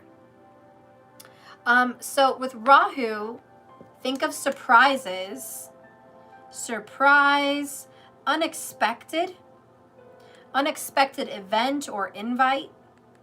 Okay? Because this is your karma. This is what's going to happen. It's spiritual. It's a journey. It's fate. So even if you're not planning this, this is something that's going to fall into your lap over the next 18 to 24 months. You're going to want to try new foods from these places. If you're not thinking of travel, which travel is extremely a possibility, then you're going to be trying new foods from new cultures. I don't know. I'm hearing, I think there's things that you're going to drink that give you spiritual energy. I don't know. I don't know what all that shit is. I've never done it myself, but I'm getting visions here. These weird drinks with the letter K's in it. I can't even pronounce them. I don't know, but there's a lot of drinks with the letter K. That's so random. But drinks with the letter K's in them that are from other places that are going to help you kind of connect spiritually. There's a lot of fasting for these Virgos. Fasting spiritually. You may be fasting because it's your religion. You may be fasting because you're trying to connect to a higher source. But I do feel that you are going to fast a lot during the next 18 to 24 months. Maybe just eating once a day. Like maybe that is some kind of a guru saying eat once a day. Or you're going to be doing this, you know, like I just need water and sun thing. Like you're going to be doing stuff like that. And drinking healthy spiritual things that cleanse your body. I do see a lot of detox. But on the other foot, for the shadow side of all of that, I feel you're going to be tasting weird food, which is going to be careful. Like shark soup. I don't know. Turtle soup. I don't know. Weird things. Don't. But you might be offered. If you travel, I'm sure you're going to be offered some weird stuff and you probably will try it. So there's going to be some of that going on in your travel. You're going to be like, whoa, this is a dish? Okay, let's try some octopus soup. I'm down. You know, I don't know, but there's going to be some of that. There's also going to be spaghetti. I don't know. There's a big thing here with spaghetti for someone. It's like you always wanted to make or try authentic. I'm not talking spaghetti noodles that you buy in a box and boil. It's like you're either going to try to experiment and make your own pasta, make your own spaghetti, or you're going to travel for that reason. I also am feeling a very ramen thing. I know, Spirit's showing me noodles. What the fuck, am I hungry here? Homemade noodles, you know, it's a South Asian thing. A soup, you know, with noodles. What is that, ramen? So Spirit's showing me these things. Where you might be traveling to experience exquisite tastes and flavors, spices and colors. I do feel there are some people that are probably going to go to a spiritual place where they will fast, but also try new foods with their hands, you know, like off of a banana leaf or something like that. And it's just these experiences that you're meant to have completely out of your comfort zone. No way did you ever think that this would happen, but I do feel for the Virgo risings or moons, you will be traveling to one of these weird places, if not multiple. So get ready, because that's what, 2 years. So you've got a year to 2 years to kind of experience these things.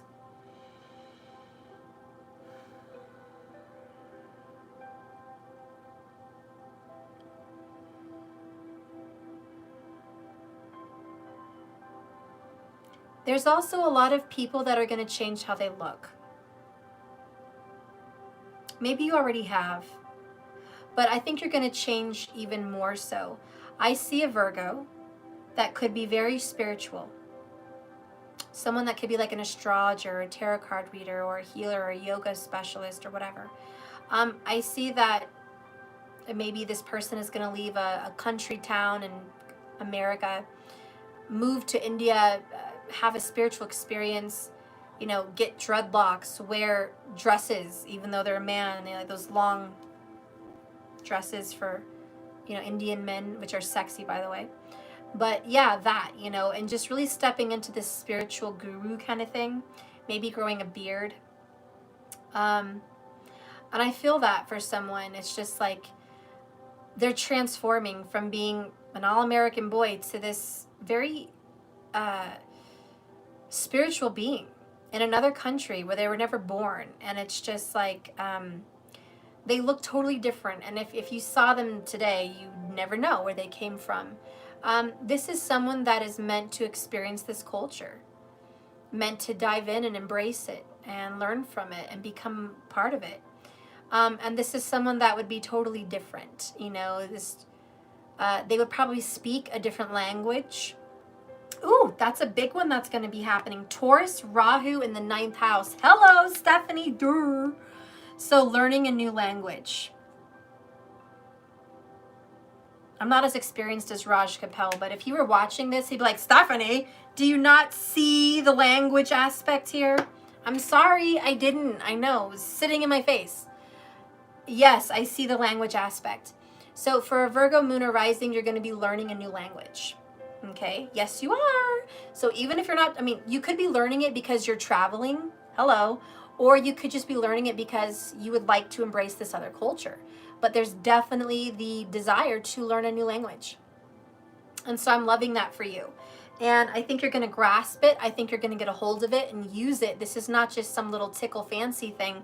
This is going to be a language you'll probably always remember. And so you're going to be connecting to this other culture, which is beautiful. And I love that for you. You could even be teaching a language to people abroad. That makes so much sense. Somebody here in the next 18 to 24 months may be moving to another country to be someone that teaches this other language. You're going to learn both, and you're going to teach them English or whatever, however this works for you. But a language person in another country, yes, that's definitely a possibility. I also feel like you could be traveling to the land of your grandpa. So wherever your grandpa was from, you might want to go there. Also learning about your DNA, learning about your makeup of who you are, that might inspire you to travel to that country. Some people didn't know they were a certain kind of whatever makeup of DNA, and now they know. And so like, oh, I would like to travel there. So there could be that could be popping up in the next 18 to 24 months. I feel like you're getting rid of old friends. With Scorpio, Ketu, 3rd house, transformation. Somebody here is going to be really prompted to cut down their friends list in Facebook if you're into that kind of thing. You're going to go from like however many friends to cutting it in half. Don't need them, don't need them, don't need them, don't need them. Or you're just going to disconnect from social media, period. I see a lot of Virgos that are just like, I don't want to be a part of social media. Not my thing. Not into it. Don't want to do it. I used to be into it, not anymore. I'd rather live life. I'm too busy to focus on social media. I mean, someone's losing all interest in that and gaining complete interest in seeing the world, meeting new people. So there's a lot of thank you, friends, for being there in my past. I'm ready to make new friends. So I feel like there will be new friends that are very different from you, friends that are different color, different race, different makeup, different language, just meeting new friends. I definitely feel like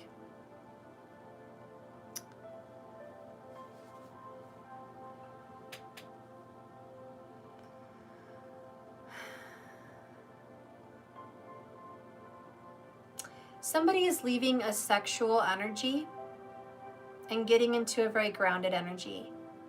And the only way I can describe that, and this isn't going to be for everyone clearly, but it's like someone who worked in the sex industry going into a spiritual industry. You know, seriously. It's like someone leaving from being a stripper or porn star and getting into being a Reiki healer or a yoga teacher or a gemstone dealer or have their own tarot shop. Okay, it's someone that is leaving that kind of an energy going into another. Completely letting go of your past and disconnecting yourself from friends and people that used to know you in your wild days. You're like, you know what? You knew me when I was wild. That was a part of my life that is no more. I'm getting rid of that past. So kind of, you know, getting rid of those friends too that are reminders of who you used to be. It could also be a past where, you know, you did drugs, you did some, maybe you were heavy in rock and roll, heavy in drugs, heavy into fights and stuff. And now you're just a completely spiritual, sweet person. And you need to cut off those friends and family that knew you then, because that's like taking a part of you that was in the past with you, and you don't want to take that part of you with you. You're undergoing a huge transformation. But in a nutshell, Virgo rising moons, you're going to be making money spiritually. And I saved the best for last. I know, Raj.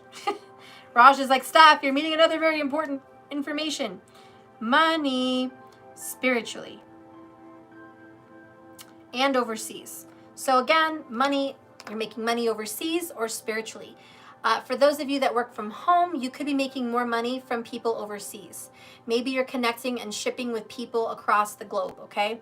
And you're really starting a marketable business online, computer based, where you're sending products off all across the globe, really connecting to people of different cultures. So either you're traveling for work or your work is literally connecting to people across the globe.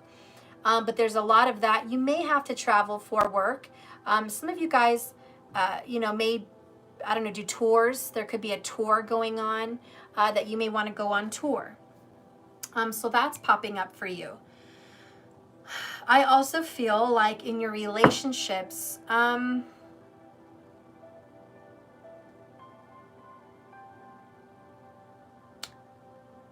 it's going to be stronger than ever. That's what I see. I know that's the weirdest thing I've ever gotten.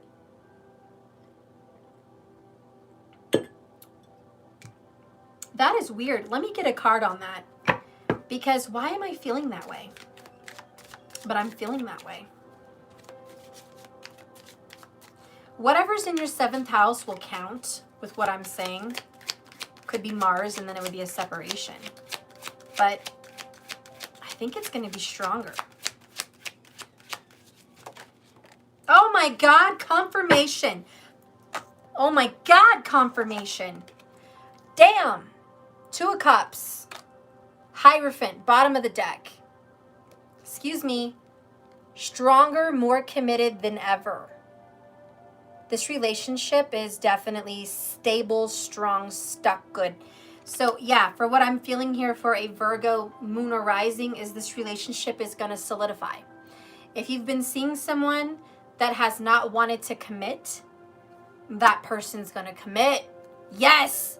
Next 8 to 24 months, that person's going to commit to you. Whatever this is, it's strong. Whatever's meant to be will be. Karma is like, look, it either is or it's not.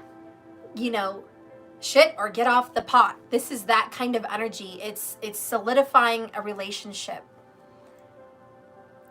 Okay, so for those of you that are already married, it's strong. It's not going anywhere. It's just not. For those of you that are single, you're going to meet someone. You're going to meet someone that wants to commit to you. Could be a Pisces. That's your 7th house. It's fate.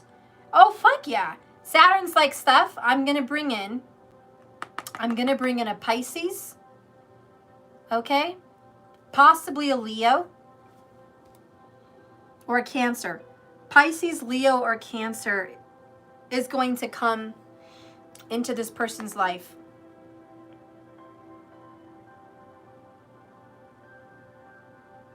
Saturn is either going to ensure that you get that marriage that's written in the stars for you, or that you divorce this person, to be honest, so you can meet the soulmate that's going to come in. For a lot of you Virgo moon and risings, you might divorce and within the same year, 2 years, get remarried to somebody else.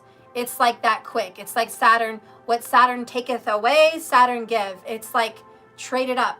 So for some people, it's a trade it up. But for 90% of you here, it's being committed to your soulmate. And that's what this is, you know, just being truly committed to your soulmate. So that's what I see going on there with Saturn aspecting. Saturn represents longevity. You know, if he comes into aspect of your death, he helps you to survive death. Like, you could get in car accidents, heart attacks, scares, and you survive. And that's because Saturn aspects it. He's like, I'm not going to let you die. If Saturn aspects the 8th house, he gives you a long fucking life. Okay, or the 12th fucking house, he gives you a long fucking life. So when Saturn aspects something, you know, in your birth chart, that's really big. But right now, Saturn transitioning here into your 5th house of romance, by the way.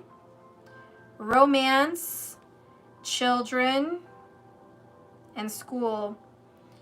You know, Saturn is definitely giving you some blessings and some longevity to help your relationship last. Longevity. He wants your relationship to last, to make it through, to be hard. Hard as in solid. And him aspecting the 2nd house is stability. So he's like, we're going to work hard, but we're going to be stable. So Saturn's like, it's hard work to maintain life, but we're going to maintain it. I'm going to make sure that whatever money and support is coming in the 2nd house, it is supported.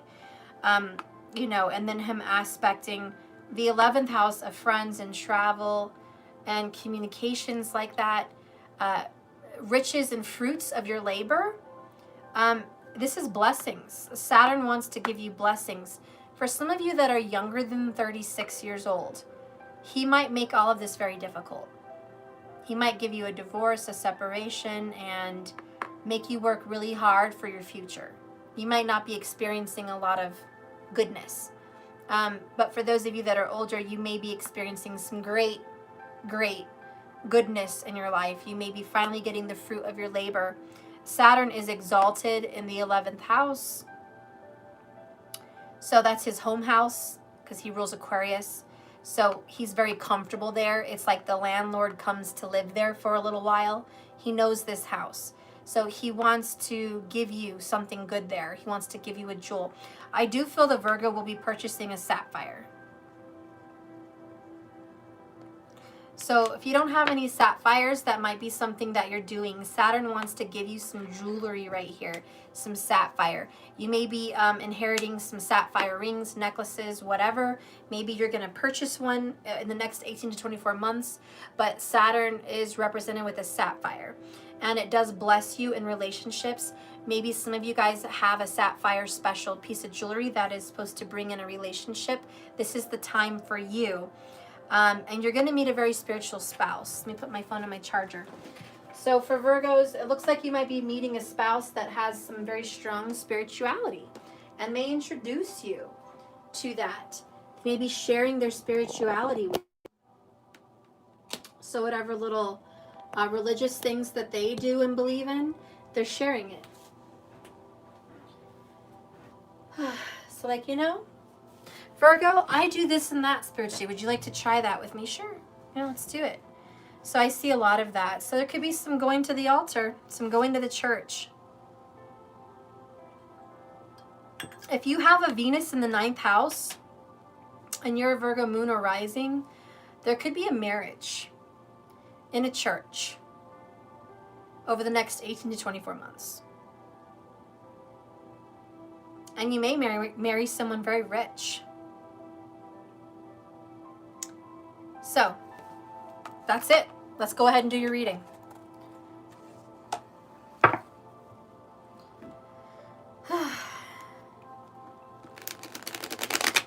Also, your children are going to be working very hard at school. You may actually have to be a teacher to your children too. I forgot to mention that. So the Virgo moon and rising, you may be teaching your children a lot like the other sign I mentioned at the beginning of this reading. I don't know if it's Cancer, I don't know who was. But there's a lot of teaching your children or helping them work very hard at school. Your children are going to be having to stay focused on their schedule, and you're going to really have to help them. Okay, so this is a time where education is very important. You might be going back to school yourself. I forgot to mention that because this is the house of school education, and that's far off education, long distance education. So it's like college or spiritual school, higher classes, higher courses. So maybe you both are going back to school, your kids and you. Okay. So anyways, that's probably what's going to be happening for you. Just a lot of education, growth, energy, and marriage. I'm really happy for that. It's a good... It feels good. Stop overthinking it, Virgo. Jesus. Every time I say something good, I feel like you're overthinking it. No. Woosah. I have a headache just looking at your chart. Stop it. My mind hurts. I need a Advil. I need a Tylenol. I need something for my brain. It's like overload right now. Stop. You're overthinking too much. Woosah. This is a good time for you. It's a very chill, relaxed time. So I feel peace. Let it happen. Let things go. Oh my God, you're not...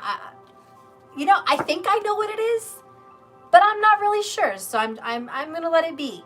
I think it's the Hierophant based on the little flip, but I don't know. If this is the Hierophant, I can assure you there is going to be a commitment coming in for the Virgo moon or rising. I can promise you that. There's going to be a commitment.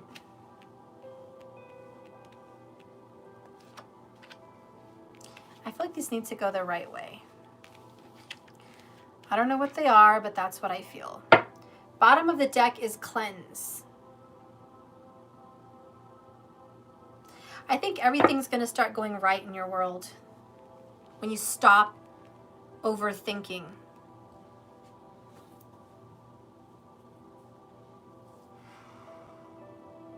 If you have a Pisces moon, you've been really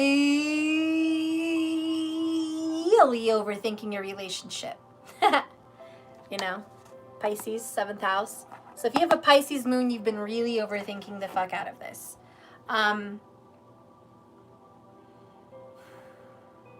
Chill. It's not that hard. Life is not that hard. You're making it hard. Saturn wants to give you some peace. Saturn wants to give you the fruit. This is all 11th house energy. The 11th house is lucky, gifts, fruit, wish fulfillment. If you have Saturn aspecting it or in it, it's like, woohoo, I get something out of this. Saturn wants to give you some goodness. And you're going to crush it. You know, seriously, you're going to crush even your gifts when it's not what you want. Don't be a Veruca Salt. Don't you dare be a Veruca Salt. I want it, and I want it now, Daddy. I want it now. I want a golden goose, and I want a bean party. I want a bean party now, Daddy, and I want it now. And I want balloons, and I want gifts, and I want the golden goose that lays golden eggs, and I want it now. Why is it so much to ask? Why is a fucking golden goose so much to fucking ask? God, Daddy. Well, it is a lot to fucking ask, and Saturn is like, quit. I took you to fucking Willy Wonka's chocolate factory. There's fucking candy everywhere. Do you have to have the golden goose? Can't you just have a golden egg? You know, and so there's maybe some disappointment. I feel like if some of you guys are being gifted a relationship that leads to marriage and money, it may not be who you wanted it with, so you might have a shit fit. And you're like, you know what? Thanks a lot for the fucking marriage and the mansion, but I told you, I fucking wanted this guy. I wanted this girl. Why are you giving me this fucker? Why? And instead of just seeing that this is better for you, this is good for you, you're having a fit. Well, maybe that fucker wasn't good for you. Maybe that bitch wasn't good for you. And Spirit's like, can I just give you someone good? And you're like, no. No, I don't want someone good. I want that fucker. I don't know, guys. We'll see what the reading has to say. Virgo, moon or rising, please. Virgo, moon or rising. Woo. Okay.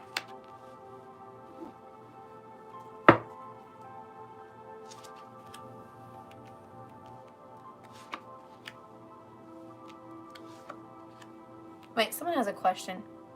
When were you born, but the planets move? Ah, who said overthinking? Hey, Michelle. Oh, well, you're born with your birth chart, which is a picture. It's a snapshot of what the solar system looked like when you were born. But it does change as you get older. Obviously, it changes every day. But you always keep that because that's who you are. And then how the planets change or are going to wake up or put to sleep other houses. And they're going to activate them and make them come alive. And so that's what transits do. They go through the houses and make these areas come alive. So you might want to get your birth chart and then put the new transit chart on top of it and see where the planets are activating certain houses. So for some of you guys, this is going to activate your 7th house, which is going to activate also your 11th house could be activated.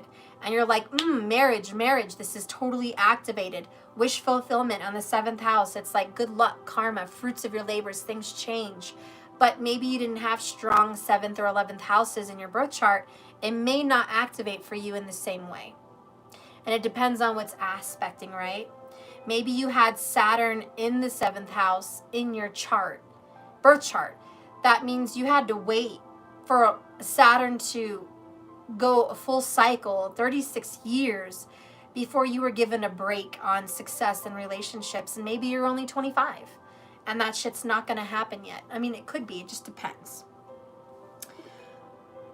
So the bottom of the deck for you, Virgo moon rising, is you and I were too young. So there's this energy that you met somebody when you were young.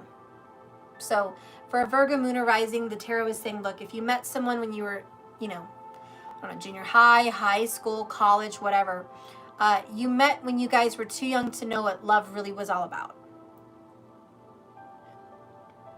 Let's see more about your reading. I knew it. I was like, there's the Hierophant. There it is. Taurus vibes. Woohoo! Taurus is in the 9th house. Another house of luck. So yeah, that's getting activated. Both of your luck houses, which is 11th and 9th, both lucky, are being activated for Virgo. You're getting some kind of karmic luck here. And engagement or commitment, something good and solid in love and relationships and commitment. Okay, so what supports that? I want to feel that way again. Woohoo! So feeling in love like when you were young. A lot of you guys had that young love and you want to feel that way in your marriage again. If you're already married, this is like, let's renew our vows. Let's feel that way again. We were so young when we were married. I want to feel young again with you. I want to be in love. Let's get to know each other again. For those of you that are single, you finally meet someone that commits to you that makes you feel young again. And you're just like, oh, I feel like a high schooler. I feel like a little girl, a little boy again. I feel so in love. I feel so alive. And it's very refreshing for you to feel that way again. Let's see what else happens here for you. We have 5 of Pentacles, abandonment and despair, dark night of the soul. So loss and rejection. Underneath that is I love you. Aww. So 5-5, 55, you might be seeing a lot of 5s, and this is change. So, I don't know, I have to see more. I got to read the next few cards to kind of get the bigger picture here before I say anything. We have Temperance, the Fix-It Angel, the Healer, Archangel Raphael, the Angel of the Heart, okay? And this is like a healing over a very toxic situation. I feel like if you met somebody when you were young, your relationship has been pretty shitty. Maybe you guys had a rough 20 years. I don't know. But you still love each other. And so this is about, it took a long time to get back to where you were. A lot of life happened before you guys could fall back in love again, and that's okay. For those of you that have gone through it, maybe there was a marriage that, it's like I married the wrong person, you married the wrong person, but you still love each other. There could be a vibe where you meet someone after a long time and you get back together. You know, my other grandparents had my mom, a love child, and then 60s, what do you say? And then they didn't come back together till they were grandparents, you know? So it took them 30 years, 30 plus years, 35 plus years to come back together. So there is this energy here where if you guys were split when you were teenagers or young, let's just say young people, and it didn't work out then, and there was some abandonment, despair, some loss, right?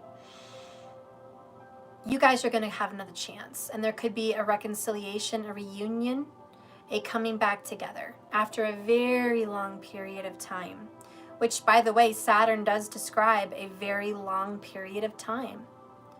So yes, there could be definitely this. We were too young. We didn't know what we were doing. We split. We loved each other. We went through life. We went through hell. We had downs and ups and families. And here we are meeting each other again. And I feel young again with you. I feel like I could just travel in time and be who I was day one I met you. The next card is, it's time for me to heal now. Oh, with Temperance. It's like the relationship is finally healing. Finally healing. You guys are finally able to recover from such a distant, hard struggle of a period. And the next card is Ace of Cups, a new beginning in love. Second chance, new beginning in love. Reinvigorated. Okay, this is revive. Reviving an old love. There is some older people here because Temperance is old. You know, there's an old love here being revived.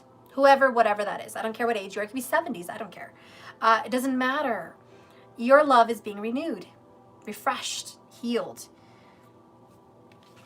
Last card. It was my fault, but I blamed you. So there's some blame. Some blame. Well, we would have gotten married 30 years ago, but blah, blah, blah. You know what I mean? It's that kind of blame. You know, and you're done with that. You're done blaming each other. You're done blaming this person. Life happened because that was fate. Life happened the way it did because it was written in the stars. That was the deck of cards. That was the cards you were dealt. And we're no longer going to sit here and point fingers and blame each other for why we should have been together 20, 30, 40 years ago. It is fuck all of that. I love you. I love you. I fucking love you. I don't care if you're 30. I don't care if you're 70. I love you. And I've always loved you. Yeah, I wish we had another life we could have spent together, but the point is we're alive now. And the point is we have a chance now. And I don't want to blame you anymore, and I don't want you to blame me, and I don't want to blame fate, and I don't want to blame God, and I don't want to blame anybody. I just want to heal and be happy. And that's what this is about. Let's get some other cards here for you. I like this because Virgo, it's like, yeah, I've been waiting. I've been waiting for so long, and I was angry, but fuck it. I don't want to blame anymore. I just want to live and be happy and live out whatever life I have left happy. I just want to embrace this life. Let's see. It's a good vibration. Whew. Yes, imagination. Woohoo!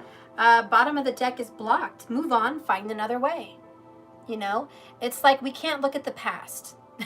Okay, we didn't get married 20 years ago. Hell, 50 years ago. We didn't get married then. Guess what? It's blocked.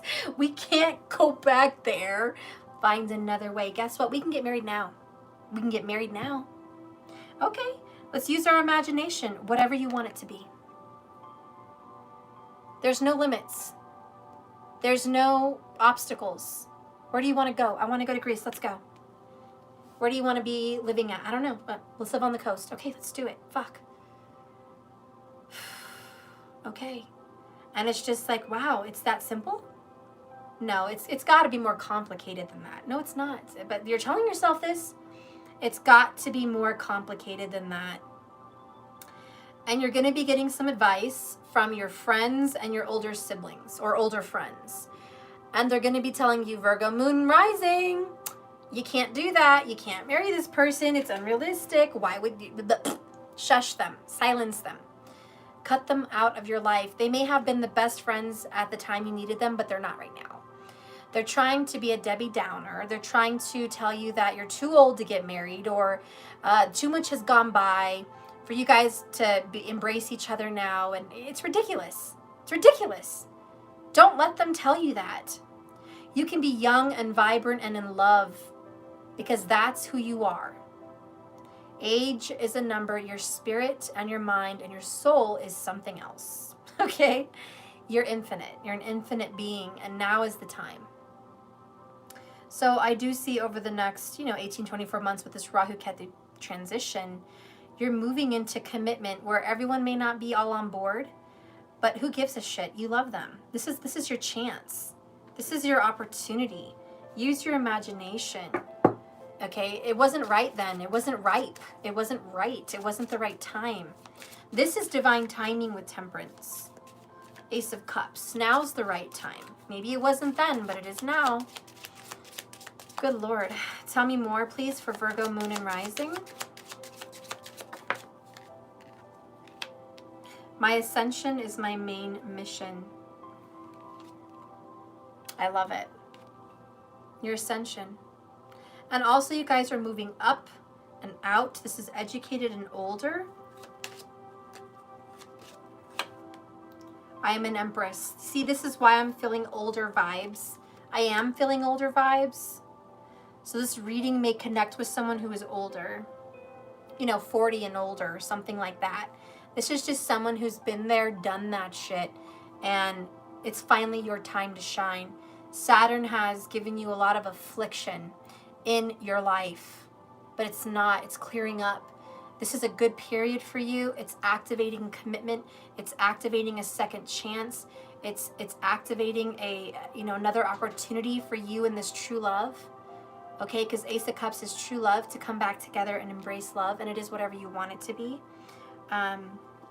Let's go ahead and get a message from this true love. Yes. Oof. Loosen up for this reading stuff.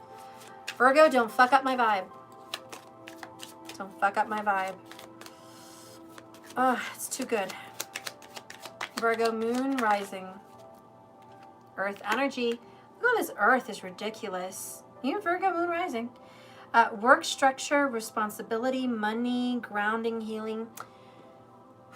Your person just says, look, Virgo, I'm sorry.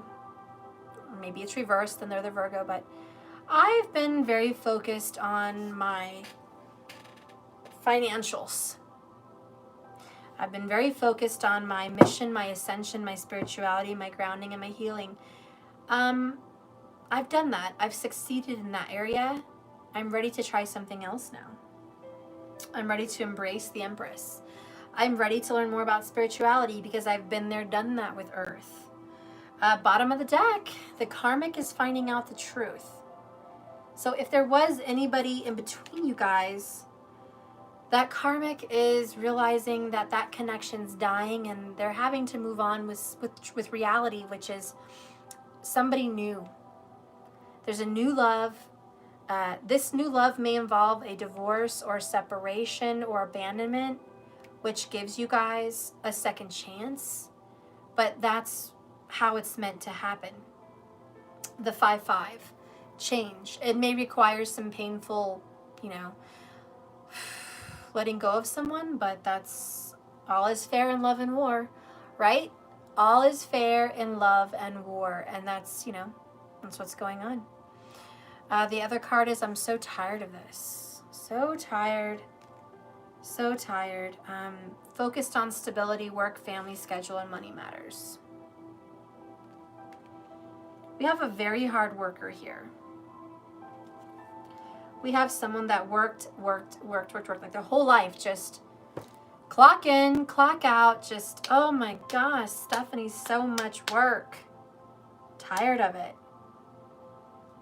I don't want to be that person anymore. Bottom of the deck, they were distant because they didn't want you to see the truth. Okay, so I got a message. If you dated someone when you were younger that was vibrant, artistic, creative, youthful, fun, joyful, and they were hiding from you all this time because they've been living a very boring, drab life. They killed who they were, and they didn't want you to see it. They didn't want you to see them going from that vibrant young person into this drab, dreary, old-looking, run-down, burdened, stressed, unhappy individual. So they kind of just stayed away. They just lost touch with you. They didn't keep in contact, not because they didn't love you, because they didn't want you to see them like that. And they didn't want you to know that they were falling apart at the seams. And they were distant. They didn't want you to see they lost themselves. They totally lost themselves. Maybe they got out of control with something. You know? They didn't want you to see that. So that's part of it. The other part is they didn't want you to see who they married. There was some embarrassment. Maybe they married someone that you wouldn't think they would ever be with. Maybe the person they married was ugly. Maybe they had a lot of kids. Maybe they didn't. Maybe they were pricks. They were money-minded. I don't know. But they didn't want you to see that part of their life. They were hiding it. And now they're letting that part go, and they're getting back in touch with who they really are. So by them getting to know themselves again, it opens up a door to meet you again, because they're being aligned with their truth. Not that that situation they were in wasn't true, because that was a part of their path, but it wasn't going to be their forever destiny. They were always destined to come back with you, which is the Temperance. It's like they had to go through that energy to be transformed. Okay. Oh yeah, first card out. I'm sorry. I'm sorry, Twin Flame. I'm sorry, Soulmate. I'm sorry, True Love. I'm sorry it wasn't you I dedicated myself to. I'm sorry it wasn't you I married back then. I'm sorry it wasn't you that I chose. I have a new perspective now, though. Fresh perspective. Hummingbird, right? New ideas. Hangman energy, Pisces energy. Bottom of the deck, look at this, healing. I love it because we had Temperance, which is deep healing. We had it's time for me to heal now. We have healing. So finally your person is coming out of that scenario and just healing. And if you think about it, the 9th house with Rahu is deep healing. Rahu's like, okay, I want to heal. I want to, if I have to be forced to be in a house that requires me to heal, I want to do the best healing I can do. I want to see the best therapist, get the best help, eat the best foods, do the best big changes I can to heal. I want to be the best at it. Rahu always wants to overdo something. So he's in the house of overdoing spirituality. So this person is really undergoing a very big transformation. And we have the number 55, which is change. And we have so much healing. So this is just transformation. I love it. Tell me more. Tell me how this person feels about this long-lost love. How do you feel about this long-lost love? How do you feel? Virgo moon, Virgo rising. Oh my God, oh my God, oh my God, oh my God, oh my God, oh my God. Thank you for showing me what true love is. Unconditional. They may have enjoyed love in other places, but the soulmates have really shown each other what true love is. It's unconditional. It's timeless. So you've shown them. I will wait for you. I will love you. I'll be committed to you. I'm yours. Always have been. I love you no matter what you look like, how old you are, what body you're in, what energy you're in. I love you. I love you for your soul. Your soul is beautiful. Your soul is so warming and peaceful. And I'm at home. I'm at home with you. And that is a very beautiful thing. The other thing, bottom of the deck, is emptiness. my bed feels empty without you. Oh. So they just feel extremely empty, Virgo moon risings. They are not home without you. They're just not home without you. Life is gray without you. It has no color. Bottom of the deck is, I regretted it the second I saw pain in your eyes. So they have a lot of regrets. They kind of wish they would have picked you, lived with you, or vice versa. Maybe you wish you would have picked them. So there is some regrets about this past person. And whether it was 20 years ago or 2 years ago, because it could be 2 years ago, there's just this regret that I didn't know enough then. I was too young-minded. Look, I wish I could take back my words. I wish I had treated you better. Okay? Look at all those regrets. Regrets, regrets, regrets. And then you have regrets. And it's just like, you know, if I knew then what I know now, none of this shit would have happened. And that's kind of what your person wants to say. It's like, I just wish I had this kind of mentality back then and I would have been set. But Spirit says one thing to you, Virgo moon rising. You had to go through this. You had to learn how to be grounded, stable, mature, wise. You had to know that the grass wasn't greener on the other side to appreciate the green grass. Otherwise, you always would have been looking for greener pastures. Wink, wink. So whatever happened between you guys, now they know. Now they're not going to look for greener pastures. They know where the green grass is. So it's you. And they're going to say, I'm sorry. I'm sorry. I'm sorry. And I love you. And fucking A, I'm sorry. I'm sorry that I fucking abandoned you. I'm sorry I left. I'm sorry this didn't work out. I'm sorry. And they've been overthinking this as much as you, Virgo. They've been overthinking this shit and praying to God for healing, right? And that's what's happening. Look at all this healing. It's ridiculous. It's ridiculous. Finally, you get your time. Finally, you get your time. This is such a peaceful card. For one, she's sitting in a field full of daisies. She has a beautiful sun hat on. She's wearing a white, very calming dress. It's very open and airy. Her hair's just down. She's relaxed. The sun is shining on her. Where is her worries? Nowhere. She's just found happiness and peace. You know, true healing is when you love yourself. True healing is, I love me. I love me, and therefore I love you. And that's what Temperance wants to teach us. I love me, and now I love you. It took this person a long time to love themselves. And they finally see that. Look what's underneath that, Divine Masculine. Underneath that is now. It's all about the timing. The timing is now, divine timing, sweet results. Sweet results are on the way. Why? Because you feel like home to me. You feel like home to me.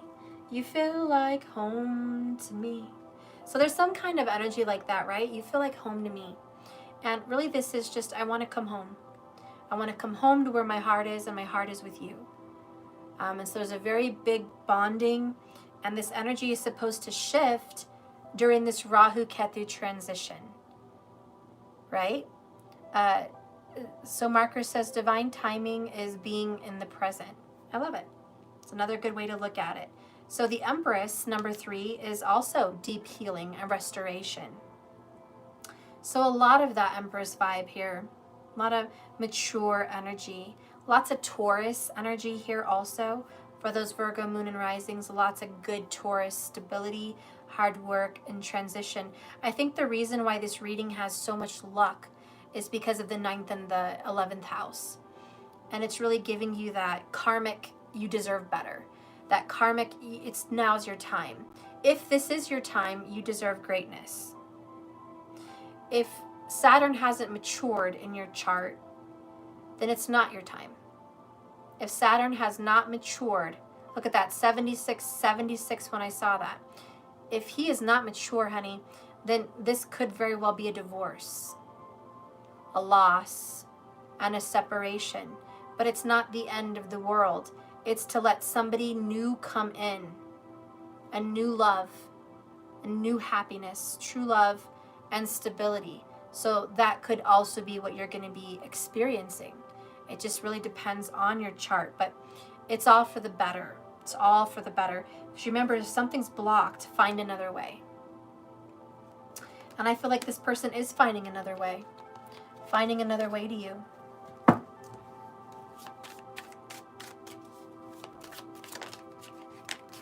Oh, long term, baby. Marriage has been prominent. Marriage. Again, I have to say it, if your Saturn return is here and it's mature, it's time for marriage and commitment. For the long term, this is going to be a long-lasting relationship. You guys are in the business of cleansing your old energy. The bottom of the deck card over here is past love. So this is a past love. For the Virgo moons and risings, hello. This is someone you've known in a past life or someone you were with in your past. But this is the return of a past lover who is coming in for the long term. Okay, for commitment, for the long haul, for the beauty. Every rose has its thorn. You've definitely felt the thorns, but it's time for the healing and restoration. Look at this underneath that. Oh my God, we talked about luck, 9th, 11th house. Look what this card says. Stars align, which means divine timing, and favorable outcome, which means luck. Favorable outcome, stars align. This is divine timing. And you're not going to believe this shit either, but after I showed you the watch, the time is now. Guess what this says? Watch very soon. Look at that. Another watch very soon. I really can't deny this reading, guys. Over the next 18 to 24 months, this transit is going to get you a reconciliation with a past life lover. Now, whether that lover's from this lifetime and you've known them before and you're back involved, great. If not, it means you're ending something with someone that's not for you and you're going to meet a real soulmate from a past life. And you guys are going to get married and have a life. But this is a new beginning and love for you, however which way you want to flip-flop it. This is a new beginning and love for you, okay? So let's go ahead and get your oracles.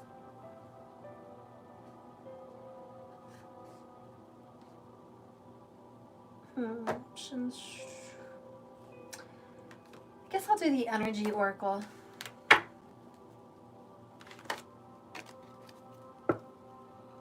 Give me an oracle, please, for the Virgo moon and rising.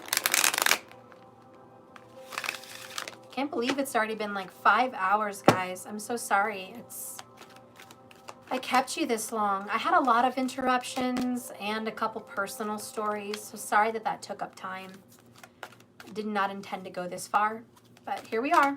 Thank you for watching. So let's keep going. We're almost done. We're at the oracle for Virgo moon and risings and how this Rahu, Ketu, South Node, North Node are going to affect you in the next 18 to 24 months.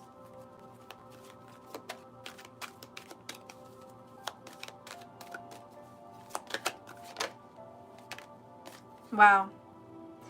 The world in reverse, my loves. You know why? Because the cycle's not completed.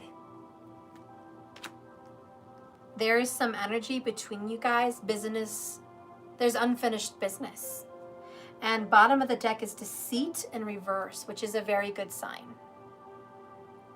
So the truth is coming out. Whatever was hidden from you is coming out.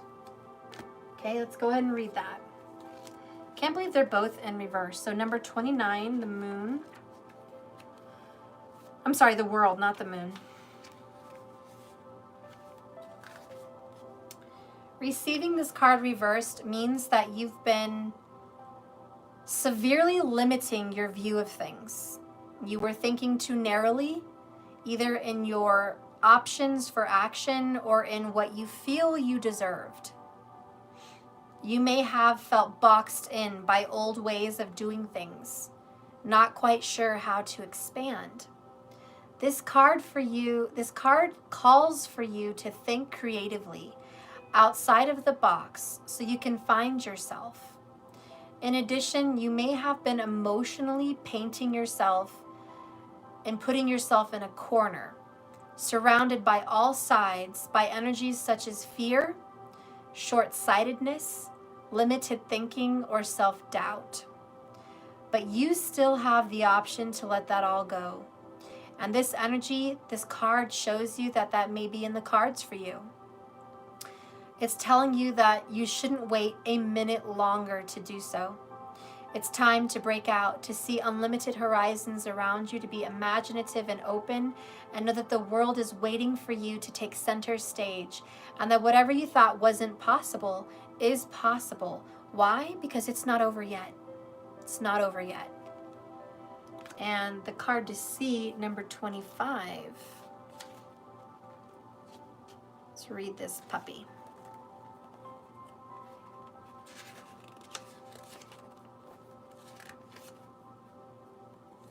Hidden actions, manipulation.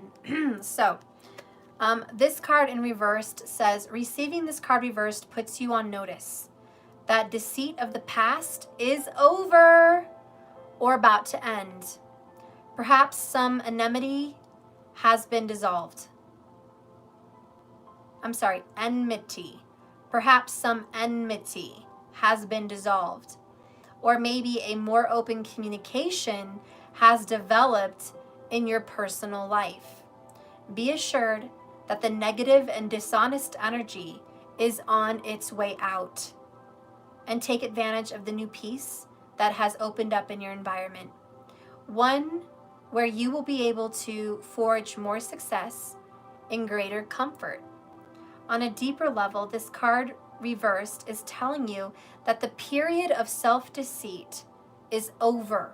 No more denial. You are now ready to see the abiding truth of your own value, power, and deservingness. It may take continued effort, but your honesty with yourself regarding these truths will bring even greater value into your life. Wow. So this is just gorgeous. I mean, any way you want to look at it, you guys are going to be getting a lot of happiness and joy. It's time to move on to something better. I think you're finally getting that opportunity. Whatever overthinking, because this is the first house, the brain, the mind, whatever overthinking was really causing you to stumble and struggle, that's moving out of the way. I think you found a new way to live, which is Rahu transitioning into the 9th house of spirituality and peace. And so he's really helping you think more positively, because that is the house of positivity. And in the sign of Taurus, it's about comfort. So he really wants you to find peace and comfort into your spiritual life, into the reason why things happen, into happenstance, serendipity, fate, destiny, and just not over worrying about why things happen and just trusting that they did for a reason. And you're not going to question why or how.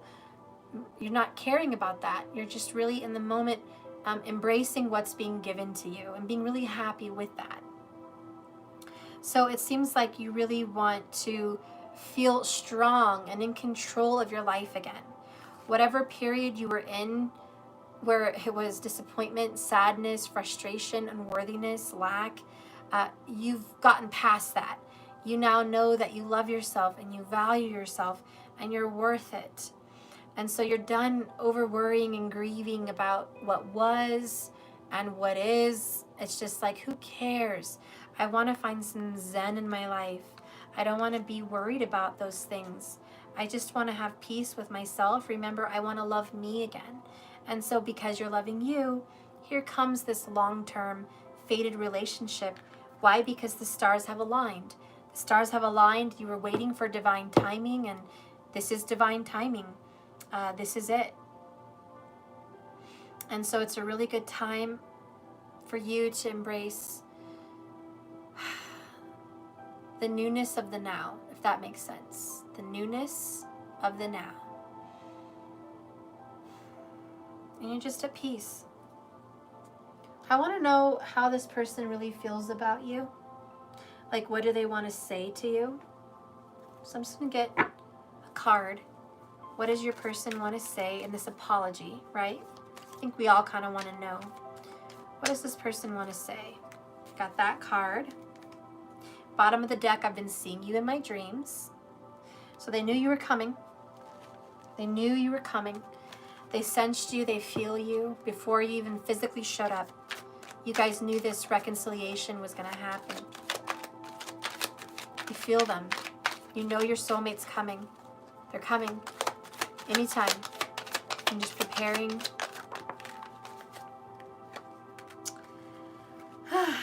Bottom of the deck, when Harry met Sally. When you realize you want to spend the rest of your life with somebody, you want the rest of your life to start as soon as possible. So it's the epiphany. As soon as your person realized that they wanted to spend the rest of their lives with you, they want it right now. And one of the other cards is, somewhere in her smile, she knows that I don't need no other lover. You're the only one. They're not interested in other people. This person that's coming into your life, there's no jealousy, there's no fights, there's no disloyalty, there's no cheating, there's no other interest. It's very focused onto your guys' love. There is nobody else. And you both know that. You both know that you're the one. So there's just no doubt. No one's looking elsewhere, ever again. Double-edged sword, reaping what I have sown and tasting my own words. So whatever this person told you that may have hurt in the past, it felt like a dagger. And I felt like somewhere in the past you told them, if you leave me, you're not going to be happy. Or if you do this, you won't be happy. And they told you off, or they told you they are happy, or they told you that they just didn't want this. Or they told you that this just wasn't the right energy for them. They regret that, because kind of like everything you said came to fruition is kind of what I'm feeling. You know, everything you kind of foresaw, here it is. It's the truth. And now they're eating their own words. But they're back, and that's what counts. So that is the reading. What is this? Madeline? Yes, I'm so proud of myself. I'm actually doing this at this age, but I feel happy and positive. That's great. I do see a great deal of positivity for you guys because of Rahu in the 9th house, house of positivity. So I do feel like the Virgo moon rising, which is traditional overthinker, is letting a lot of that go and go ahead and jumping into positivity. And this is what's manifesting and bringing forth a new reality. So you're moving out of a dark time. You're moving out of a dark night of the soul, which kind of felt like years. And it probably was at least 5 years. So you're leaving that behind. So congratulations, you guys are moving ahead into the stars aligning with your perfect soulmate. I'm just so happy to be a part of that reading for you and give you that truth and let you know that you guys were just spiritually or physically too young-minded for that relationship at that time. And there had to be a lot of growth. And yes, temperance took some time, maybe a lot of time for some people, but you finally get that opportunity. And now is the right time to be back together. So yes, congratulations, everybody. Thank you so much for watching. Virgo Moon Risings, I love you. Hopefully you enjoyed that. You have a lot to look forward to in the next 18 to 24 months with this North Node, South Node transit. So I'm really excited. Again, all of these readings will depend on your chart and how it looks on your birth chart. If you're not being afflicted in any way malefically by other planets, this will all come to pass. And for those of you that had hard readings, maybe it won't be so hard on you if you have benefic planets supporting you. You know, for the Leo, it may not be so hard on you if you have some benefics. So it just really depends on your chart, but this is a general, you know, and I really just generally did the charts for, you know, we didn't look into the nakshatras or the padas that you have in your chart. So again, if you want to see what your chart has specifically really for you outside of this reading, you can always go to Raj Kapil's, website and do a reading for yourself. Order one, a birth chart reading, or you can get one anywhere else you want, But there's those options. So I think Sal from Eat Read Love does that too. I think Sal is doing readings. I don't know. I don't know if he's available now for that. I mean, he's a single guy. He's got lots of time. I think he is. But he's got a lot going on with work too, so I don't know. But you can always try him to do a Vedic reading also. You can also try Joni Patri, Victakara, like I said, for tropical, so you can look at those. Or just research it yourself. Like I said, Vaults of the Heavens, Lahiri Ayanamsha. Do the North Chart, that's what I do. You don't have to though. But you can always, look into that. All right, well, that's it, guys. Thank you so much for watching this reading. Please remember, like I always say, this love is a journey. It's all a process. It's not a destination. This isn't the end-all, be-all. It's just part of your journey. So just keep swimming. All I do is read from the Akashic Records, pick up on your energy, and just see what is the vibes, what's going on, what are we looking at here. Really, the truth is, you manifest your reality. Yes, there's a destiny for you, but you can say yes or no and manipulate different versions of that reality. It is all up to you. This is just the general layout of a big possibility, a very strong possibility about your life, what could be happening for you. I don't know all the answers. I don't know all the aspects. Virgos, it looks like there could be some difficulty there, financially, some hardships, money-wise, and love looks really good. So does not always happen in life, It's like as soon as love goes up, money goes down, or if money goes up, love goes down. It feels very, like, to me, that's how it feels. But sometimes it's good for everybody. But, you got to take the good where you can take it and just find peace. Find peace in that. Thank you guys for watching. Please like and subscribe if you haven't. I appreciate you for watching. If you're interested in getting into a tarot class, it's available January 1st. You can make payments on Venmo or pay it all up front on jks1111.com. It's a very beautiful class. I think you'll enjoy it. And if you're interested in anything else, you can always go to my website, jks1111.com. For those of you, I think the 3 of you that are left waiting for your emergency readings, those are coming through. I'm still waiting on the upload. I'm at 95%. A lot of them were in the 80%. But for some reason, I don't know, it's just taking a little bit longer. It should be done tonight. I expect it to be finished. If it's not finished by, 10:30 or 11, I may go to sleep and just check on it in the morning, but it should be done.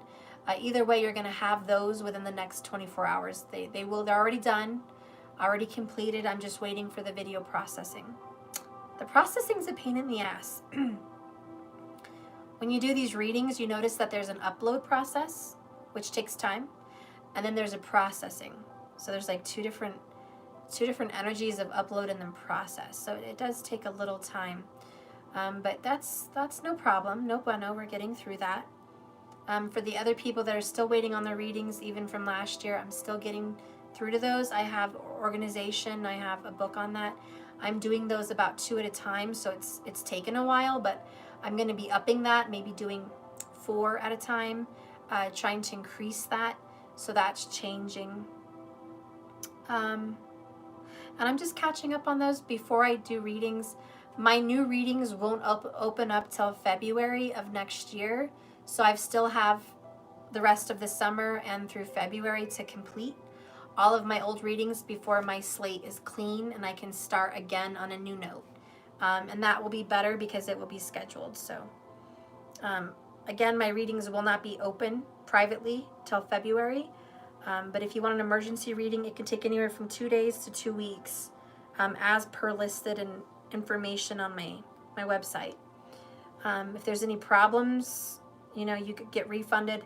If there's any issues, the video can't be completed or something like that, or there's a problem connecting, or payments are an issue or something. So no worries there. But other than that, I guess there's nothing really to worry about. The cards, I'm sending them out in batches. I did send some out. I have more to send out. Let me see. I have some more gemstones that just came in.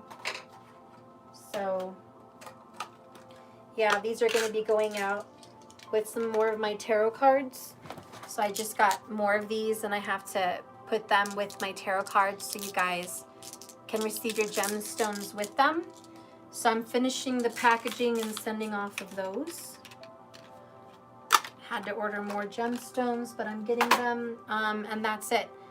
So sorry it took me so long. I realized I had to go through my list because there's a lot of people that got refunded, and I had to go back and check which ones were refunded so I didn't send it to them. Because I accidentally, like an idiot, had a bunch of mail prepackaged to people that already got refunded. So I had to take them out and get new packages to other people that weren't refunded. So I kind of had to go through my list again on the people that were refunded versus weren't, and I kind of messed up. So I was trying to go through my list of names again and make sense of who gets what. So excuse that, but I'm on top of it. I know it seems like it's forever. Forgive me. I think my life was going through some karma with the stresses of all of that, but it's getting better. And anyways, I appreciate you guys. Thank you for watching me. Thank you for loving me. Thank you for being patient with me. Thank you for all the support. Markers, thank you. Monitors, you know, everybody, thank you so much. Karen, Markers, Genevieve, Darth, I love you guys. You're very special. Thank you so much for supporting me, protecting me on here, and keeping an eye out for those people that cause trouble and drama. This channel's very safe, and there's a lot of good vibes, and I'm glad we get to keep it that way. So for all of you watching and seeing this channel's very different. I don't go off on people that have comments. They do a very good job monitoring who comes in with what. So it's very well secure. It's a secure place. There's not drama going on here, and I really appreciate that. Because the last thing we want on a tarot channel is a bunch of distractive dramas. So they do a really good job. Everyone here that watches, thank you. You're all very involved. Your comments are very good. They're always about the reading. They're always about what's going on. You're all paying attention. It's not just some open chat room. So I really appreciate that. There's a lot of soul family here. That is all twin flames, divine soulmates, very spiritual people on this channel. I don't have hundreds of thousands of viewers like some people, but the people I do have are extremely spiritually minded, good souls, and we don't have a lot of mess. And I'm very thankful for a kind of a closed group like that. Really thankful. You'll notice the difference on this channel, that there's a level of zen here that we have that doesn't really happen on most channels. And I give appreciation and thanks to that because of you guys, because the energy that's attracted to my channel is very good. It's very good energy. I think if I didn't have something out there that was quality, I wouldn't have quality listeners. So I'm just really grateful. And again, just really thank you so much for watching me. And I hope to see more of you. I hope to see your guys' lives changing and unfolding with these readings. Okay, guys, well, it's been a long one. I love you. Thank you so much. Have a blessed, beautiful day. Namaste. Thank you, thank you, thank you. Sleep well, rest well, live well, be well, make good choices. That's it. Bye, guys. I love you too. I love you lots. Bye.